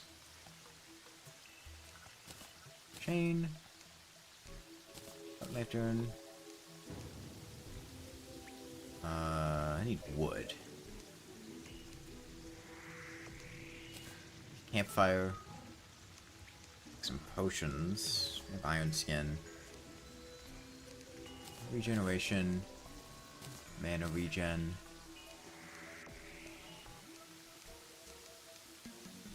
Yeah, I'll make magic power. Let's fight the eye. Got plenty of suspicious looking eyes.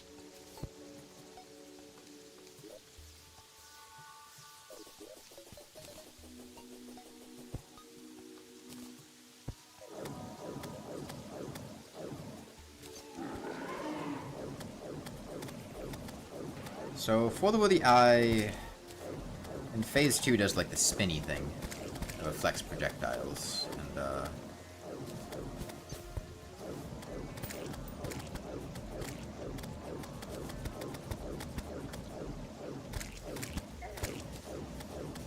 it's on the bottle for a mana boost? Oh yeah, that's a thing! We're not gonna have mana regen issues at all, though, between the mana regen potion and, the Servants of Cthulhu dropping the stars.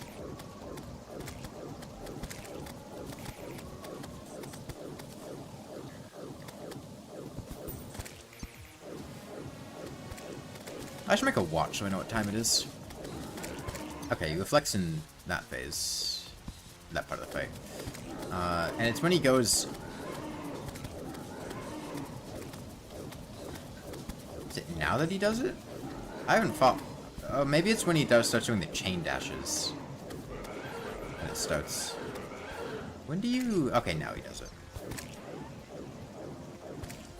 Lets off servants, and he spawns things.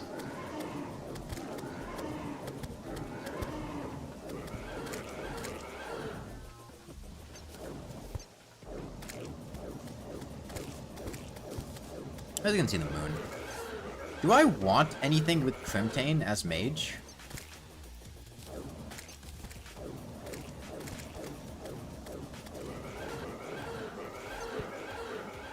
Like, is there... Okay.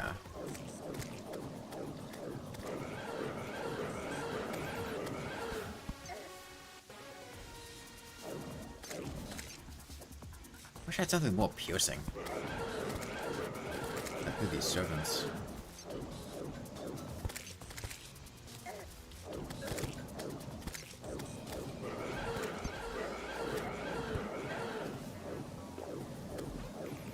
Magiluminescence? Yeah. I'll make a Magiluminescence. We have plenty of topaz.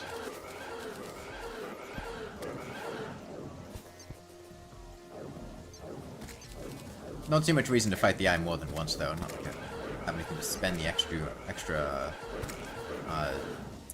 Crimtane on.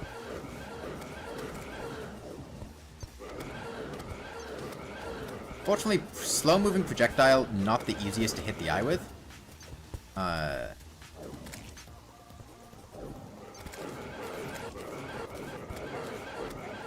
Wait, no, he's taking increased damage from this thing as well. I guess he just takes increased damage from everything when he's near death. God, I can't fucking get out or deal damage because this, like, wave of Servants of Cthulhu are blocking all my shots.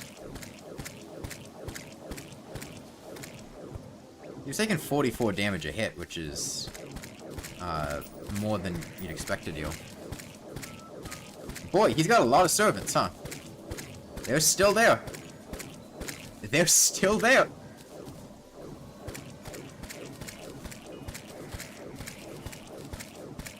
Okay. What did you miss? Oh, I killed the eye. Yeah, phase 3 of the boss fight.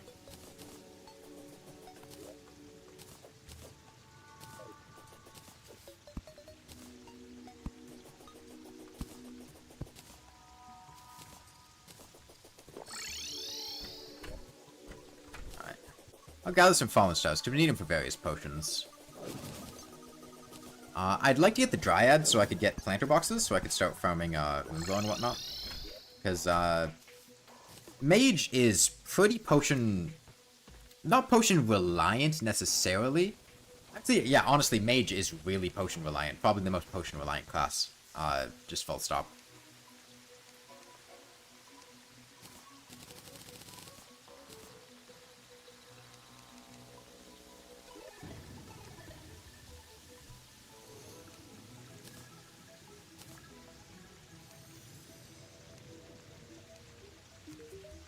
Because, like, mana regen potions are hugely important.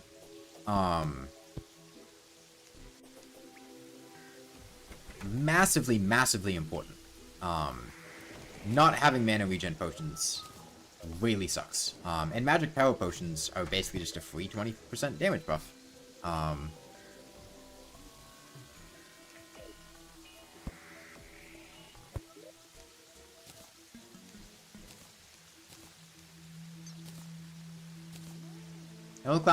The only other class where I think potions are particularly important would be like... I mean, if you're using bows, archery potions are nice. Melee has some useful potions, but not like super useful potions. And there's like summoning potions, which early game is pretty important, but as you get later it gets less and less important as you get more and more slots.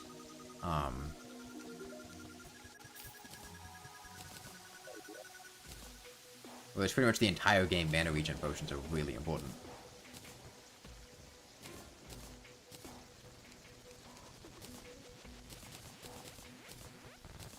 Let me go smash an orb.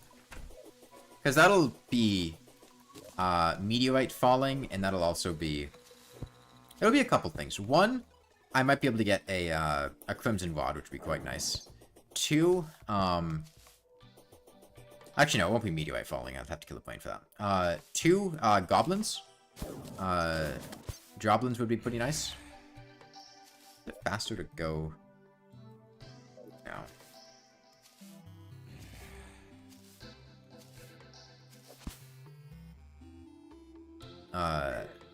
Oh right, I take fall damage. Yeah, really just those two things, I suppose. I don't think I'm gonna get there before the morning, so we wouldn't get goblins till the next day. Have I finally gone insane? Unfortunately, I think so, as I'm not sure what other reason you'd have for playing Mage.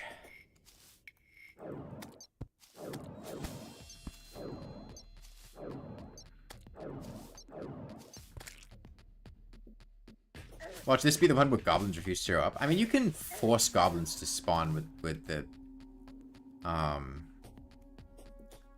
goblin statues eventually.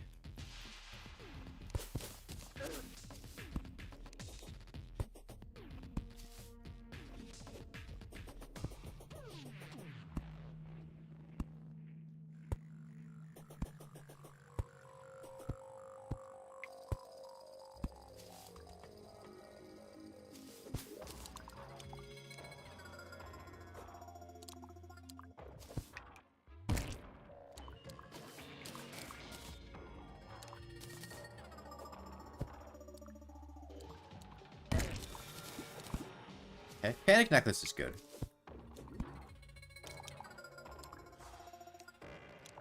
I'll grab this, then go. No, Undertaker.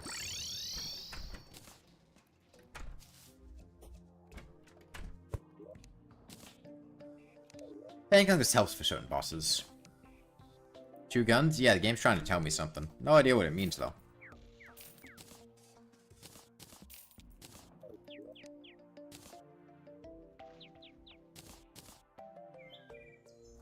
A sign to stop playing Mage.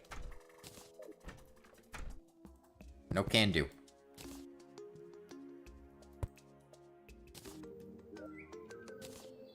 It was an expert giving players stuff they don't want. I think it's more that there are usually much more things you don't want than things you do want. So it feels like you get the things you don't want more.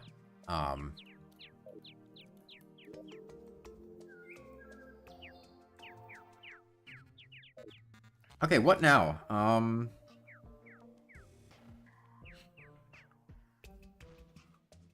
Demon Scythe? I mean, like... Demon Scythe?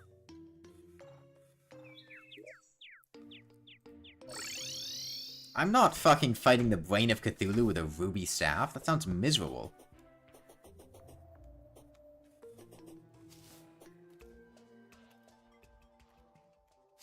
Is there a water candle over here?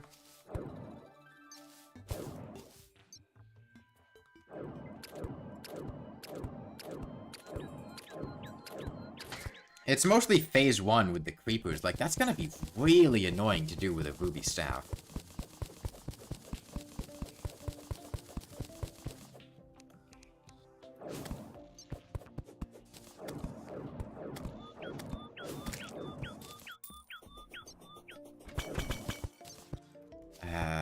Damn.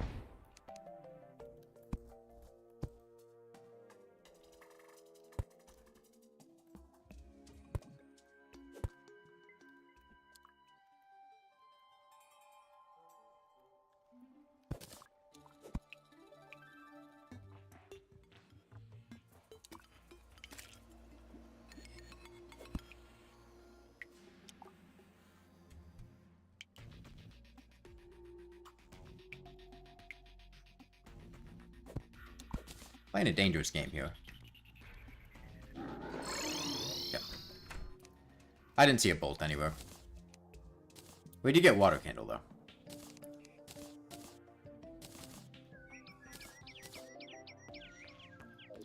Yeah, I mean, I guess I'll just go get fucking...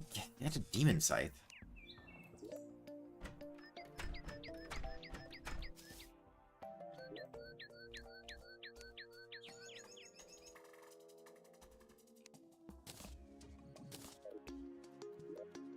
Okay.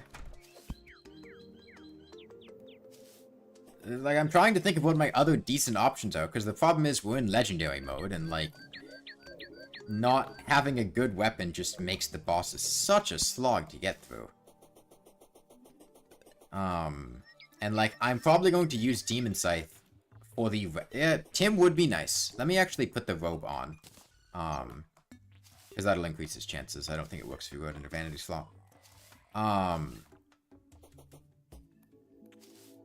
That's a big damage buff. Hey, Charsman. Do I have wood? I need more wood. Let me make a better axe.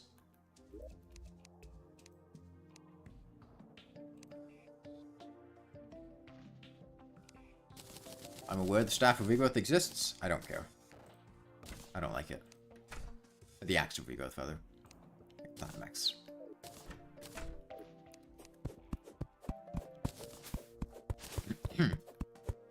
I don't like it replanting acorns. That behavior annoys me.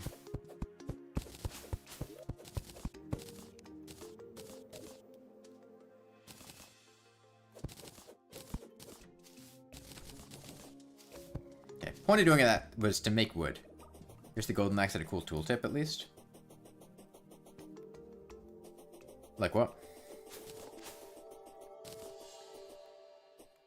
Okay. Well, last playthrough, we got 2 demon scythes extremely quickly. And we weren't even, like, trying to get them. What's the demon scythe drop rate? Is it 2%? Or is it, like, 1 in 35?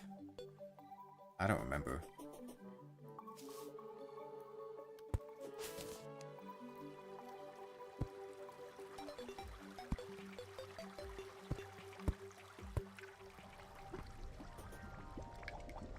One in 35? Okay, that's not awful.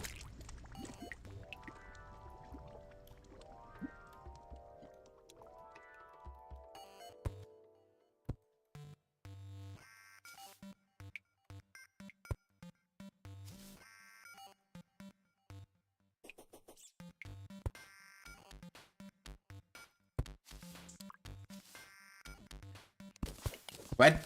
No bread.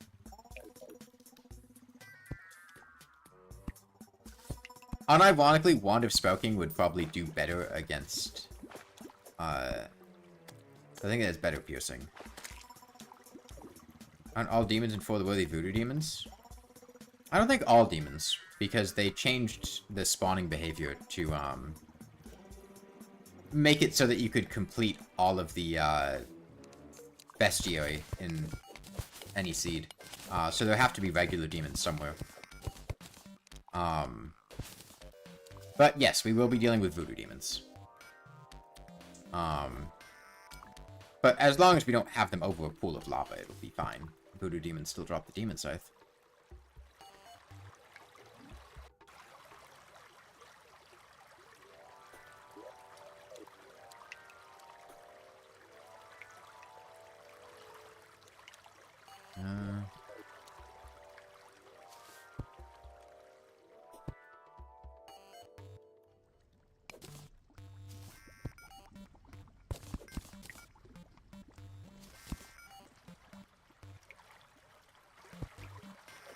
Blinkroot's nice because that'll be, Spelunkies and the other thing. Mining potions. And maybe something else I'm forgetting too. It's usually the more annoying herb to farm.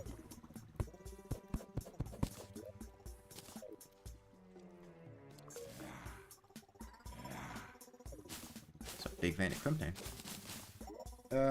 Down left.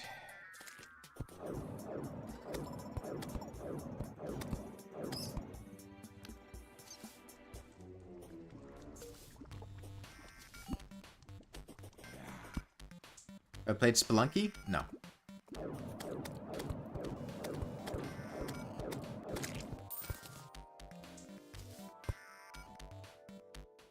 I do know that Steam thinks Spelunky is a game like Noida, which is, not a compliment. Because I did. Yo, Tim! Oh, he didn't. Okay, I thought he was gonna teleport.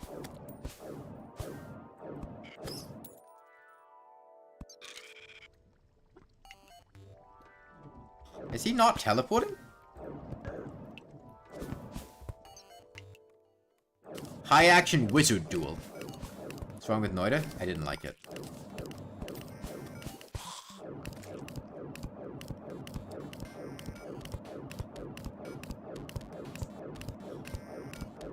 The battle of two titanic forces. So like Wizard Hat takes me up to 22 magic damage versus...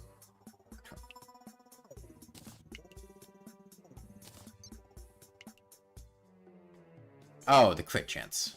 Yeah. 10% crit chance.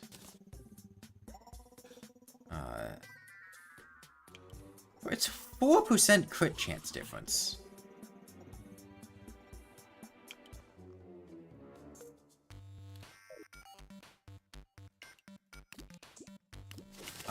I've talked about Noida enough, I'll be honest. I don't really want to rehash my feelings on Noida. The gist of it is that I don't like it. That's your explanation.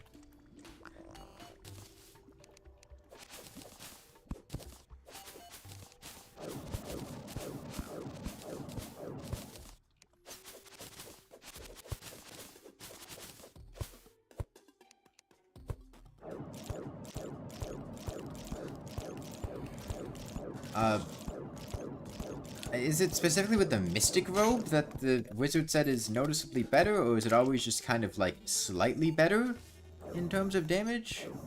Because, like, I was under the impression that, like, the wizard set was actually, like, noticeably better damage. Whereas all that I'm seeing is, like, a 4% crit chance difference.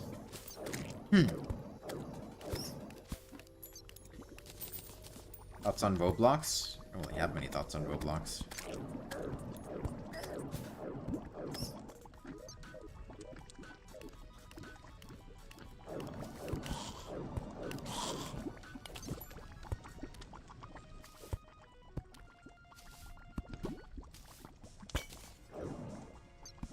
And like, yeah, I don't have the... It's specifically with the Mystic Robe? Okay.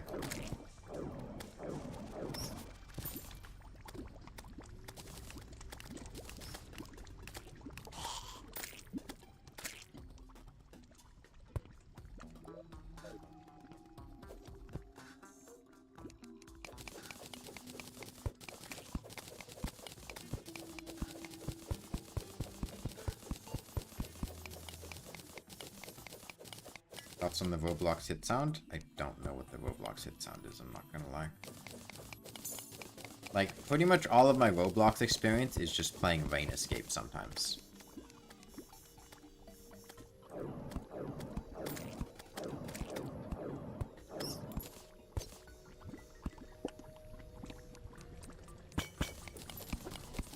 Okay, well, we'll make a pylon down here.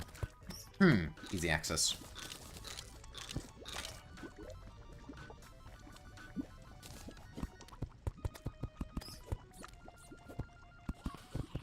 It's the oof. I maybe know what you're talking about.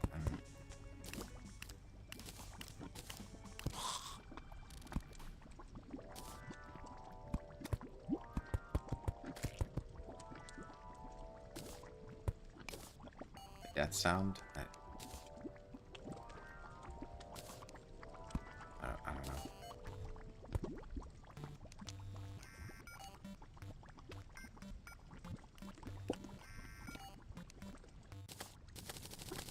Yes, I don't play Roblox.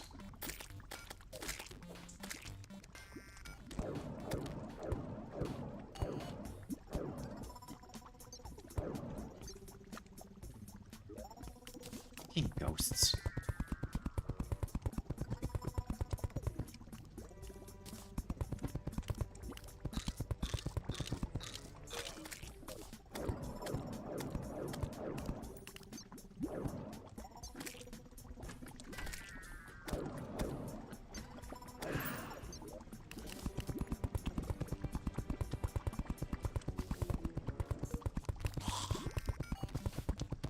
Okay, demolitionist and basically anyone can get pylon.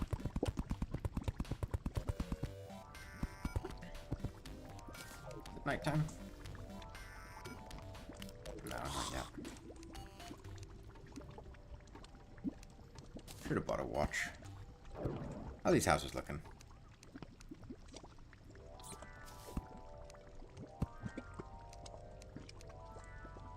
This is not valid housing. Happy now?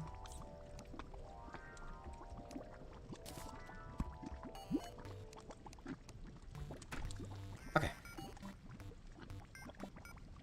Demolitionist guide.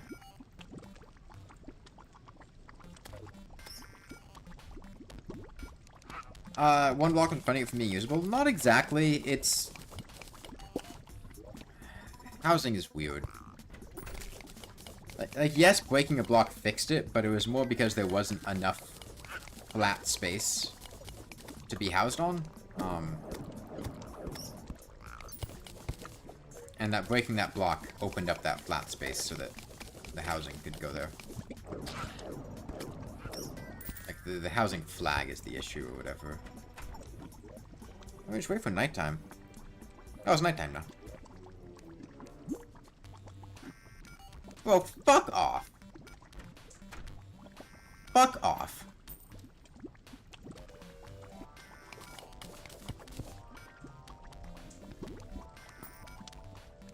Fuck off.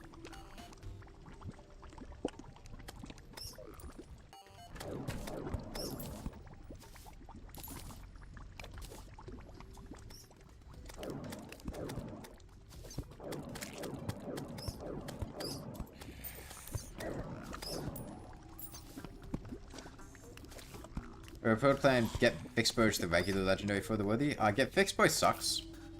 That's my official stance on the suit.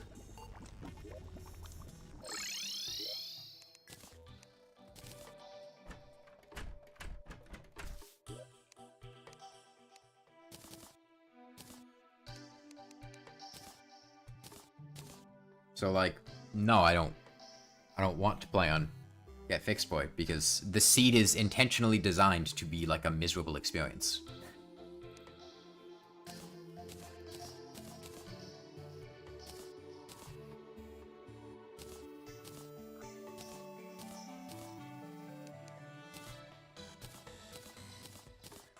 No, I don't want to play on the seed that just is a bunch of, like, really shitty world gen changes on top of For the Worthy.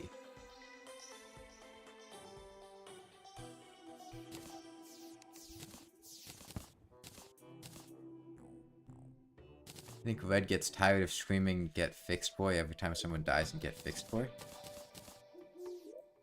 What? We need vertebra for battle potions. Ooh, it's Falling Star Night. Good night to be out. I'm gonna go get some vertebra. You think that carries over to For the Worthy? Is For the Worthy more acceptable challenge? Get Fixed Boy is just For the Worthy, except the world gen is absolute trash. And is extremely annoying. In terms of balance, Get Fixed Boy is basically just For the Worthy. It just adds a ton of very miserable world gen on top of that. Or things like pot slimes, or stuff like that. Now granted, For the Worthy has problems. I'm not like a huge fan of For the Worthy or love playing it or anything, but it's much more tolerable than Get Fixed Boy.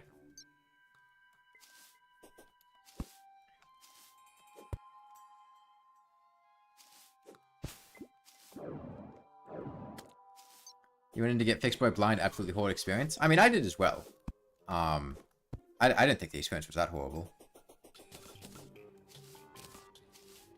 I just don't want to do it again. Particularly after beating it in hardcore.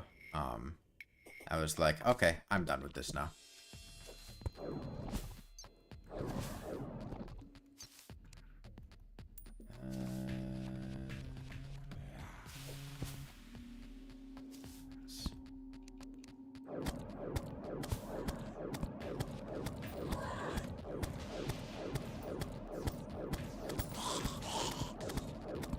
I mean, the worst parts of Get Fixed Boy honestly come from Don't Dig Up.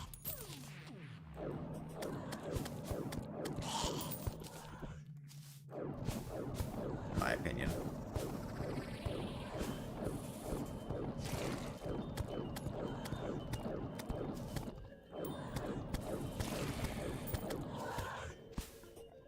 The Don't Dig Up seed is the remix seed, which is what flips everything upside down.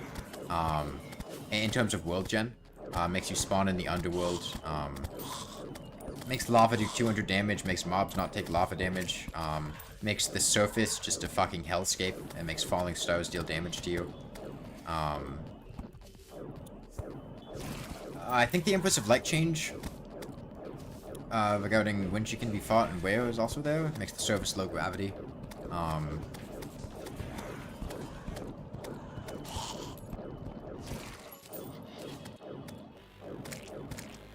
Okay.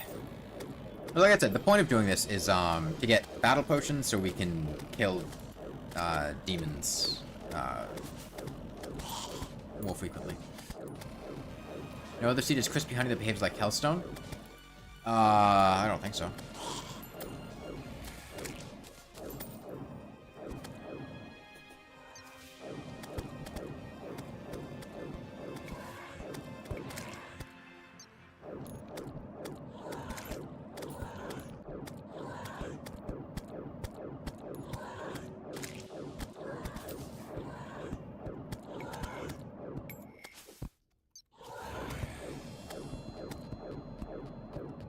You don't play on Not the Bees? I don't think Not the Bees has that crispy honey behavior.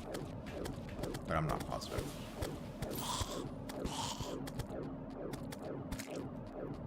I think Remix is also where pot slimes come from.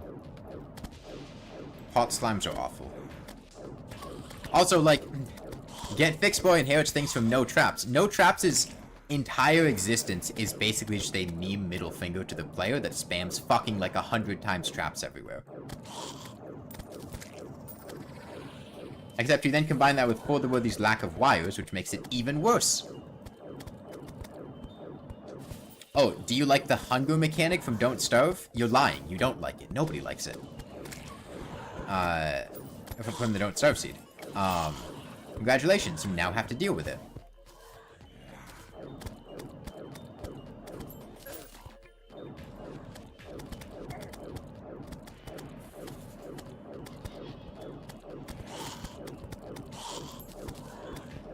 Yeah, all that to say that, Get Fixed Boy is just kind of, more annoying than, fun. Yeah, and Moonlord holders. Mech-Deuce is not a good boss either. I mean, you literally just tape all the mech bosses together, and that's the boss.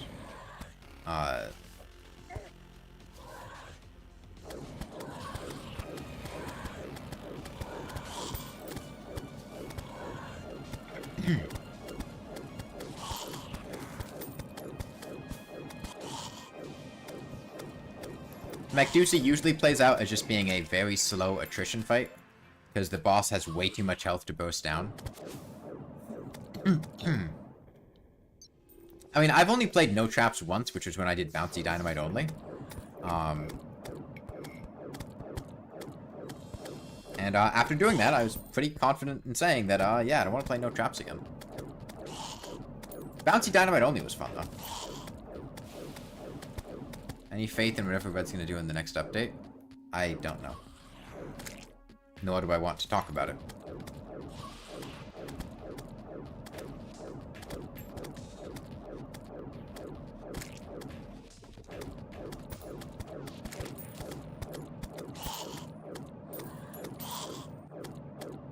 I'm sure they'll put something in. I'm sure I'll play it. I'm sure I'll beat it. But, I certainly hope it's,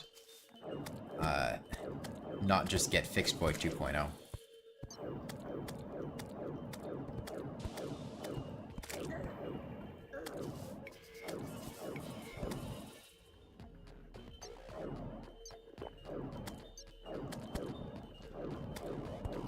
Okay, it's a good amount of Vodafone. I'm gonna pick up the ones that dropped over there.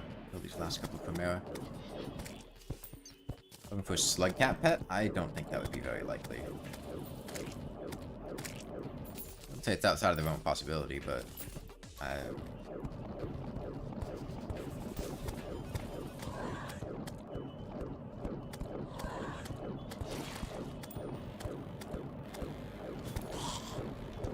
I'm not aware of any of the devs that particularly like Rain Wolves. That's Spirit from Project Zomboid. Yeah, I mean, it's Terraria has a lot of, like, random things from different games. I just...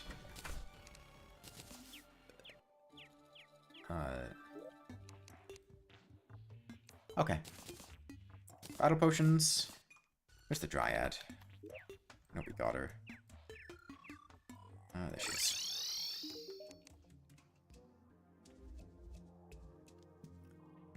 Blink Lighters. I wasn't a fan of Calamity. This is true. I did say that. I don't hate Calamity or anything, but it's not a mod I particularly enjoy.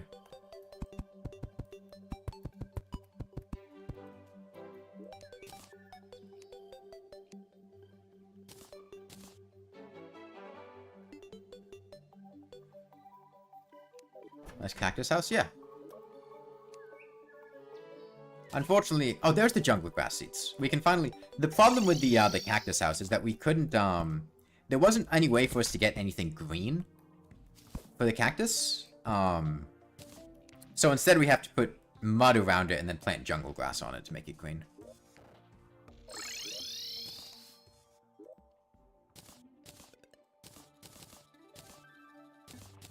Which, you know, it's a little bit annoying, but... I'm not built it out of cactus. It's a cactus, what? It is built out of cactus. It's a cactus.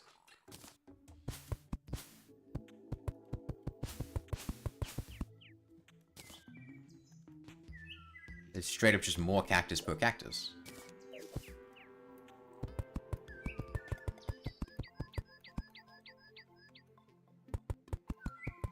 Yeah, zoologist is here.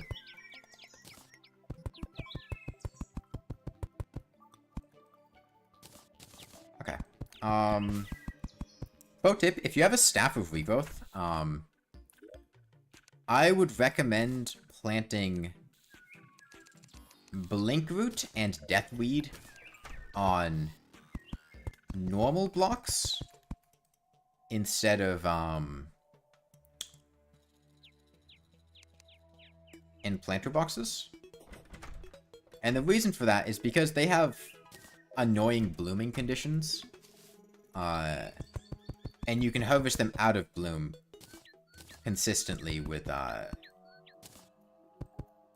with the Staff of Regrowth. And still get seeds back, so you can farm them. Okay, do I like any Terraria mods or enjoy playing them? I have not found a Terraria mod that I would go back to play repeatedly or multiple times. I enjoy playing them as an experience, but it's usually just that, as an experience. Not as, like, repeated gameplay. Okay. Off to farm demons. I should make an obsidian skull. Hold on. What, Rainworld mods? I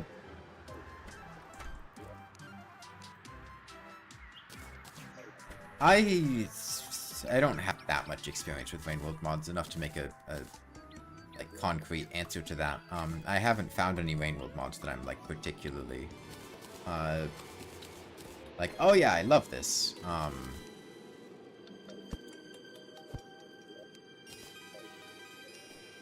I'm generally not big on mods in most games.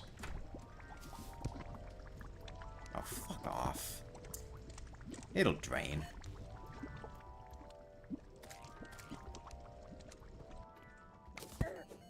Alright, this is for the worthy. Slut. Yeah, sure, why not? It looks good, but it's low replayability? I don't agree with that at all.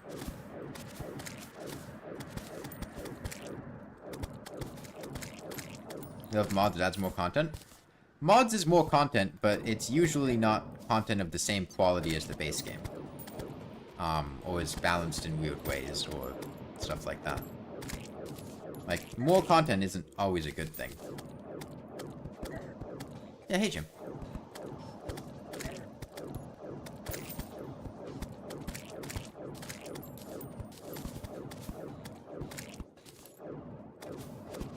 Collection managers inspired you to go back to campaigns after you already finished them.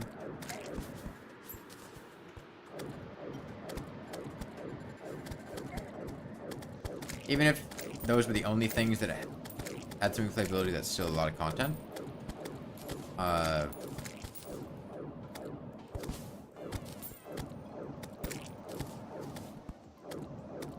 is Hunter score on the challenges? I mean, the challenges are a lot of replayability, and there's also Expedition mode, which is really fun. And, like, yes, I don't think Rainworld is a game that you can just, like, endlessly play, like, all the time. But I do think it has a decent amount of replayability. There's a lot in the world to explore and do, to find things when, getting pearls read, finishing out the collection sheet, doing the challenges, doing expeditions. I know 9 campaigns, technically. There's Safari mode, playing out of the different AI and things. There's, like... There's a lot there.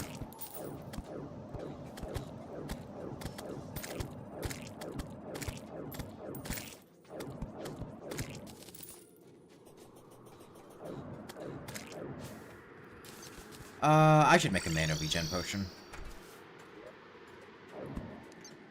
King slime. Oh, and I should put a falling star in a bottle. That's right. Why can't I make a mana regen potion? Daybloom. A Daybloom's out here.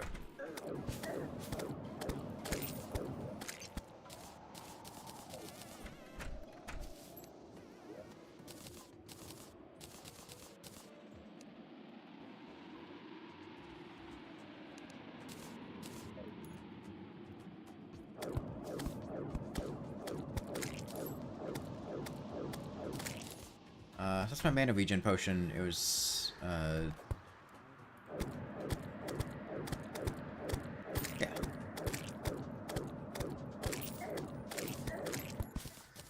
Oh, wait, whoops. I shouldn't be fighting over here. I just broke one of those death wheel on accident.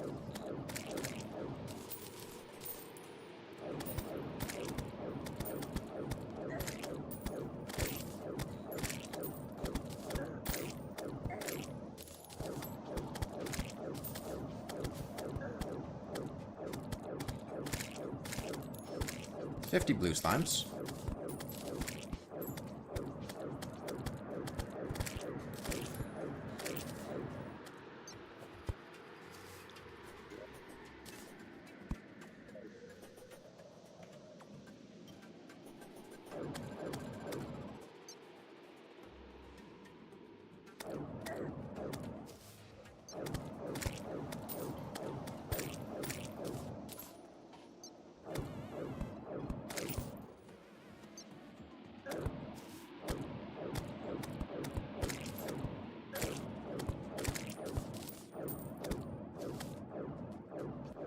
we should be nearing King Slime.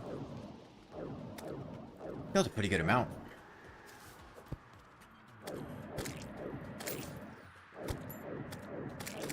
Pop the mana regen now.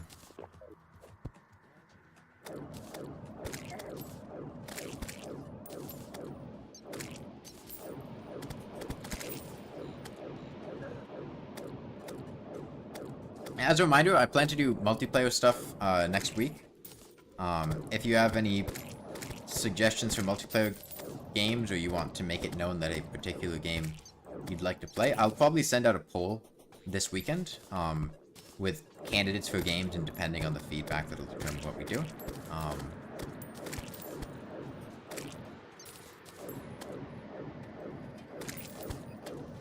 Yeah, the Discord server is the place to do all that.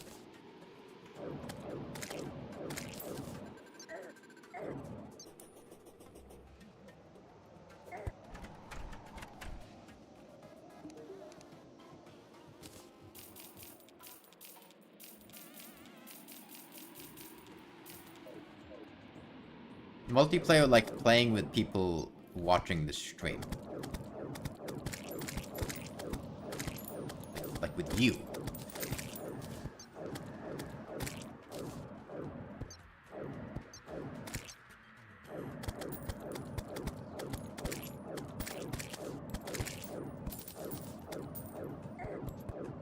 Oh, King Slime, you wanna show up already?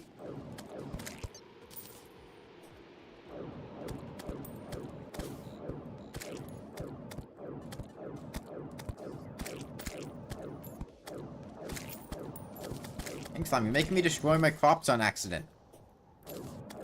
Because I planted them in a dumb spot. But I wasn't expecting to actually fight things here. There we go.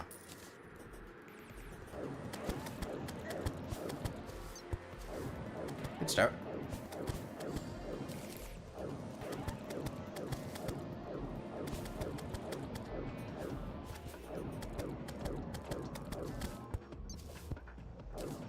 It's for the worthy King Slime. He's big. That's about it. But he is big. Which actually works against him, because that means we hit him twice with our staff, instead of just once.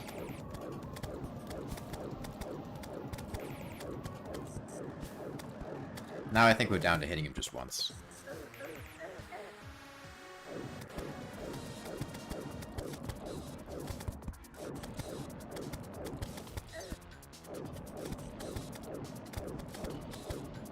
Now he's down to normal size.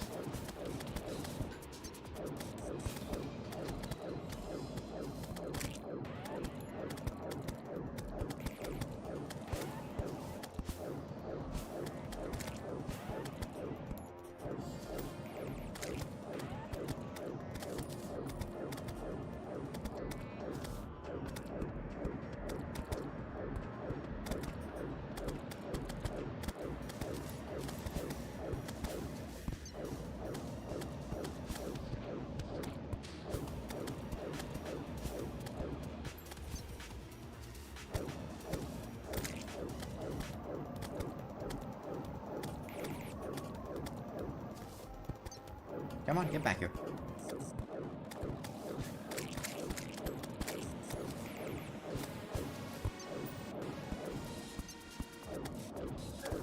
Stop it. Bad King Slime.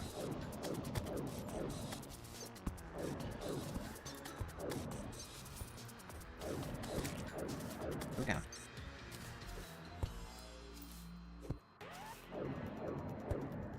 The game is... I don't know why, but it keeps hitching. Which is odd.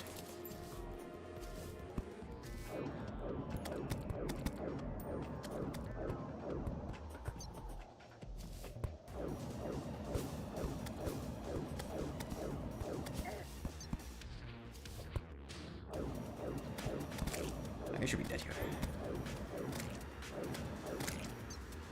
Okay. Cool slime. 1v1 you on Rocket League? No.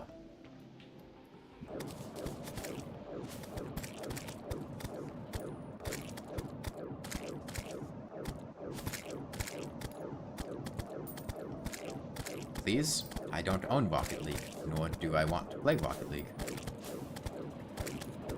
So, no.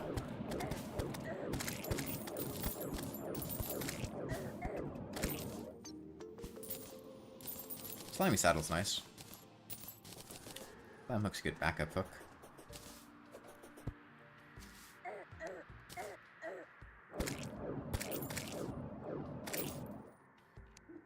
It's EA Team NWG.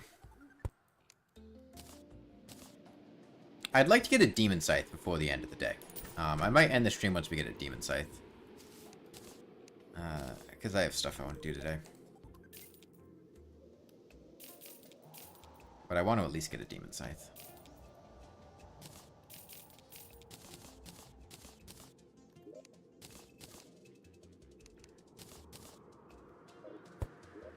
So, off to hell. Do some farming.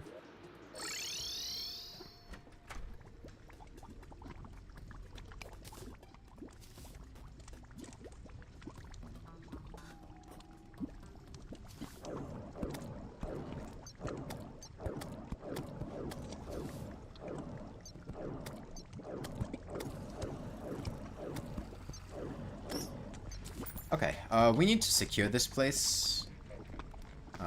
So that there's no chance of a voodoo demon falling in lava. A voodoo doll.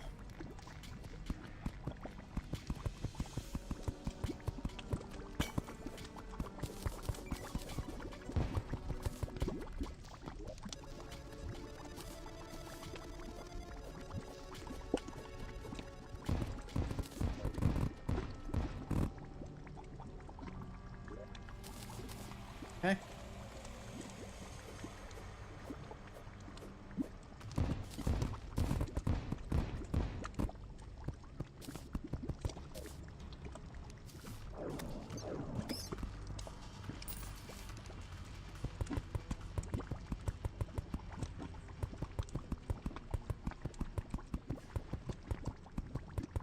Already in hell? Yes, but that's more of a mental hell. Unfortunately, we can't get demons in that. Can't get a demon scythe from it.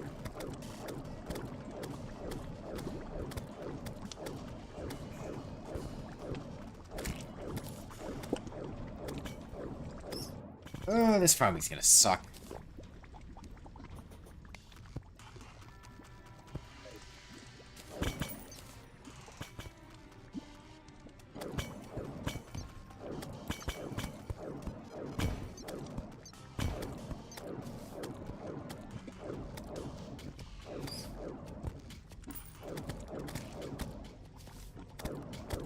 How many games do you play? You don't want to recommend something stupid? I'm not. I've sent a picture of my Steam library in one of the Discord channel servers. I don't remember which one. Oh, sorry, in one of the Discord server channels. I would just look at that. Oh, sorry, I sent a clip of me going through my Steam library. I'm a stream. Whoops, Steam. That would be the easiest way to just see what games I play.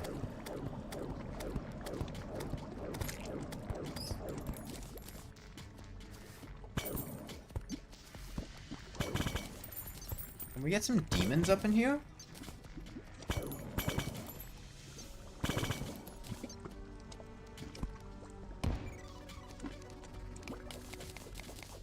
Where are the demons at? Oh, there's one. There's a voodoo demon. Let's bring him in here.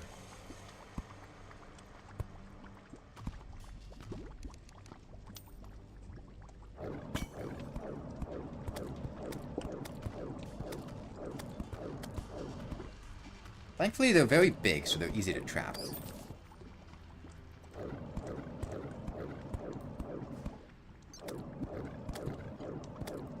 Oh, the traveling merchant can spawn with the Zappinator now? Yeah, that'd be something.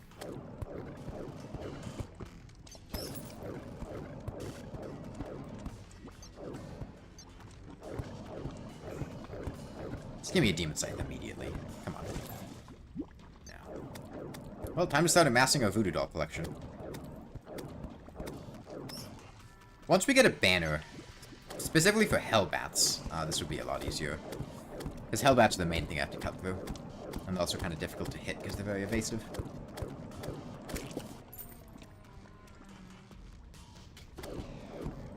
Yeah, I do kind of wish that throwing multiple voodoo dolls in didn't just kill more NPCs. I wish it, like, buffed the wall of flesh in some way, but it is really nice that they stack now.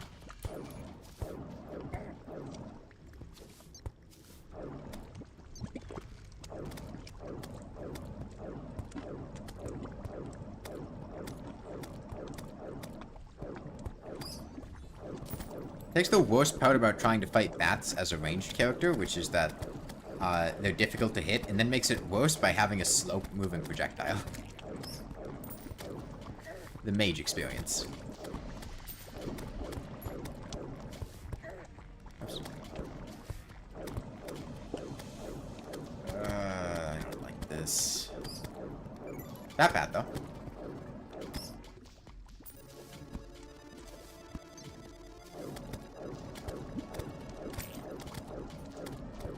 Yeah, and we got a ghost, but the ghost can't really hit me. Oh, jeez, what hit me? What hit me? Was it just a burning sphere from the imp? I wasn't paying much attention. Not paying much attention is kind of a hallmark. I wish NPCs couldn't be attacked by enemies and bosses. The demon hit me? Really?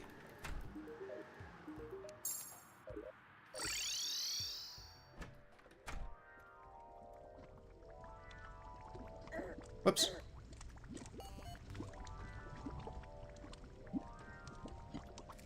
Is this lethal? Nah, it's not lethal.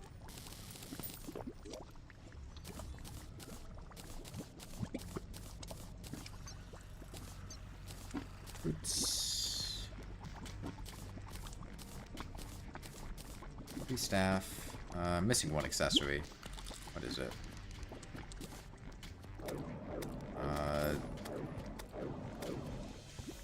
What is it?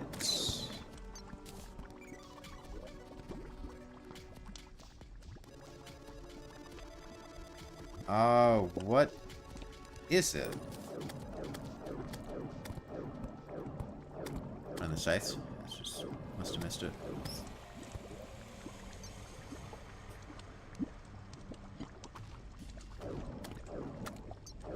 My cloud in a bottle.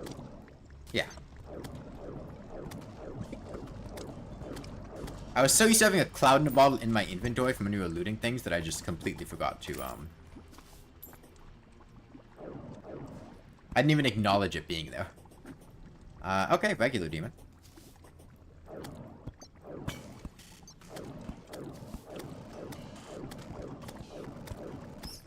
At this point, my main interest is just in the bat banner. As far as the banners.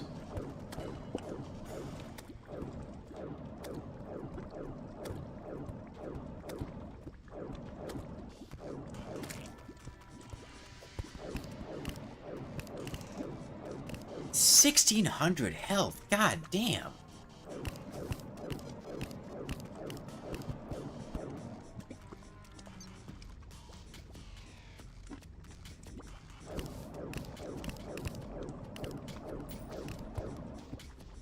All the worthy worms aren't fucking around.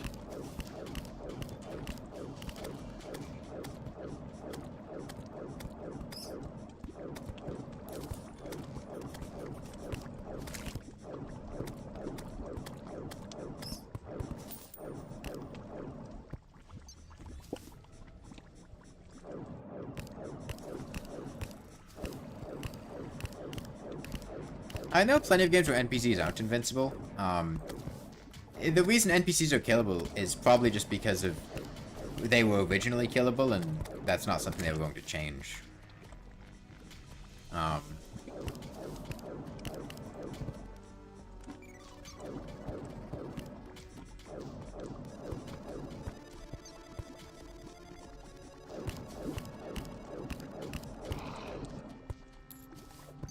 They drop a decent amount of money.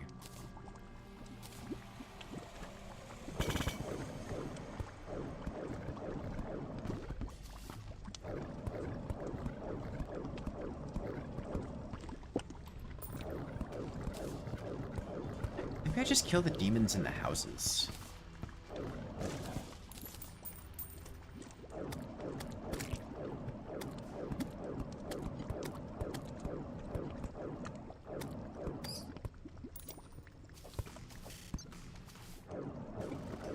Yeah, I mean, now that they added NPCs fighting back, and I say they added, I mean, it was years ago, but I find it unlikely they'd make NPCs unkillable.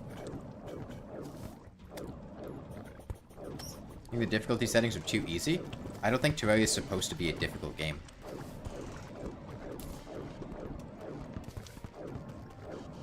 So, no.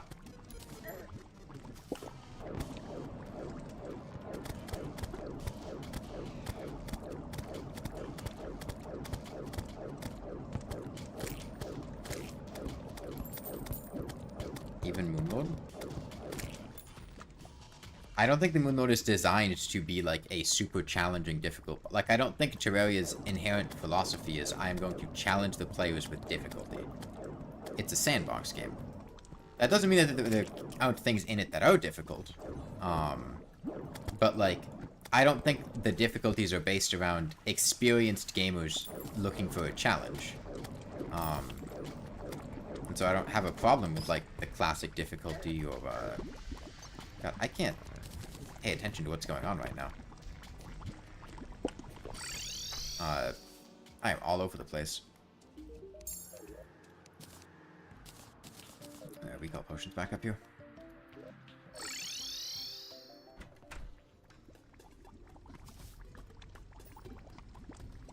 Like, pretty much, the reason Master Mode exists is, like, for people who want to challenge themselves more in the same game, just having the, like, damage and HP numbers be higher. That's why Master Mode exists. It was kind of a response to, like, the game's not difficult enough or it's too easy, which is just like, hey, here's a version of the game that just has the difficulty cranked up in terms of how much damage things do. Because Expert Mode is very balanced. I don't think the Don't Starve Together Siege is that bad. It has a couple of mild nuisances which get completely invalidated a couple hours into the game at most. Dying in darkness is a problem until you get, like, any light pet or magiluminescence or even just a consistent supply of shine potions, at which point you completely forget it exists because you just have light around you all the time. And starvation is annoying until you get a infinite source of food, which doesn't take that long if you're going for one. Infinite was just very easy to obtain. I mean, pumpkin seeds are post one boss. Bass can be caught anytime. Marshmallows can literally just be bought from the merchant in the snow biome.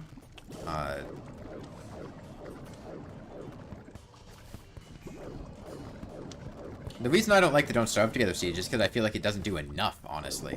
It only really applies early pre-hard mode and then it just kind of gets irrelevant.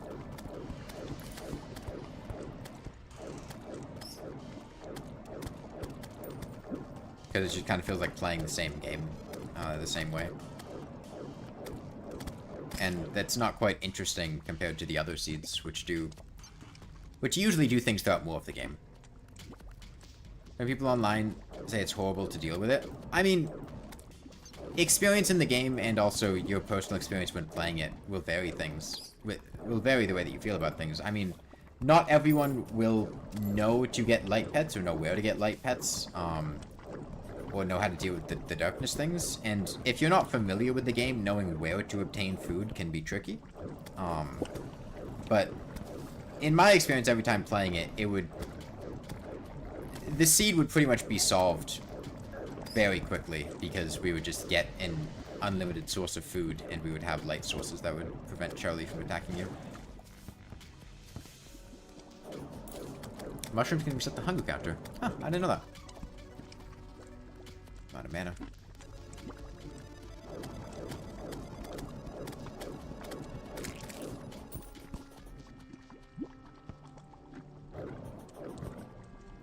This mana thing's actually kind of tricky right now because I don't have foe, which means I won't be able to spam this thing to death.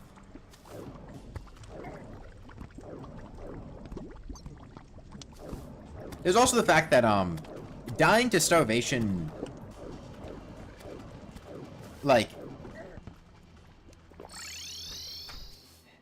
the ideal way of dealing with starvation for most of the game is just dying and resetting your hunger counter. Do I stream on Saturday and Sunday? I'll probably stream this Saturday. I don't stream on Sundays. Like, if you just die, you get 16 more minutes before you starve. And if you're playing softcore, there's really not much penalty. I think the most miserable seed to play is no traps. No traps is the worst. There is pretty much no situation outside of a meme where I would choose to play no traps. It's not fun. It's a fun experience for like a couple hours tops, and then it just gets to be very annoying because you have to go through the rest of the game with like 100 times as many traps, and they're just everywhere. And like, it's a funny joke that gets old and isn't very fun to play through.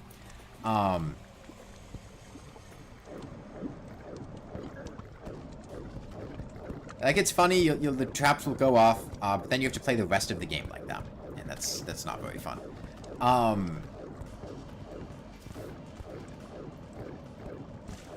I would say the constant is a seed that I would pretty much never play just because I don't think it's very interesting, because I don't think the changes change enough, and it just kind of feels like the seed gets invalidated pretty quickly into it.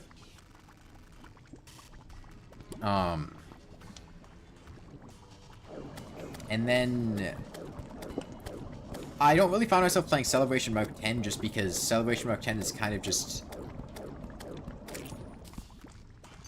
I mean, it's kind of like the party, easier seed, where everything's very, all over the place. It's not a bad seed, but if I was gonna pick a seed, I would rather play on, like, Drunk, if I was looking for just you know, an off-normal experience.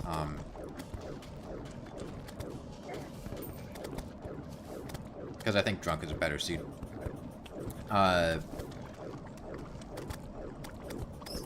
also think Not the Bees is an interesting seed because it's not inherently awful, but it's a very... What did DST do for the Query crossover? There is a chest that's... Aside from, like, several skins, there's a chest that spawns, a Crimson chest in a set piece in the world. It will have a terrarium in it, and you can activate it to summon the Eye of Terror, which is the Eye of Cthulhu, in Don't Starve, that night. And if you fuel it with Nightmare Fuel, you can summon the Twins of Terror, which are the twins. And they have unique drops. There's a hat that has its durability refreshed by feeding it food. And I think it's equivalent to like a pigskin helmet. Maybe. And then there's a shield, which is a weapon that gets its that protects you and also has its durability refilled by food. The twins are pretty annoying to fight solo. God damn, that lava slime jumped up there really effectively. The eye's not too bad though. God damn it. Look away for 1 sec. When we did Don't Starve Together multiplayer, that was the only time I'd actually killed the twins. And it kind of sucked, honestly. They were really rough to fight. We died a lot. The way the fights work is, they have a lot of HP and you only have the night to fight them. It's unlikely you'll kill them in one night. But you can keep summoning them on consecutive nights, and they retain their HP. So you just have to whittle them down over time. But like Don't Starve Together?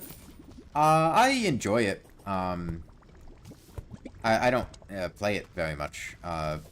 We've done some Don't Starve Together multiplayer in the past. The main issue with multiplayer games that aren't Terraria is usually just getting people to play.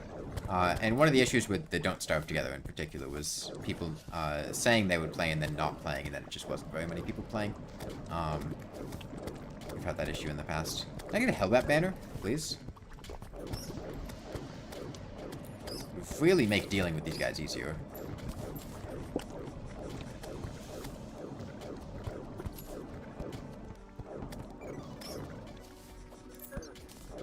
God damn, 223 damage.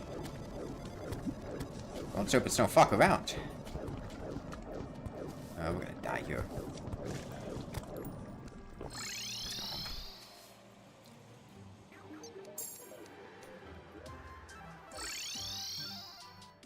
They're playing DST alone? Have you It sucks because DST has a lot of cool things that aren't in regular Don't Starve, but playing DST alone, you run into the issue of things being balanced around multiple people, and things just having, like, obscene HP scaling, on some of the bosses. Or expecting you to have multiple players to manage things. You think Tombstones with inventories will solve Mediumcore playthroughs? So, Tombstones with inventories have several issues.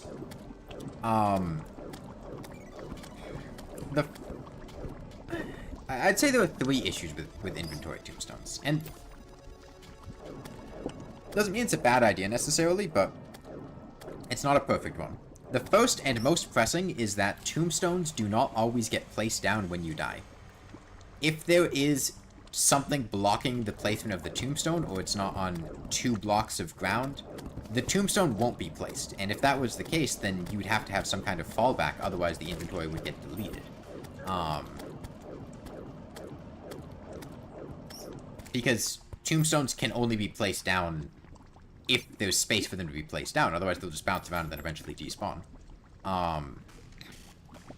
The second issue is that yeah, I talked about this before.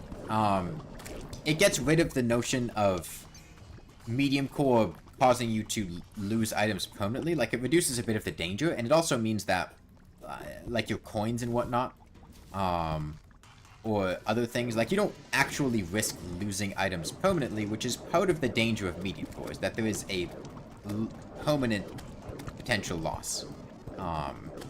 So it would change what medium core is a bit, and whether that's a good or bad thing is a different question. But tombstone inventories would make it so that you essentially couldn't lose items.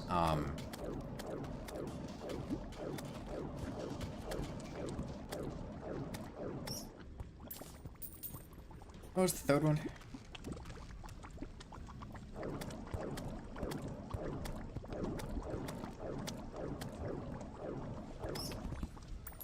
I don't remember what the third one was, but I'm sure there was a third one.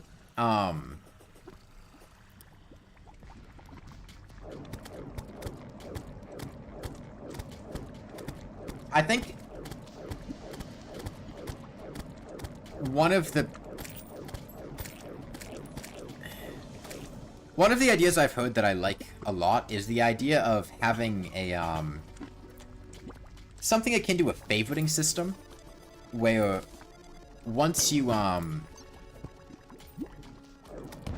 like, you can favorite an item so that if you die, it goes back to the same slot that it was in. Like, you lock in its location, so when you pick it up, it just gets put back there automatically, so you don't have to deal with the inventory sorting and whatnot. Because that, honestly, is the worst part of medium core, is just having to, once you get everything back, put it all back into place. That was an idea that I was a fan of.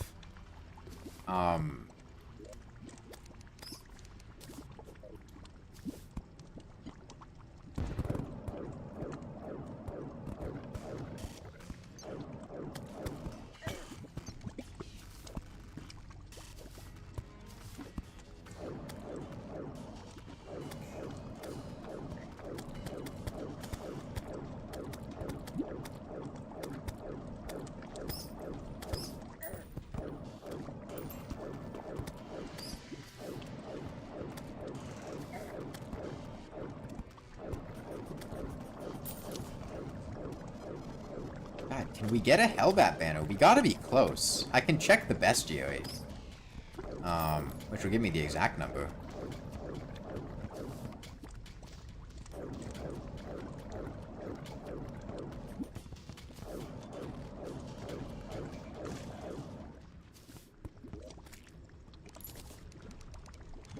bats. 48. Okay, 2 more bats. 2 more bats and this whole process gets way easier. Let me put down a campfire.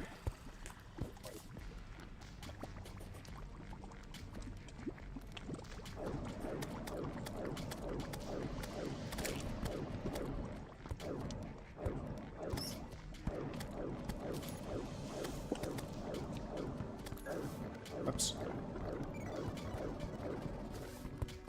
A bit cautious here. Don't want to be near the lava.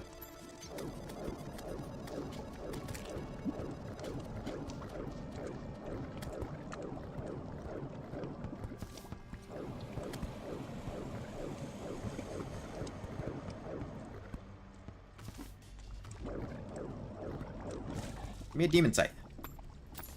Please. I want a demon scythe. Alright, once we get the Hellbat banner, I'll feel better about drinking my, battle potion.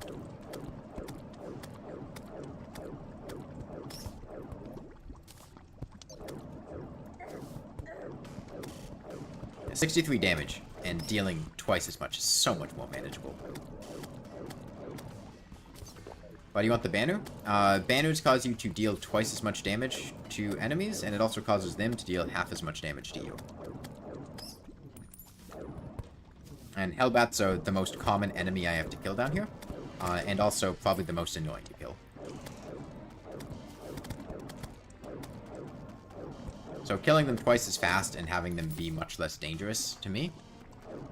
You know, we probably started a Mage game, how's it been treating me so far? Not well, I don't like Mage.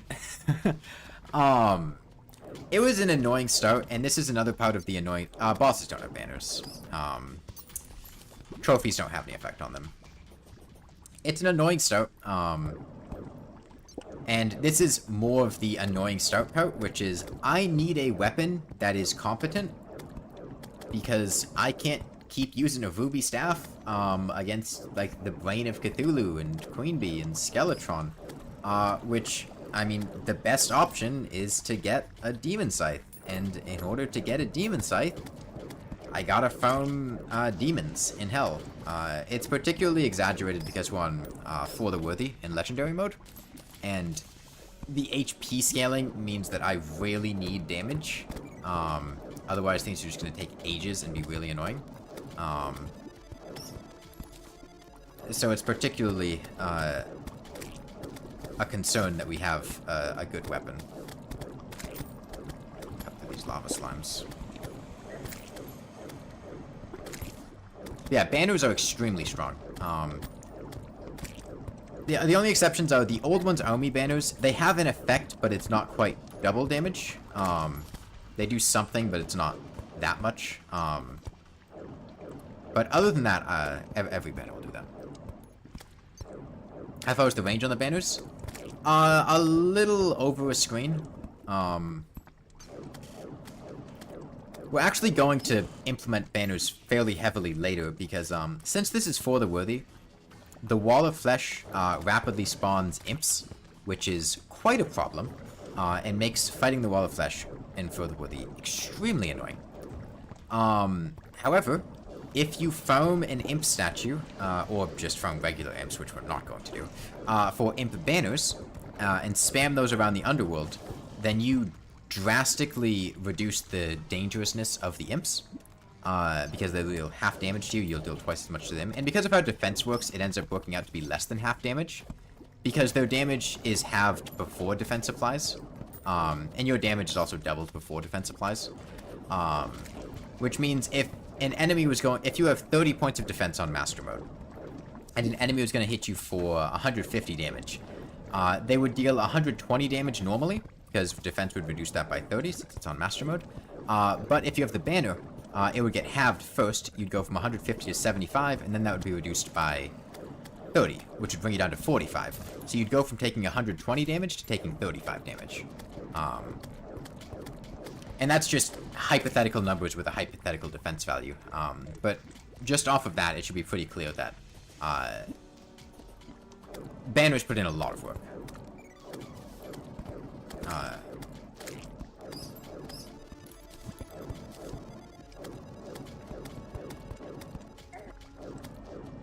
wish demons weren't so rare.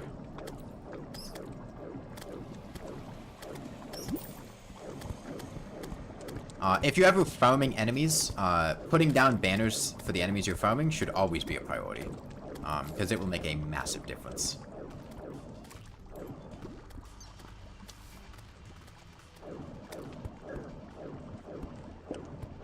Like, these Hellbats were hitting me for, like, 180 damage. I don't have very much defense, so I'm getting, you know, basically half damage from them. Which is a lot. Like the idea of a hunger system? No, I don't think Terraria is really a survival game, and I think hunger systems outside of survival games usually don't play out well.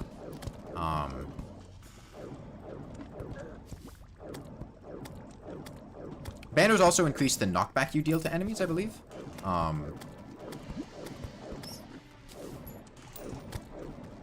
Which is a pretty small effect, but sometimes you'll notice it. Should get a lava slime banner soon. I'm killing a lot of them. Great. 2 demons. A bit awkward. Is that giant pool of lava from all the lava? No, I blew up the wall. Okay. Getting a few frame drops again. I don't know why my internet's been having such a tough time today.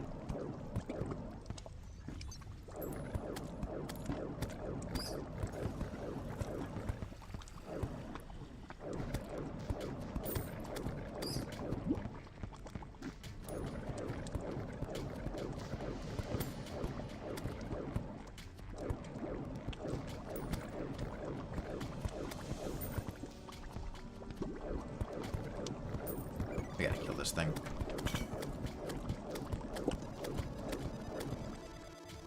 By the way, the speed that your mana regenerates at is based on how much mana you have.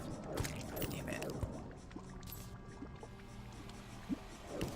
Based on how much mana you have left, so not consuming all of your mana before you stop firing to regen means you'll overall increase your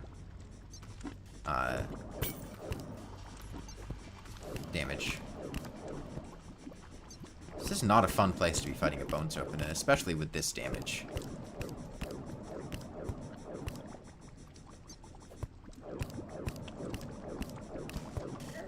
Oops.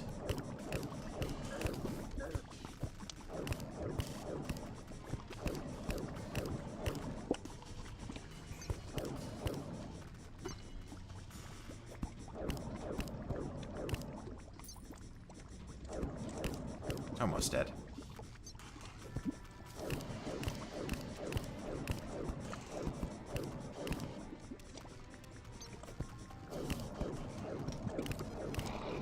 Okay.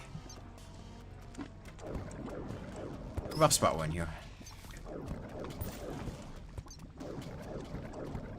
I need a demon scythe already. Calamity at home, yeah.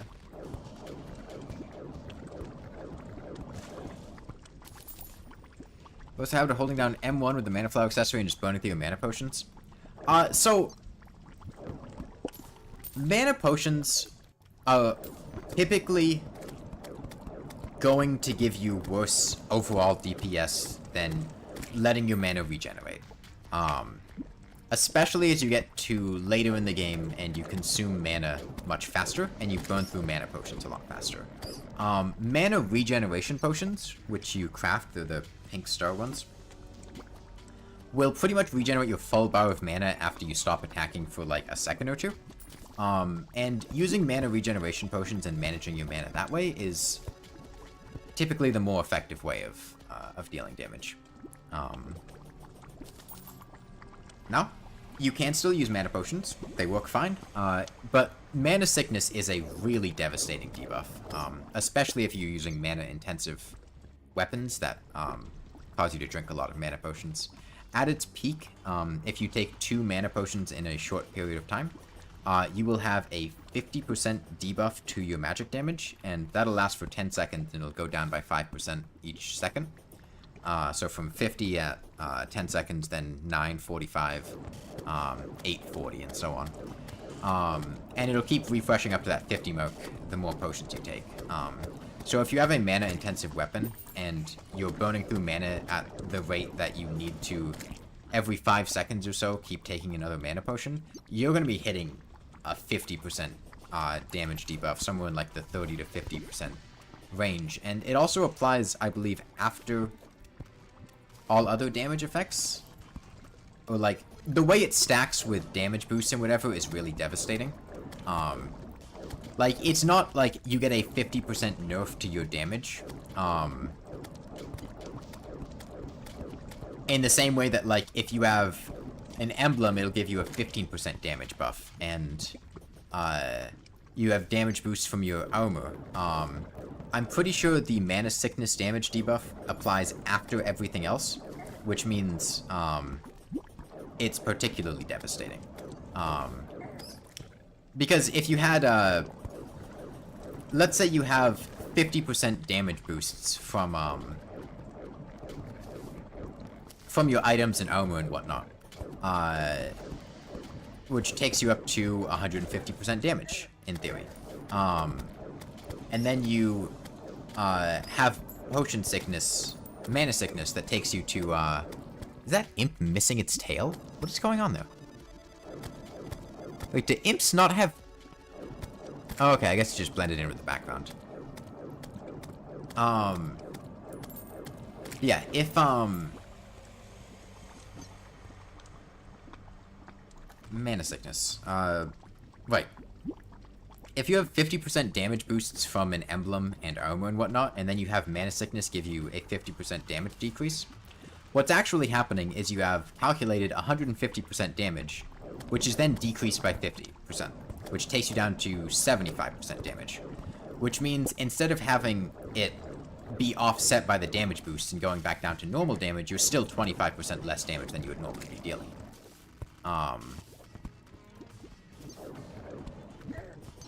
Whoops, I didn't realize there was lava there. Not sure why there was a lava slime that I killed. Should have seen that one coming. Whoops. I'm on fire, we gotta recall. Unfortunate.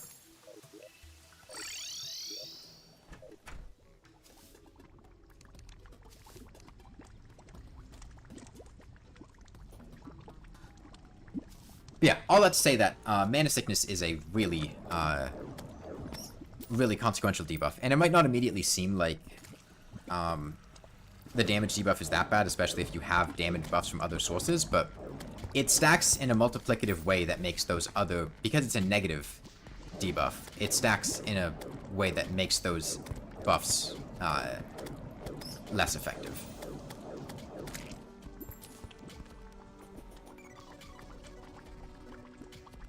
And on the whole, I'm not a big fan of the mana flower either. Basically for the same reason of one... Well, on the one hand, it just causes you to drink mana potions automatically, which... Like, I can drink mana potions. I don't mind. It's not terribly difficult.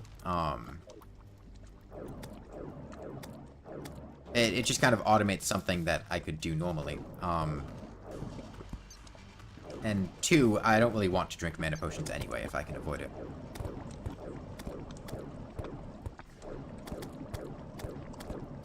Now, there are some weapons that do perform better with mana sickness and drinking potions. Like, the last prism, you can't stop attacking to let the last prism regenerate mana, because then the last prism stops doing its cannon thing. It just has so much damage that it doesn't matter.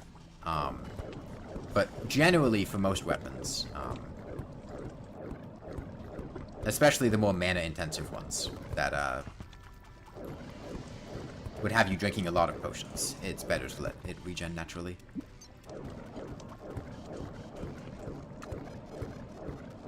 Give me a demon scythe, please. I keep thinking the soul cakes are demon scythes, because they kind of have they're just big blue things. I think the last prism is stupid. It's a post-game weapon, so I don't have much of an opinion on it personally.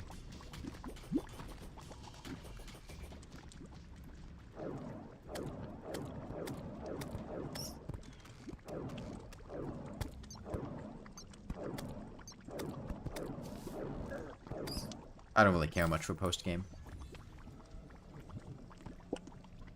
You put the Blizzard or Sandstorm? Oh, Sandstorm. Sandstorm is just better than the Blizzard. The double jumps have,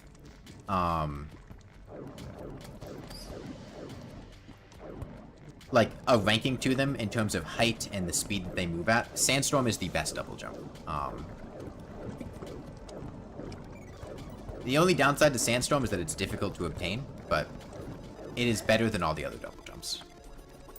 Post-game? I mean, it is post-game. Unless you're doing modded, that continues post-Moonlord. Like, once you kill the Moonlord, the game's over. Progression is done. Anything at that point, can basically be as overpowered as it wants, because it's not like you have to... The only thing you're going to do with it is, like, either kill events or the Moonlord again, and by that point you've already done them.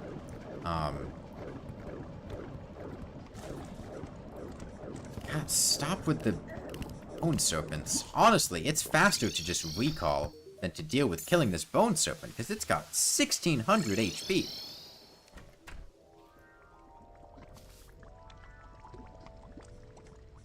Why? Did it pick up money? Or did that just respawn again? I don't think it picked up money. I think it just immediately respawned as I came back.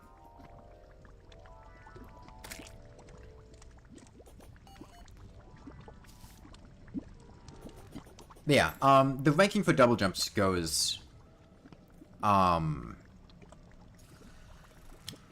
in a bottle, Tsunami in a bottle, Blizzard in a bottle, Bout in a bottle, and then Sandstorm in a bottle. In terms of, the height that they get you and the mobility of them and whatnot.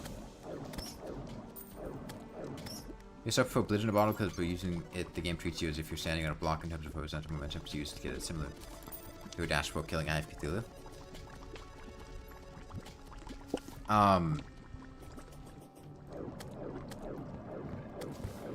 don't really have much of a comment on that. Couldn't you just stop the Sandstorm in a bottle mid-jump to get a similar effect?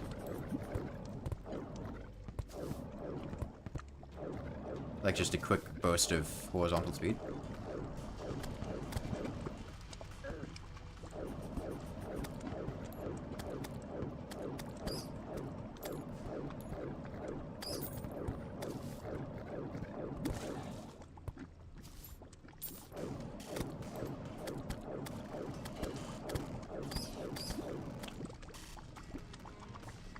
Magiluminescence is the word. Magiluminesce. I think. Wait, no, I think I just spelled Magiluminance. I think I missed the essence. It was looking at me in front of me and I missed the word halfway through.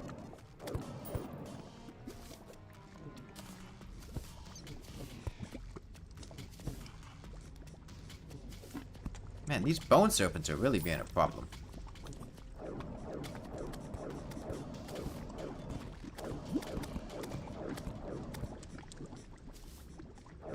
I guess I'll just kill him.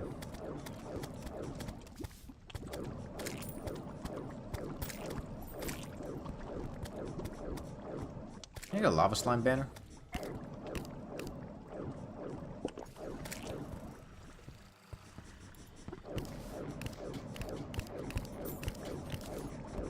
Since we're not down in that enclosed area, it's easier to kill this guy now.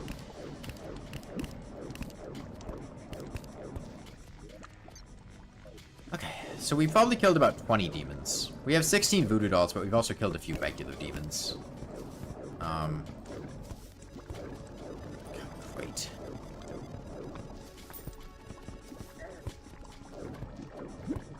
We gotta go. Damn it. That was my bad. Starting off as a mage is rough ever since Meteorite was moved behind the second boss. Yeah. Well, it's mostly unfortunate. Did he pick up a coin? I hope he picked up a coin. Doesn't look like he did. I wanted to give him a coin to pick up, because if he picked up a coin, then, respawn. And we could just leave the Bone Serpent.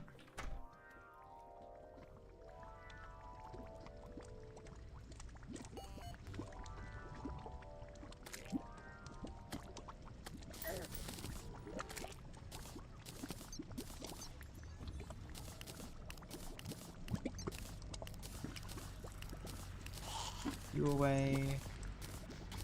You away. Jump. Okay. Demon Scythe should be craftable. This is ridiculous. I mean, if it was craftable, it probably wouldn't be obtainable pre-boss. For what it's worth, like, if it was crafted, it would probably incorporate Hellstone in some way, which would then defeat the point of trying to get it pre-boss.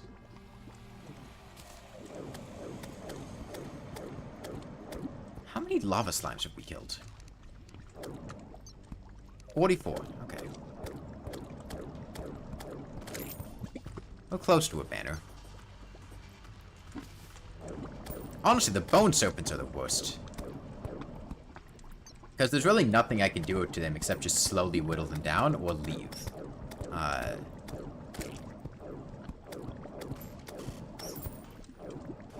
They also have pretty high defense.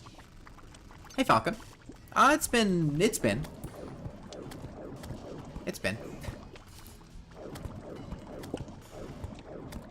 Most of this playthrough so far has been me going, damn, I wish I was playing any class other than Mage.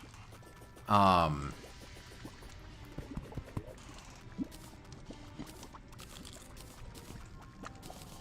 legendary bat. Holy shit.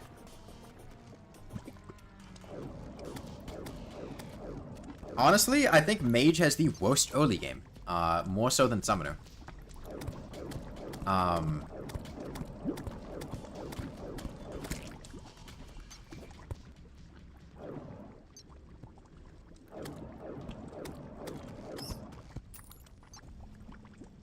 It was way easier to get started as Summoner and get to a point where I had functional weapons and could stack several whips and be efficient.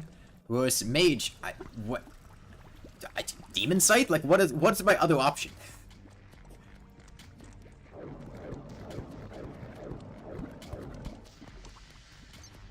Doesn't someone have like 5 summon weapons and 3 whips in the early game? Something like that. Summoner is the class that's often pointed at as having a bad early game, but they've fixed a lot of the issues with the early game whips and summons. A good craftable jungle weapon. Yeah, that would help Mage's early game problem. Because as is, like, what are my options? Thunder Zapper, a Gem Stave, if I get very lucky, a Water Bolt, but I would have to get very lucky to get a Water Bolt. If I get lucky, I could make a Space Gun from meteorite bars and gold chests near the underworld. But I wouldn't have enough for the full armor set, so it would just be the Space Gun.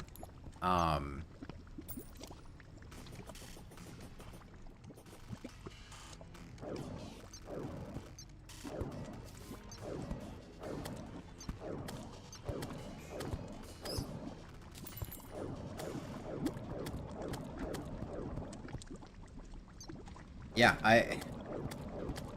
we've been through it a couple times, but, like, this is about the most effective I'm gonna be at this point, which is really sad, because every other class would be having a much easier time trying to kill these just because I would have more efficient weapons. Hell, I mean, honestly, just a, like, a Crimtane or Demonite Mage weapon. Because Mage is the only class that, like, okay, there's a Demon Scythe, that doesn't use, like, tissue samples or Crimtane or Demonite, right? Because Summoner uses them for, Obsidian Armor. Melee uses them for all sorts of stuff, Blood Butcher being one of the big ones, and, you know, the armor also being a solid, armor. And then Ranger has, bow, and Crimson Armor, the evil armors are usually, like, they usually work out to be Ranger armors, because, Melee at that point has Molten Armor, Mage has Jungle Armor, which has had the entire time, and then Summoner has the Obsidian armors, whereas Ranger has fossil armor, which is annoying to get and is honestly kind of mediocre, and you don't get necro armor until post-skeletron, so usually you'll end up slotting in either shadow armor or crimson armor at that point. Make Vilepthorn and Crimson Rod craftable. The problem with both of those is that they're kind of like crowd control AoE weapons. I would rather Mage had like a single target damaging weapon made of one of those things, and that would also make it so that you could potentially get it from, like, let's compare. Free boss. Farming for a demon scythe sucks. And other options like Ranger can get grenades. Ranger can get the Tendon Bow and Demonite Bow. They can get really strong debuffs from different arrows. They can get the Undertaker, the Musket, the Mini Shark. All of these are really effective weapons. Vilepthorn falls off hard against anything with defense. It is not good against these down here, and it struggles against bosses that aren't the Eater of Worlds. Yeah, there's the Zappinator. Like, Summoner by this point flinxes Vampire Frogs. Vampire Frogs kick ass, and then you have multiple whips to back them up, and whip stacking in pre-hard mode is super strong. Even just whips in the first place are super strong. Melee has Star Fury, the Blood Butcherer, Blade of Grass, the Trimarang. And then I'm just stuck here with like a ruby staff.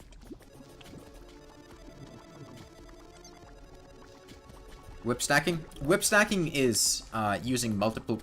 So when a whip hits, it applies a debuff to the enemy that causes them to take increased damage from minions for the next either 3 or 4 seconds. I forget which one. If you switch between whips in that 3 or 4 second period and attack with multiple whips, you can apply that debuff multiple times, which causes them to take the increased damage from both whips. Or if you do it with 3 whips, of all 3 whips. Or if you do it with 4 whips, all 4 whips. And it, particularly in pre-hard mode, and particularly with the Blade Staff, causes your whips to be drastically more effective. Or your minions to be drastically more effective. Okay, I think that's gonna be it for today. We've done a lot. I've been streaming for about 5 hours, and I got stuff I need to go do. Dinner to eat. I will be continuing this tomorrow, and hopefully we'll get out of pre-hard mode tomorrow. At the very least, up to the Wall of Flesh. Yeah, so far, have not been impressed with Mage, but we'll see. Hopefully, as we get into late hard mode, or sorry, late pre-hard mode and into hard mode, things shift around to be a bit less annoying. But yeah, bye everyone.